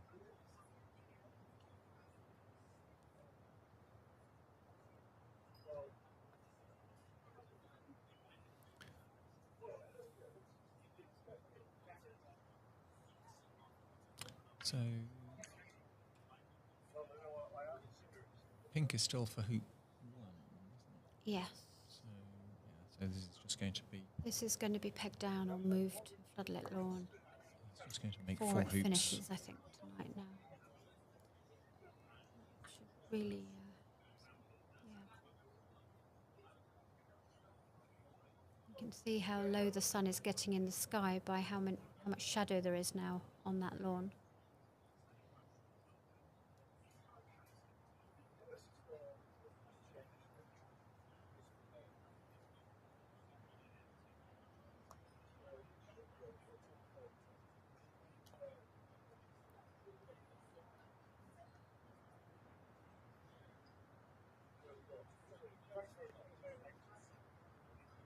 So this is the worst I've seen Mark play for quite a while. Yesterday I watched him having a sixth and 7th turn TPs against Brian Cumming and making it all look very, very easy. Yeah, he's looked really impressive, hasn't he? So I think he'll be disappointed with this today.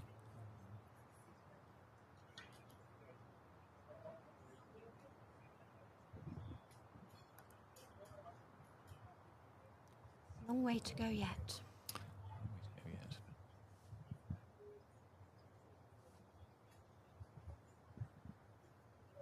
So, Rebecca Essick would like to know how Rob and Ben are getting on. If only someone could tell us. Yeah, we're not sitting in a very good place, I'm afraid. We can see half the lawn if we peer.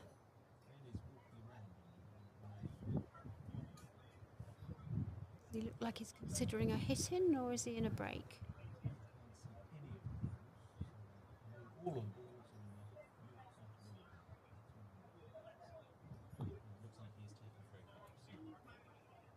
I think Ben is in play against Rob. Position is. We know he had a ball round earlier, so if he's playing, it's probably his second ball. We don't know what Robert's done in the interim. We know Robert was on the lawn, was doing stuff a few minutes ago.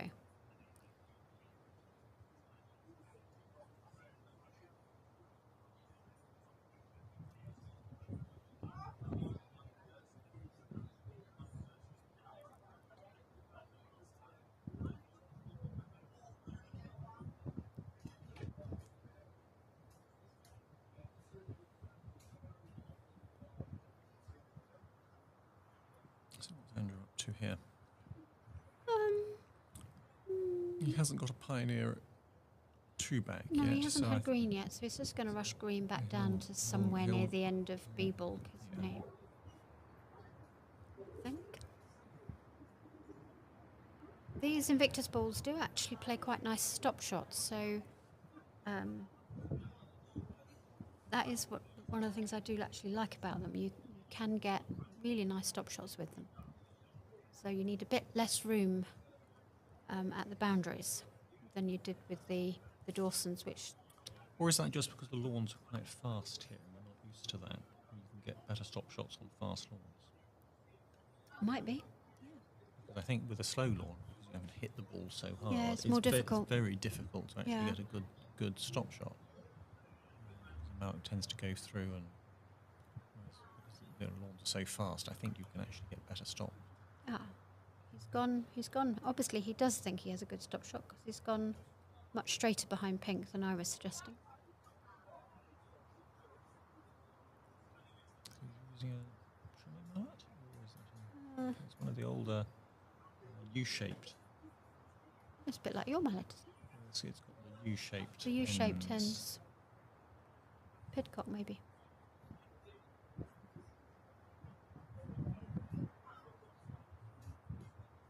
So it's actually a lovely temperature to play in now.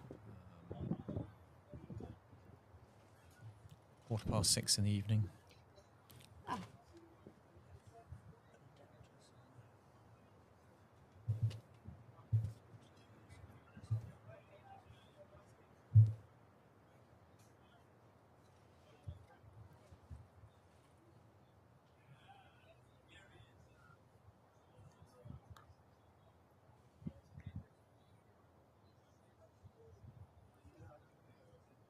Oh, it's a very nice stop shot.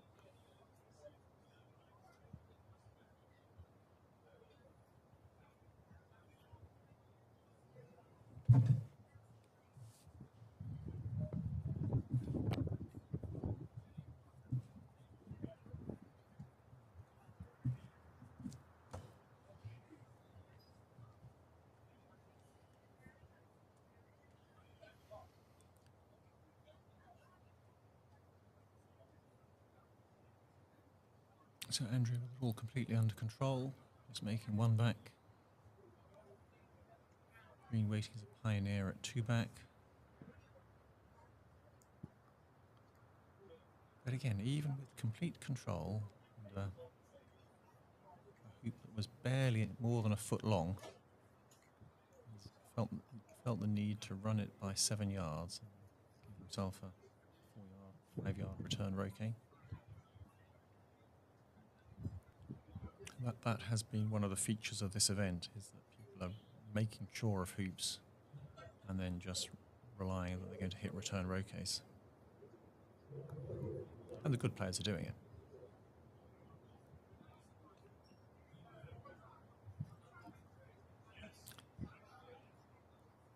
So I wonder what sort of leave he's going to do.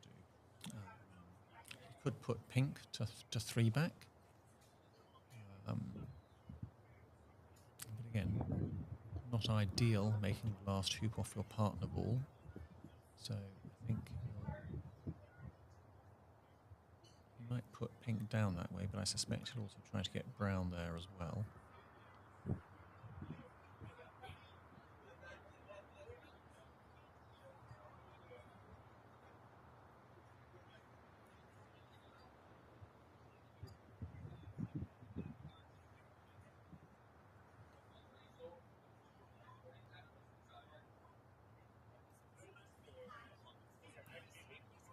Again, often you would be leaving brown sort of on the back of 3 back, which is hoop 4, but that's green's hoop. So again, that's probably not the best idea.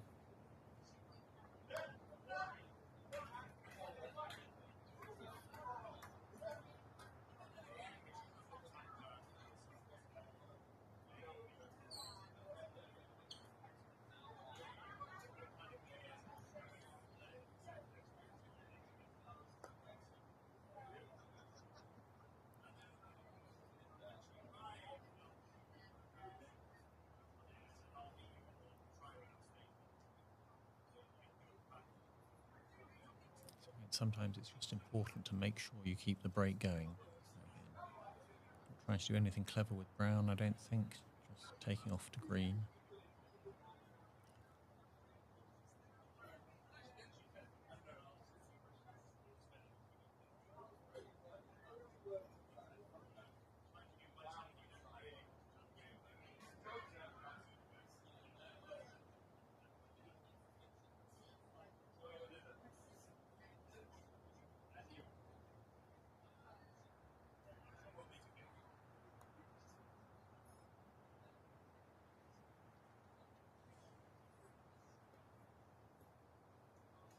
played that beautifully. Rush straight to 2-back. Hoop 8 if you're a GC player. Again, these lawns being so uniform, it is, once you've been playing on the lawns all day, it is possible to do takeoffs over long distances and be accurate to within a few feet.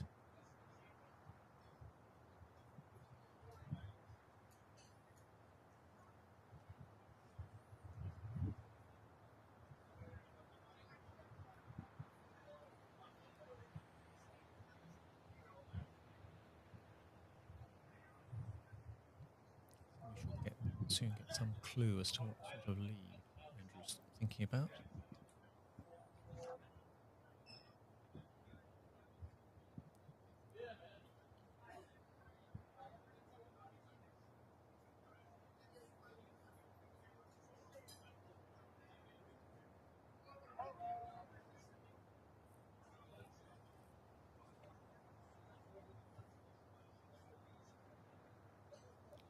Interesting, he wandered over to check that it is the green clip on 3-back.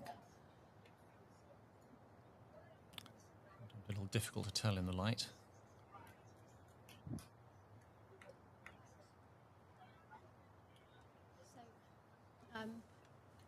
Ben v Rob.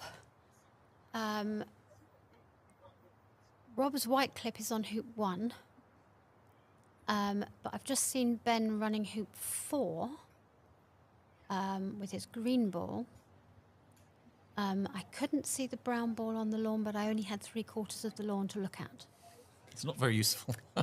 But I have suspicions that there may have been some sort of pegging out shenanigans going on, and that Ben is now trying to play.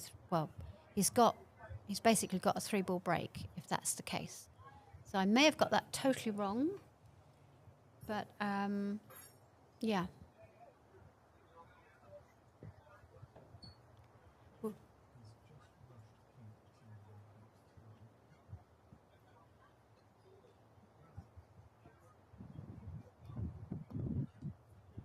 So I think somebody's going to go and have a look for us and tell us what's going on with that one.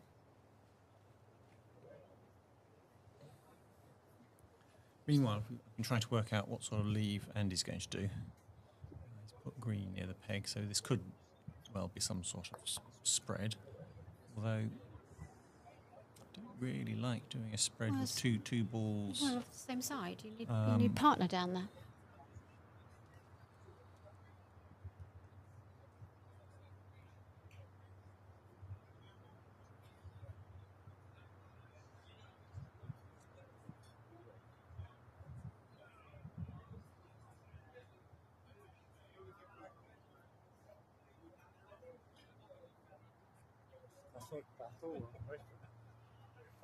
So he might be thinking of doing some sort of cross pegging of green and brown, and then join up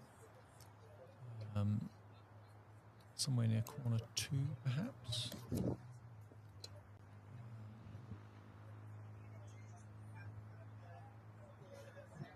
Particularly defensive.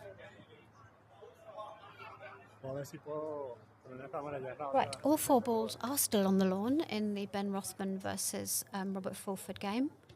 So not entirely sure what's going on there, except that Ben seems to be on a break with his backward ball, and at least one of Rob's clips is still on hoop 1. But it doesn't look like Ben's doing a TP. Well, he's got balls lurking at 4-back at the moment, but he appeared to be lining up a takeoff from 4-back towards the boundary, so I'm guessing Brown was on the boundary. I don't think he's gone anywhere near hoop 5 yet, so we'll try and keep you up to date on that one, insofar as it's possible, given we only have 3/4 of the lawn to look at. Meanwhile, what leave are we having? So green and brown have gone to the peg. So I had the same situation as this in my match earlier today at the beach club.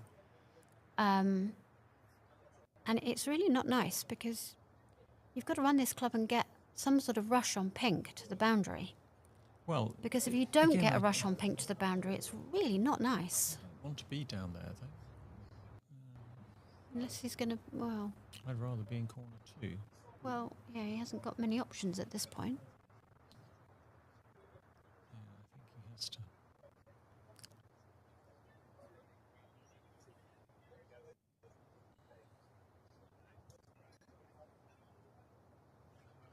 He's not rushed that off the boundaries, so maybe he's going to do a thick takeoff.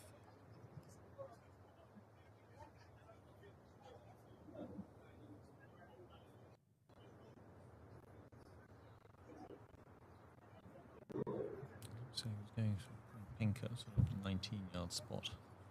Yeah, so a typical old standard leave, you would leave pink nearer corner 4. Then it Yeah, looks like not he's going lining round. up for. So I'm not sure it's going to be an OSL. I think he's going to try and get the I think he's going the to go ball for at one of the ball at the pegs, you know, in the usual Okay. positions. I think he's going for a very horizontal. horizontal spread.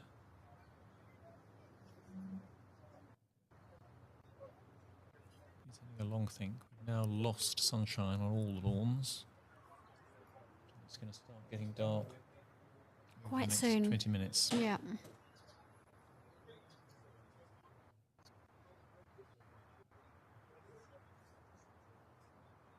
And even if Mark hits, I don't think he's got time to. Yeah, I'm not sure this game's finishing tonight at this point, but we'll see.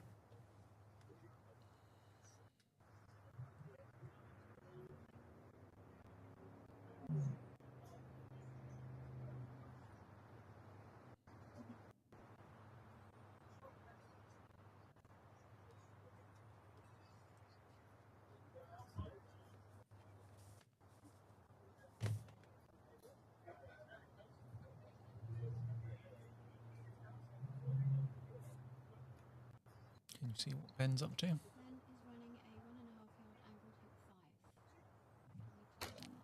Ben running hoop 5 with balls ahead of him, presumably. Balls ahead of him.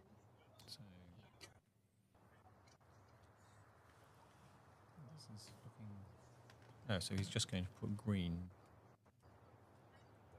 deep.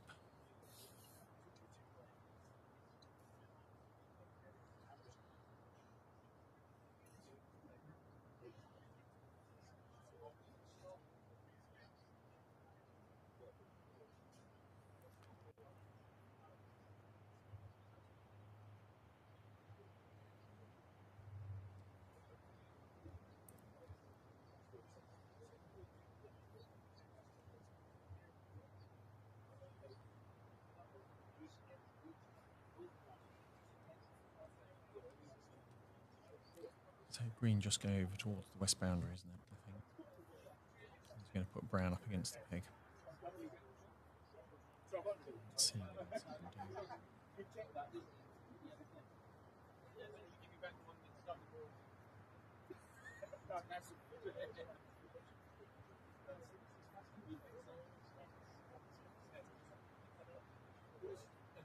So none of these best of 5 matches timed yet.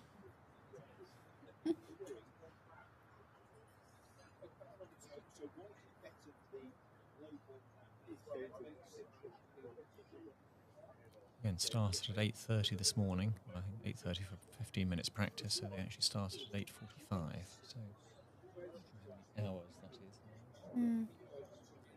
Both of the 2 remaining matches are still on their 4th game. So It's almost 10 hours play nearly. yeah, so they could still have 4 or 5 hours of play left.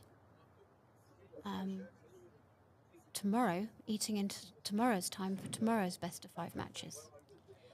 So the live stream has switched to Ben Rothman. So we're seeing Ben playing.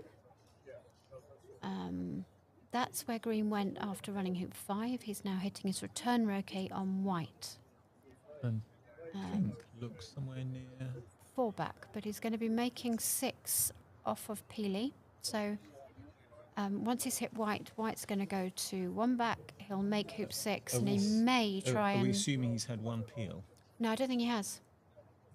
But we don't really know. But I don't think he has. I think he's still on 4 back. Certainly, we can see the pink clip on 4 back. We can't see. See the dark We can't clips. see the brown clip. 7. He looks quite worried about it, doesn't he? He keeps A bit less. restalking.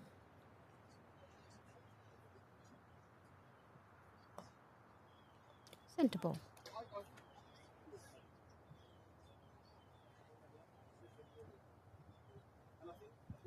Ah, lovely split screen. Thank you. Oh, even Thank better. you very much, camera crew. Andrew Johnson still just he's going to put Brown right up against the peg.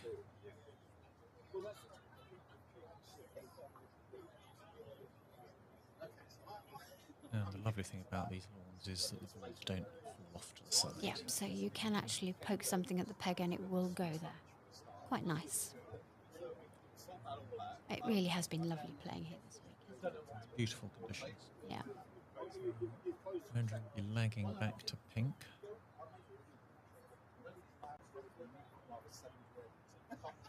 So the fact that Ben has taken white to fall back suggests that he is going to try and rush Brown across after 6 for a peel. He Very would- delayed. Yeah. Yes, that's game 4, Ben and Rob. Ben is 2-1 up. So Ben won the first 2, Rob won the third.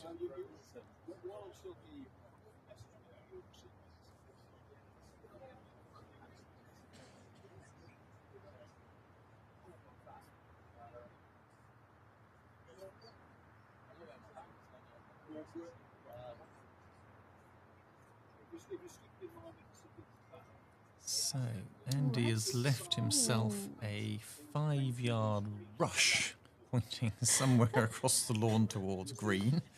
So I suspect that's the dew just beginning to fall a little bit. I think he would have liked that another 2 yards, Yeah. I think. It's So got to be at least... what shot would you take here, Ian? I mean, with Brown that close to the peg, does that make the shot bigger? Well, it's a really difficult rush to get to green. He really wants to play green, and it's a moderately safe shot for him to shoot at white. Yeah. So I think that's a compulsory shot. Yeah. Greens for hoop 1, isn't it still? No, sorry. Green's for hoop 4, Greens where for he's hoop got 4, 2 balls. Where there are so 2 balls. So as I was saying a long time ago, is that joining up near hoop 4 when green is for hoop 4 is just bad. nice view of the sunset there. Shot from behind. You can see just how dark it's getting outside. This is about a 15-yarder, which he has missed narrowly. narrowly. It'd be nice to play with Brown because it's easier for Andrew to get going with that ball. I think he wouldn't have fancied the rushing all the way across the lawn with that.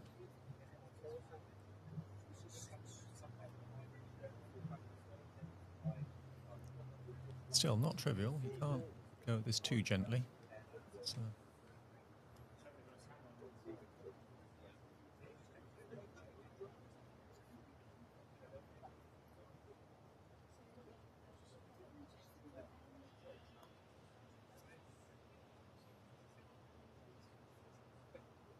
So Andy's played that nicely.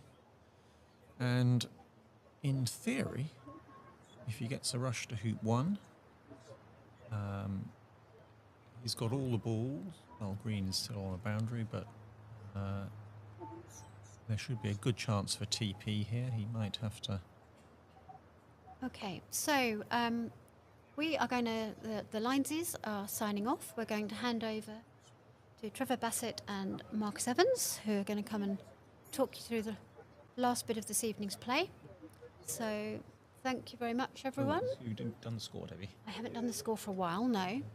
So pink is now for 9. There we go. I think that's right now. Yeah. White's for 9. Quite true. Yes. Thank you, folks.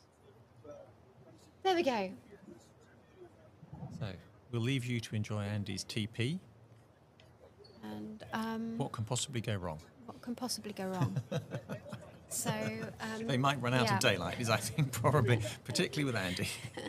So thanks for listening to us. Hope you've enjoyed our somewhat rambling commentary, and we'll leave you with the others. Okay, bye. Cheerio all.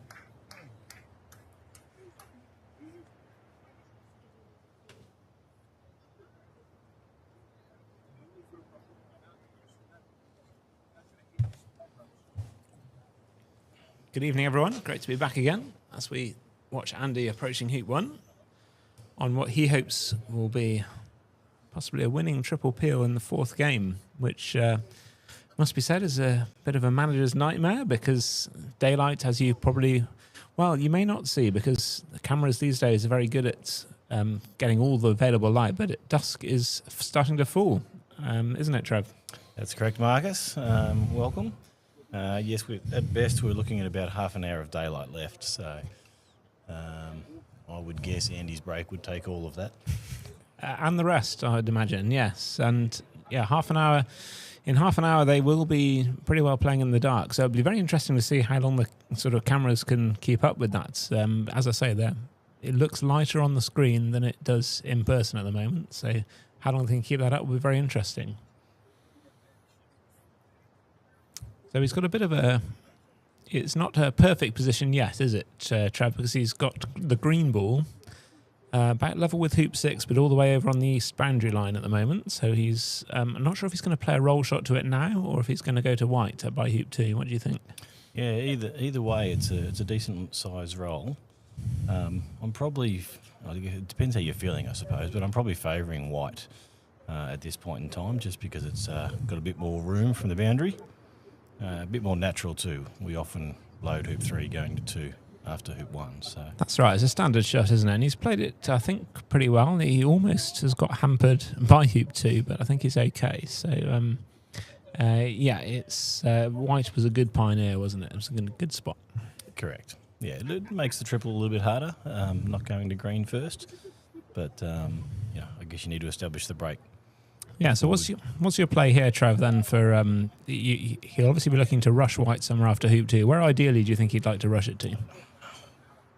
Perfect world, I want to rush it into peeling position, just so I can leave it there taking off to green on the boundary. But given the difficulty of that, or the probability of that happening, I'm probably going south of green so I can try and stop it back into some sort of peeling position, getting a rush on green north so that I can load 4 with that. Yeah, I'm with you for that line of play. I think you can rush it anywhere between sort of peg high and on the boundary and maybe a little closer to green. And then, as you rightly say, send it into peeling position on a reasonable line, get a rush on green to the north boundary. Now, he wasn't in full control of hoop 2 there, so he hasn't got the rush to the ideal spot. So he may still be able to cut it, though. It's a little bit hard for our viewers too because they can't see the position of green. Well, it's still level with hoop 6 on the east boundary. So it is right on the yard line, I believe. So there's no room at all to work with. But yeah, keep the comments coming in. It's really helpful to us. If anybody watching needs something explained, whether you're new to Croquet or a seasoned pro, just give us a shout on the chat. We'll try to keep an eye on it.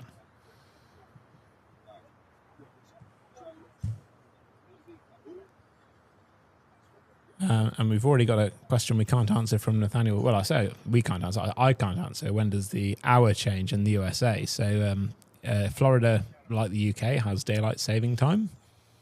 But I don't know when it changes. I think I'm going to have a bit of a guess here. I think Florida changes a bit later than Europe in terms of when the hour goes back. So I don't think that's going to be an issue this week. I don't know if you know, Trev. No idea at all. But the screen just did flick across to Ben Rothman there on one of the outside courts. So hard to tell, but it looks like he did get that 4-back peel after 6. And he's just run 1 back himself with the green ball. So quick update there. So Ben won the first 2 games. Robert won the third. And this is game 4. So Ben had the first break, broke down at hoop 2. Robert popped him through 2 and had a leave, and then Ben has hit the lift and he's on this turn from that. So Yeah, it's a massive game for Rothman, who actually knocked Fulford out of the competition at this same stage in 2009, I believe, if I recall correctly. So I wasn't here, but I'll take your word for it. well, I was here because I was knocked out by Rothman in the first round of the same competition. So Rothman had a very good year that year. He got to the final and then lost to Reg Bamford, who was playing extremely well that year.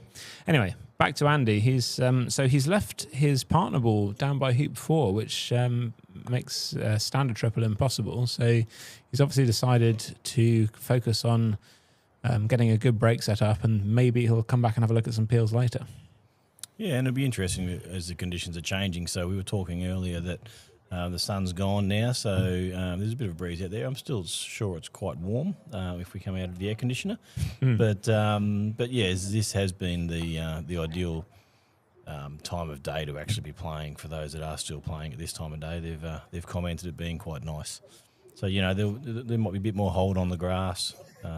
Yeah, we're probably, because it's very humid here in Florida, we probably maybe start to have some dew coming down onto the grass. And as you say, just the fact of the sun going over the horizon, as I think it probably now has, will just take a bit of the edge off the pace of the lawns, won't it? So as you say, make it a little bit easier to control your precision shots. Yeah, so if there was ever a time that you wanted to do your delayed triple, this is probably one to work on. So yeah, again, the balls weren't there for a standard, so he's prioritised the break first, and then see where he goes after that. You say that, it's interesting, because I think with the line of play we mentioned, it was a possibility, but he's probably decided that it's best to keep control of the break, and maybe peels will come if things go well, rather than prioritise the peels, which can sometimes mean your break gets a little bit ragged. So don't blame him for that, especially at 2-1 down in the World Championship last 16 match. He's 8 or 10 hours on the court or whatever it's been. Yeah, I mean, I tell you what, I played a best of 3 match this morning, and luckily 1 in 2, but that was long enough. Yeah.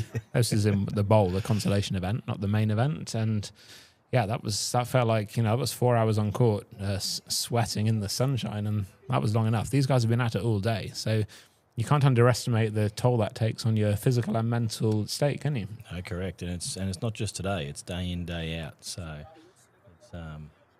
it's certainly a bit of endurance required to get deep stages. So it looks like Trevor's thinking about probably leaving leaving Brown maybe up by 4 back, possibly as an escape ball for a peel a bit later on. Yep. Alan Looney from Australia has been in touch to say the US goes to daylight saving time a week later than the UK. So yeah, it won't be a factor for this tournament. Keith asks, where is my beer? Well, it's funny you say that, Keith. Today actually is our fellow commentator Andrew Gregory's birthday, and he's very generously provided us with some Prosecco to ease our way into the evening. So thank you, Andrew. That's very much appreciated, and happy birthday. I'm sure I'm not the first to say that on commentary. So it's Prosecco for the moment.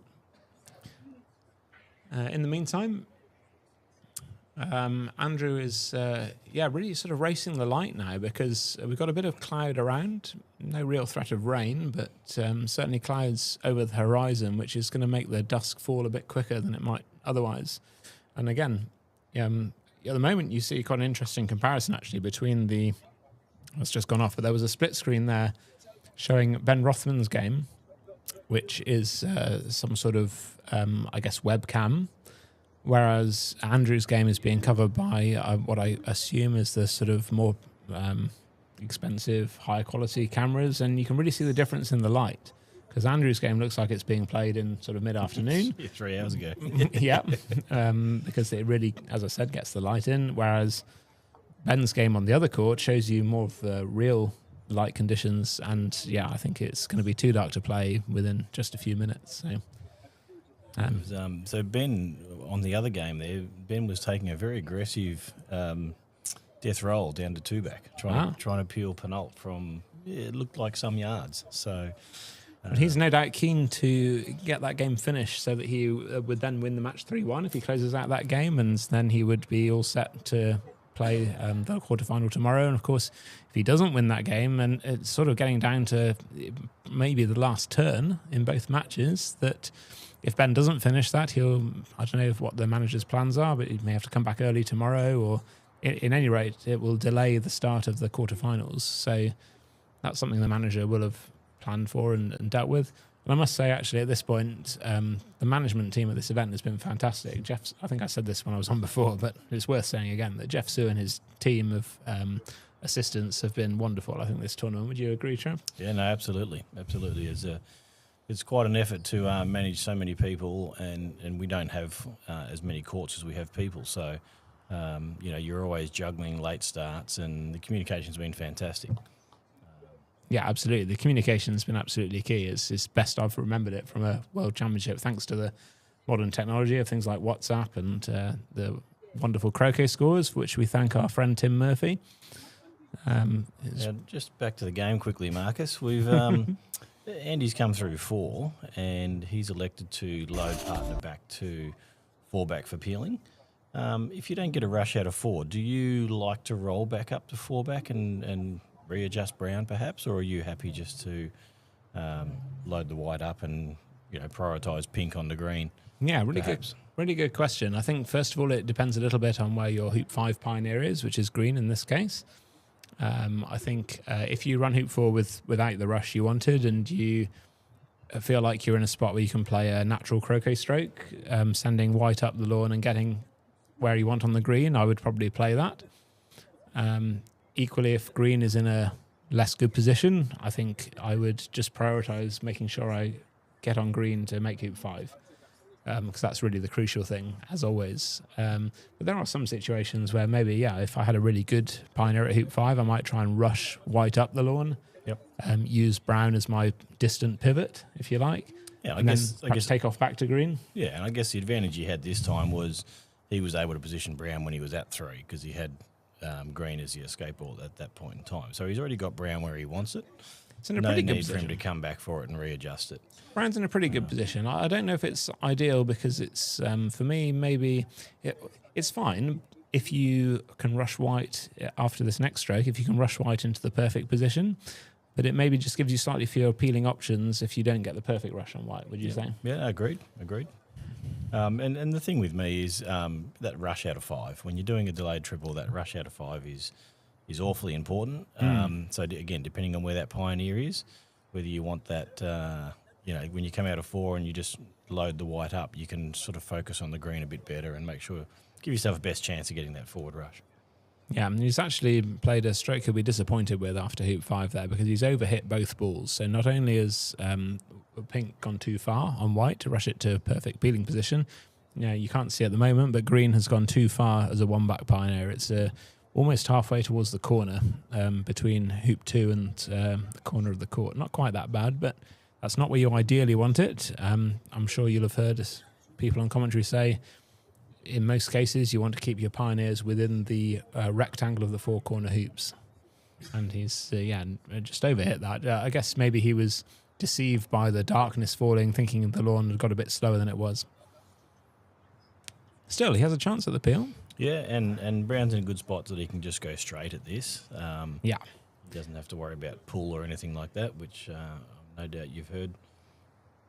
Yeah, and that's really useful with these, particularly with these balls, which I think are great to play with. I'm really pleased with that we have them, and we thank Invictus for sponsoring the event and providing these very consistent sets of balls for us. But they do, partly because they're quite new, they pull a bit more than perhaps what we used to. So that means if you can do a peel straight and eliminate the prospect of pull, that's potentially an advantage. And there was a good effort, to be fair, wasn't it? But unfortunately, it hasn't gone exactly as he wanted. Slight advantage of that might be because green is north of the hoop, that he might get a chance at trying to peel white, flicking across to green after this hoop if you can get some control. Yeah, really good point. The green being out of position, as I said, might now play into his hands and be an advantage, because it just gives you much more angles on the white, as you said, especially if he can get a rush out of hoop 6 into corner 3. That's what you'd be playing, wouldn't it? That's correct. Interestingly, the floodlights have just flicked on to the neighbouring court. just to give all those that want to extra practice some visual. That's great control. Yeah, that was absolutely perfect. He'd be very pleased with that. He's got a rush directly pointing into corner 3, which he can also cut if he wants to. But I think for me, I'll be playing this rush into close to corner 3 as I can, and then I'll be sending Brown as my 2-back pioneer. Admittedly, it's from a very long way away. Yeah. But sometimes you have to sort of make these slight positional sacrifices in order to progress the peeling turn. And as you said, Trav, the green is actually in quite an attractive position to do appeal to. It's not too close to the boundary. And he's just looking at that now. He's thinking about what kind of area do I need to play my ball into. Yeah, and he's the look on his face when he came through 6 and he looked up and saw green and went, "Oh, that's a bit long." And he's sort of like, "Okay, what can I do? How do I get around it?" But I think it'll actually work out in his favour if he can get onto that white one. I mean, you probably want green on the east side of the court, rather than the west. But other than that, and here he is just having a look at what the peel on white might look like if he can get white to that position. And just try and work out what angles does he want, where does he need to rush brown to be able to do that. Yeah, I personally be quite happy with this. This is a very playable kind of peel shot, I think. Well, it looks like Ben might have had to go at another death roll on the way to 3-back, and that brown looks like it's either jaws or very close in front. So, certainly a good position for Ben coming into late stages of that 4th game.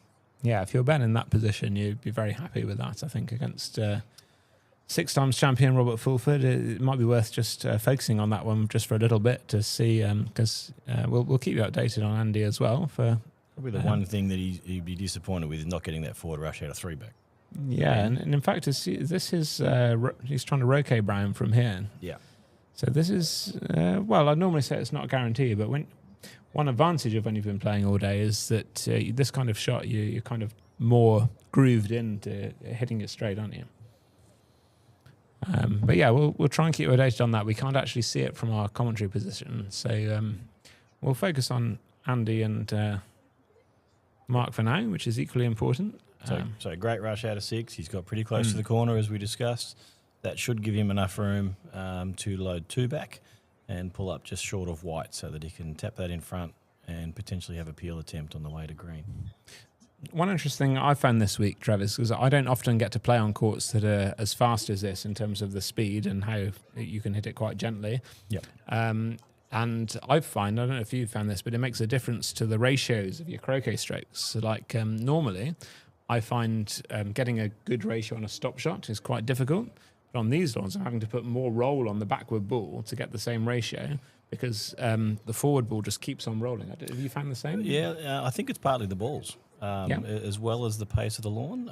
I think these balls are that front ball's just taking off a bit better. Okay. So I think everyone's getting slightly better, or better ratios or better stop shots than otherwise. But Andy's done a fantastic shot. The load to 2-back a little bit short, but I'm happy to sacrifice that. He got perfectly onto that white ball. That allowed him to tap that gently, directly in front of the hoop. He's now peeling from 6 inches. That almost negates the pull from that distance. So, correct. The only thing I'm a bit surprised about with this shot actually is he's at the moment he's lining up with his hands quite far up the mallet, and I'd be worried about maybe sending white off the lawn. Well, he hasn't. But had white gone through cleanly, it might have threatened the boundary, and in fact, he has misjudged the angle slightly. So he's on the green, but not in an ideal way. He's almost played as a thick takeoff, even though he a bit of a roll, but. When you are playing that as a bit of a pass roll, it is actually tricky to try and get that pink ball to stop. Yeah. It's sort of a thick takeoff pass rolly sort of shot, and I find that pink ball often takes off on people. Just the thing is, though, the key thing is the last thing you want to do is play it a bit too thick and send your peely off the lawn, which of course would be end of turn, even though it's scored a hoop. That doesn't no exemption for that as it's still a croquet shot. And that would be absolutely disastrous if you do that. So personally, I always like to just line it up and then fully focus on striker's ball. As you say, more difficult to control with a roll, but at least you lessen the risk of sending the white over the boundary. Anyway, he's coped okay. He's got a longish approach to 1-back. I say longish. This is longer than you would ideally have, but that's the sort of thing I was talking about, where you sacrifice a little bit of precision in order to just try and get the peels done, because when you're playing someone who's a good shot, as Mark is, and especially as he has already advanced his own clips, you want to just get it done. Yeah, and again, fading light, end of the day, slightly easier conditions. You just got to back yourself in on these sort of turns. The advantage of white not going too deep as well is that, or the disadvantage if it does go deep, is that it's really hard to get the break back under control because you're trying to load 3 back and get that white into the court. That's right. He's taken a bit of wire here. Yeah. So Okay, now I'm actually starting to think about leaving white behind for a little bit here. Me too. Taking a forward rush, loading 3 back well, getting onto that brown into 2 back. Completely agree, and I think he's absolutely going to do that. He's going to rush this to between brown and the peg or thereabouts, and then, little stop shot, sending it to as a good 3-back pioneer. Brown is not an ideal 2-back. He's calling a referee. Well, this is interesting. Oh. Because he roqueted that, so it's not his end of turn, but he's calling a referee immediately, and I don't really know why. He's now. Oh, I'd love to see what's. Can we get a replay? I don't know what he's possibly done. No, this is very interesting. What does he think he's done here? I mean, I can't. This is very unusual. To call a referee after, because I don't know what he's thinking. Maybe light. I mean, possibly. So Jeff Sue, the manager, has come onto the lawn, who's of course also a referee. I think the manager's the only one that can peg the game down. Yeah, so we're now in the situation. Again, I'll just reiterate, it looks bright afternoon sunshine on the screen. It is not. It is getting dark here, and we're definitely at the stage where it's now at the striker's prerogative, and you can perhaps see with the light in the background on that shot that it's getting pretty dark. And he may be, as you say, Trev, he's saying, look, I want to peg this down now. I'll continue my turn in the daylight, which I believe he'll be allowed to do. Yeah, I think it's dark enough.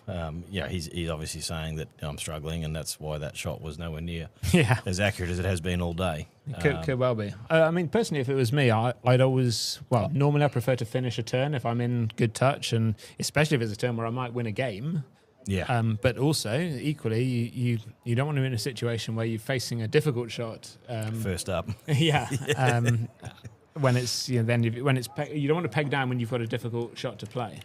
Right, so he may be being sensible and thinking, well, if we peg down now, I'm still in control. I've got a reasonably easy croquet stroke to play to keep my turn going, and I'll just finish this off in the morning when it's better conditions. Yeah, I'm with you. I'm certainly in the groove, and I'd want to finish this turn. It's nice to go to bed knowing that this win, lose or draw, this turn's done. Yeah.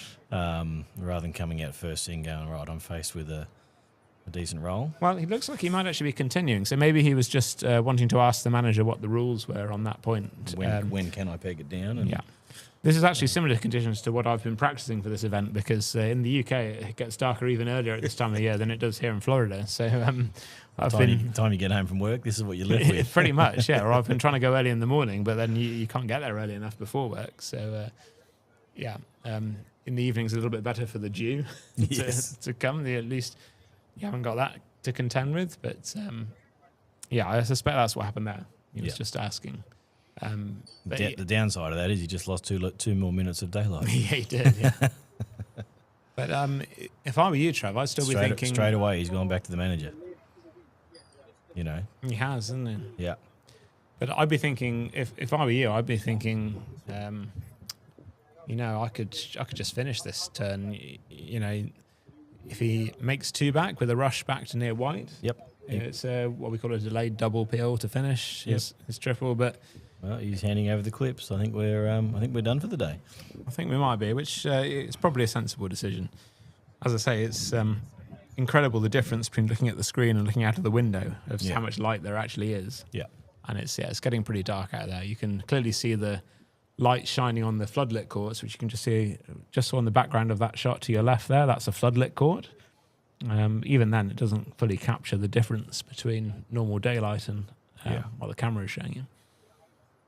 So I think we're done. Probably done for the day on that court. I don't know whether we're able to just flip back to Rotham and Fulford if that camera is still picking anything up. But I don't know if they're still going, because they'll obviously be in the same kind of situation with the light. It's probably a little bit further progressed as far as Rothman goes. If he's still going, he's probably down to his last 1 or 2 hoops.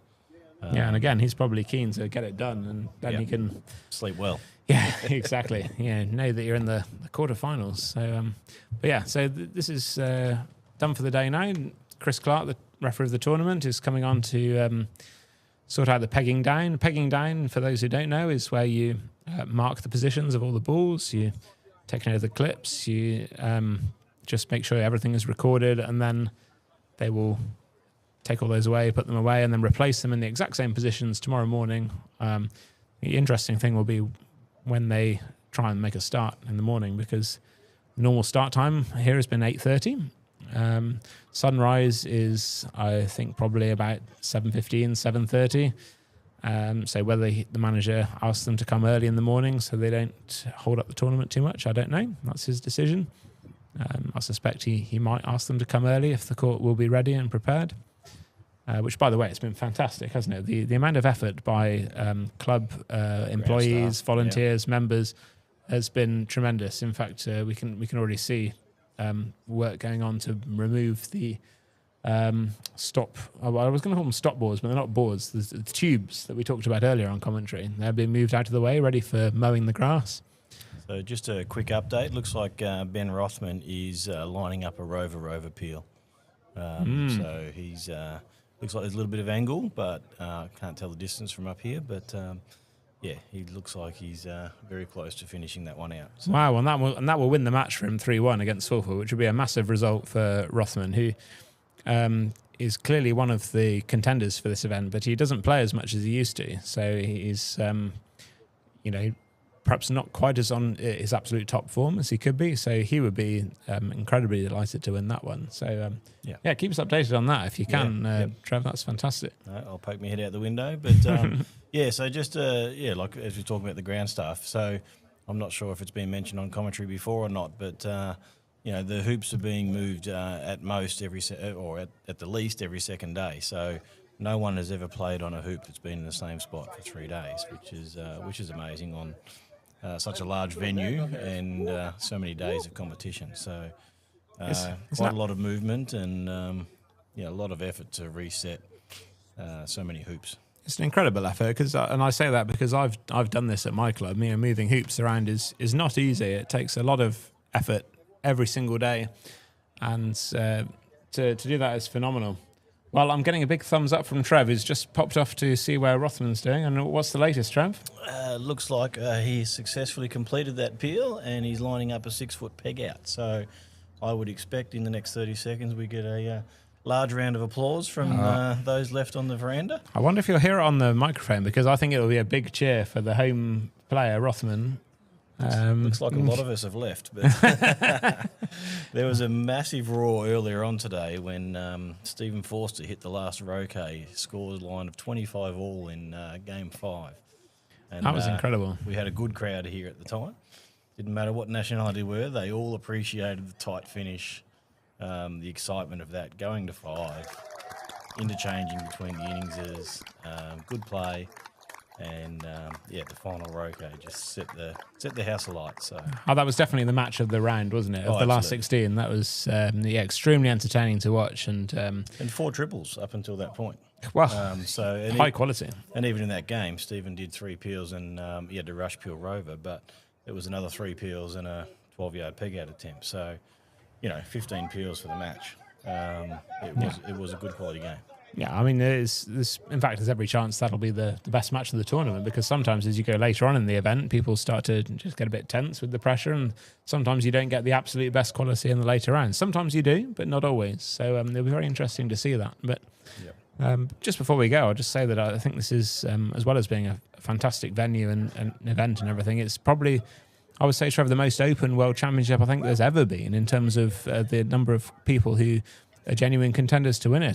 Zach Watson from the US is his home club. He was one of those contenders until very recently. Yep. And the fact Stephen Forster's beaten him automatically makes Stephen one of the contenders.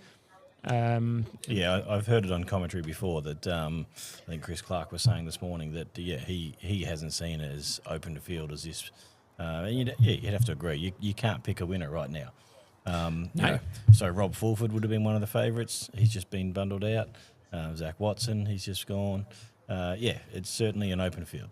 It's open field. Yeah. And those that are doing well, I think Matthew Essex might have done 1 triple in his last, in the 2 knockout rounds. So, he's not quite at his best as far as peeling goes. Rob Fletcher, he came through with another 3 triples today, so he's probably done 5 triples, I think, in the last 2 rounds. So there's still plenty in it.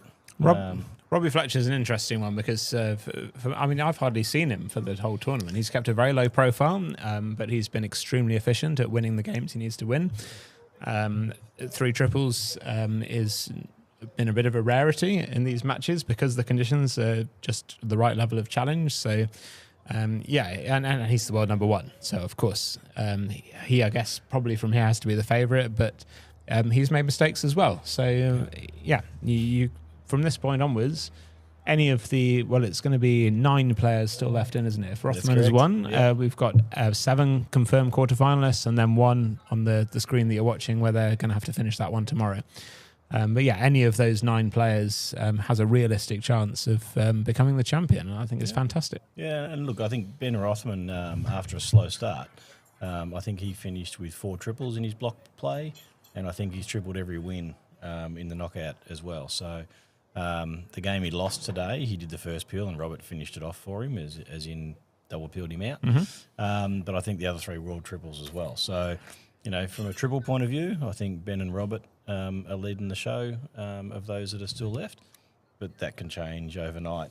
Other players can jump up. Everyone's capable of it. Everyone's done triples. I think it's going to be a good, exciting. What have we got? 3 days left. So yeah. I think that's all from us. Thank you, everyone, for coming along and listening. And I don't know who will be in charge tomorrow morning, but maybe not Andrew after a big night tonight. But what is it? 8:30, maybe a bit earlier tomorrow morning. We'll be back on show. Yeah, fantastic. Thanks, Trev. Thanks everybody for listening, and we'll leave it there for the day. Thank you. Thanks, Marcus.